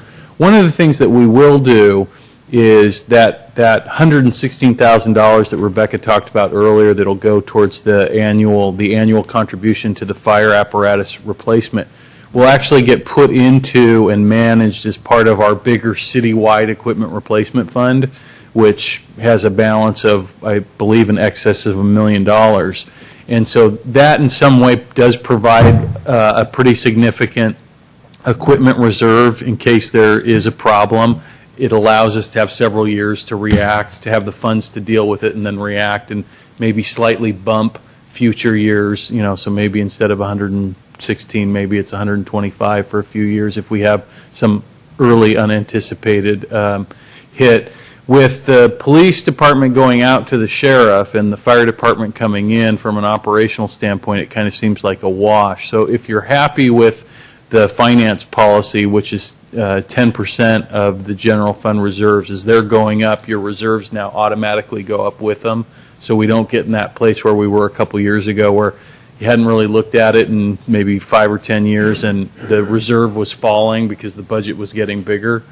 Now we're keeping up. So I think we have sufficient reserves right now. I think our goal to move to 15 and 20% is still a goal that we should strive to attain. And to that extent, the council had given us direction at the study session to take whatever remains of the surplus, and we're going to have to go back and rework a little bit of numbers after the sleep exemption came out.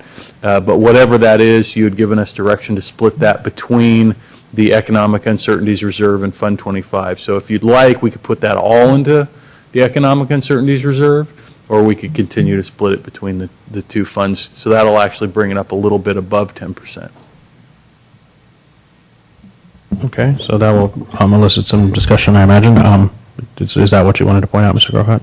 Yeah, I personally, I prefer to keep it split so you can see it, as opposed to putting it all in one. Okay. My only comments are, we went into this thinking we were going to have, I think at the beginning it was a $600,000 surplus, Mr. Malpe, was that $600,000 or $700,000? It was 400, a little over 400. No, before we started adding stuff back. Oh, yeah. It was $600,000 or $700,000. It was approximately $500,000, a little over $500,000. A little bit over $500,000, and we added some programs back, and the council decided, well, we're going to hold the line at about $400,000. We don't want to get ahead of ourselves, and we don't want to add too many programs back. Councilman Grisilli and Grocott, I know, mentioned not adding the newsletter back. Well, now we just gave away another $200,000. And that leaves us, well, maybe even more than $200,000, but let's say it's $200,000. That leaves us with $196,000, and that's it. And we're going to go into a labor negotiation with our future fire department. And I would love to say we're not going to give anything else away, but I don't believe that's true. I believe it'll cost us even more money than what we're saying now. So my issue is we're adding services back when we really don't have that much money on the buffer zone. And I understand two of these are funding because we want to maintain a program we currently have. So if we didn't fund them, it would actually be a cut to the community. So I would love to leave those alone. And then the contract with Half Moon Bay to provide recreation services is a chance to have more revenue. But restoring code enforcement, additional funding for holiday lights, increase for records retention program, additional funding for traffic enforcement, additional funding for GIS services, restoration for Jobs for Youth program, and additional funding for television of the Planning Commission. Those are all additions. Those are all things the community currently doesn't have, so they wouldn't be cuts if we didn't do them. I think since we added $200,000 more into salary and benefits, we can't add back services. I don't think we're there yet. I think we'd be jumping the gun, just like was mentioned that we were jumping the gun by trying to add even more. So I would like to approve the budget without those included. And for us to go with kind of what we have now, we would keep the funding for the homework lab and the youth and adult center wellness programs because we currently have those, and if we don't fund them, it will be a cut to the community. And I want to keep the contract with Half Moon Bay because I believe that's going to generate money. But all the additions that we currently don't have, I'd like to see taken out of the budget to make up for the fact that we just added possibly $200,000 into it. Mr. Malpe? Yeah, if I can push back on that just a little bit. It was a significant change that was made this evening. However, the sleep exemption does need to be looked at within the greater context of the salary and benefit package. And we are going to be, as a result of the action, we're going to be bringing some things back to you to take a look at. One thing that we'll look at again is the salary. As it's been widely reported, Belmont was looking at, a 8 to 10% salary reduction, where we had only recommended a 5% reduction. Well, part of the reason that we had only recommended a 5% reduction in salary was because the sleep exemption was in there.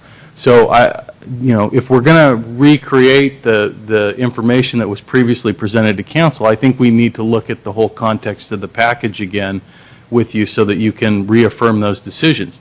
Labor had offered 10% without the sleep exemption. I'm going to go out on a limb and say we're not there. I mean, you haven't even taken what Labor put on the table, which I think would be an error to at least not look at. I think they were comfortable moving forward with that, so I think we're going to want to take advantage. So there's a couple of things that I think we're going to be able to do to mitigate some of that dollar amount here.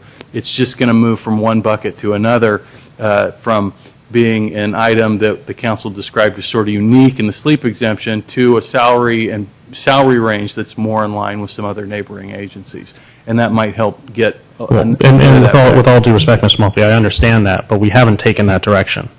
So if we were to take that direction and see additional savings, then I'd love to see these things come back. But we haven't given that direction. Well, the only direction we've given is to remove the sleep exemption, which will cost us more money. So I don't want to see us granting salary and benefit enhancements and spending more money on services. I just think that's a slippery slope. Through the chair, I would say, though, that what Mr. Malpe's saying is everything's on the table. I mean, we're saying that we think that the sleep exemption gives us a competitive disadvantage.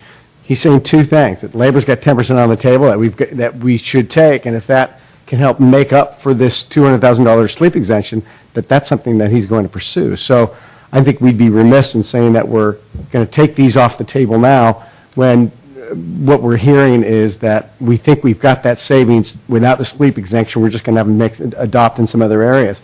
We know that we're still going, as you made the point earlier, it's still a negotiation to be had. Our target is still at least, if nothing else, the 10% that Labor's got on the table. So I think that if you want to say we want to give direction to staff, we want to find that savings somewhere else in that contract, then I think that's good direction from council to say we need to find that somewhere else, but we just don't think that's the place to do it unless Labor wants to put it back on the table. Well, I mean, I'd love to do that, but also Labor's going to come back and say the reduction in the PERS benefit, that's a huge percentage right there. So just to think you're assuming a little bit of a negative in order to do this at this point in time, and I think if we give instruction to find that savings somewhere else, I think staff is saying that they might have that. The final point that I'll make on this is unless you're going to amend the budget and add more money to it, the budget that you're approving is based on the sleep exemption level.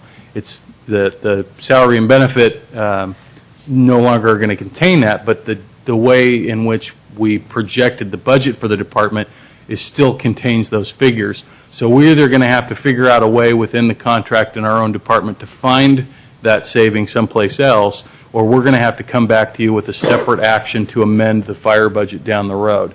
And if you want to cut other programs at that time, you could consider it then, or you could consider it right now. So I'm just to kind of give the context. The budget hasn't changed yet. Mr. Brokaw? Through the chair.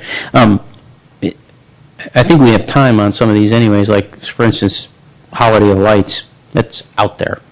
Even the homework lab at the youth center doesn't get charged up until September. So we've got a little time. I would like to give the city manager that kind of direction, and I think he's right. I think, we've done some things with the firefighters. They're going to be willing, I think, to work. We can negotiate towards that 10% or whatever. So I think we got some time and some allowance. What I'm hearing is the equation may change, but the dollar amount that we're adopting is the same.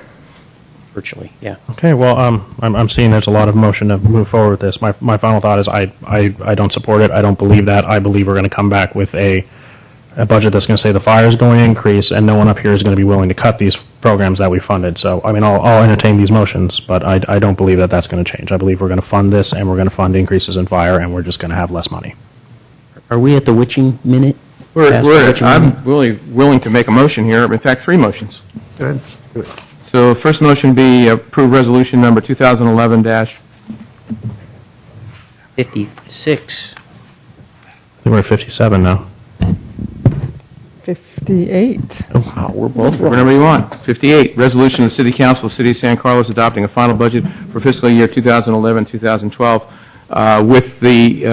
with the point of eliminating the sleep exemption. Is there, talked about earlier. Is there a second? Second. Madam Clerk? Councilmember Grisilli? Yes. Councilmember Grocott? Yes. Councilmember Lewis? Yes. Councilmember Royce? Yes. Mayor Klein? No. I'd like to make a motion, RDA resolution number 192. 192, resolution of the redevelopment agency of the City of San Carlos adopting a final budget for fiscal year 2011-2012. I'll second that. Madam Clerk? Director Grisilli? Yes. Director Grocott? Yes. Director Lewis? Yes. Director Royce? Yes. Chair Klein? No. Like one more motion, resolution number 59.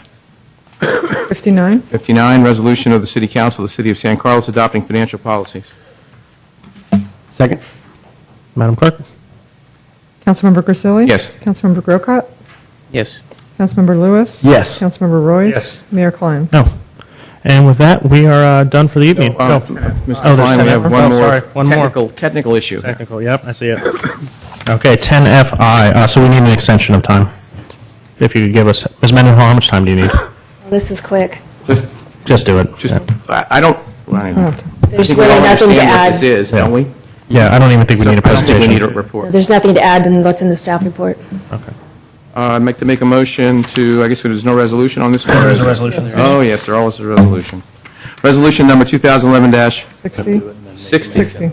Resolution of the City Council of the City of San Carlos electing the population and inflation adjustment factors and establishing the 2011-2012 appropriations limit of the City of San Carlos pursuant to California Constitution Article 13B, X111B, and Section 7900 et sequa of the California Government Code. Is there a second? Second? Madam Clerk? Councilmember Grisilli? Yes. Councilmember Grocott? Yes. Councilmember Lewis? Yes. Councilmember Royce? Yes. Mayor Klein? Yes. And with that, we are done. Mr. Mayor, just one comment. Just I know you acted a little bit after, but just a quick motion to extend the meeting to this moment and then adjourn, please. We need that Make a motion to extend the meeting to this moment. Is there a second? Second. Okay, Madam Clerk? Councilmember Grisilli? No. Councilmember Grocott? Yes. Councilmember Lewis? Yes. Councilmember Royce? Yes. Mayor Klein? Yes, and tonight we will be adjourning in honor of our city manager lost his grandmother last week, so tonight we'll be adjourning in her honor. Everyone have a good night.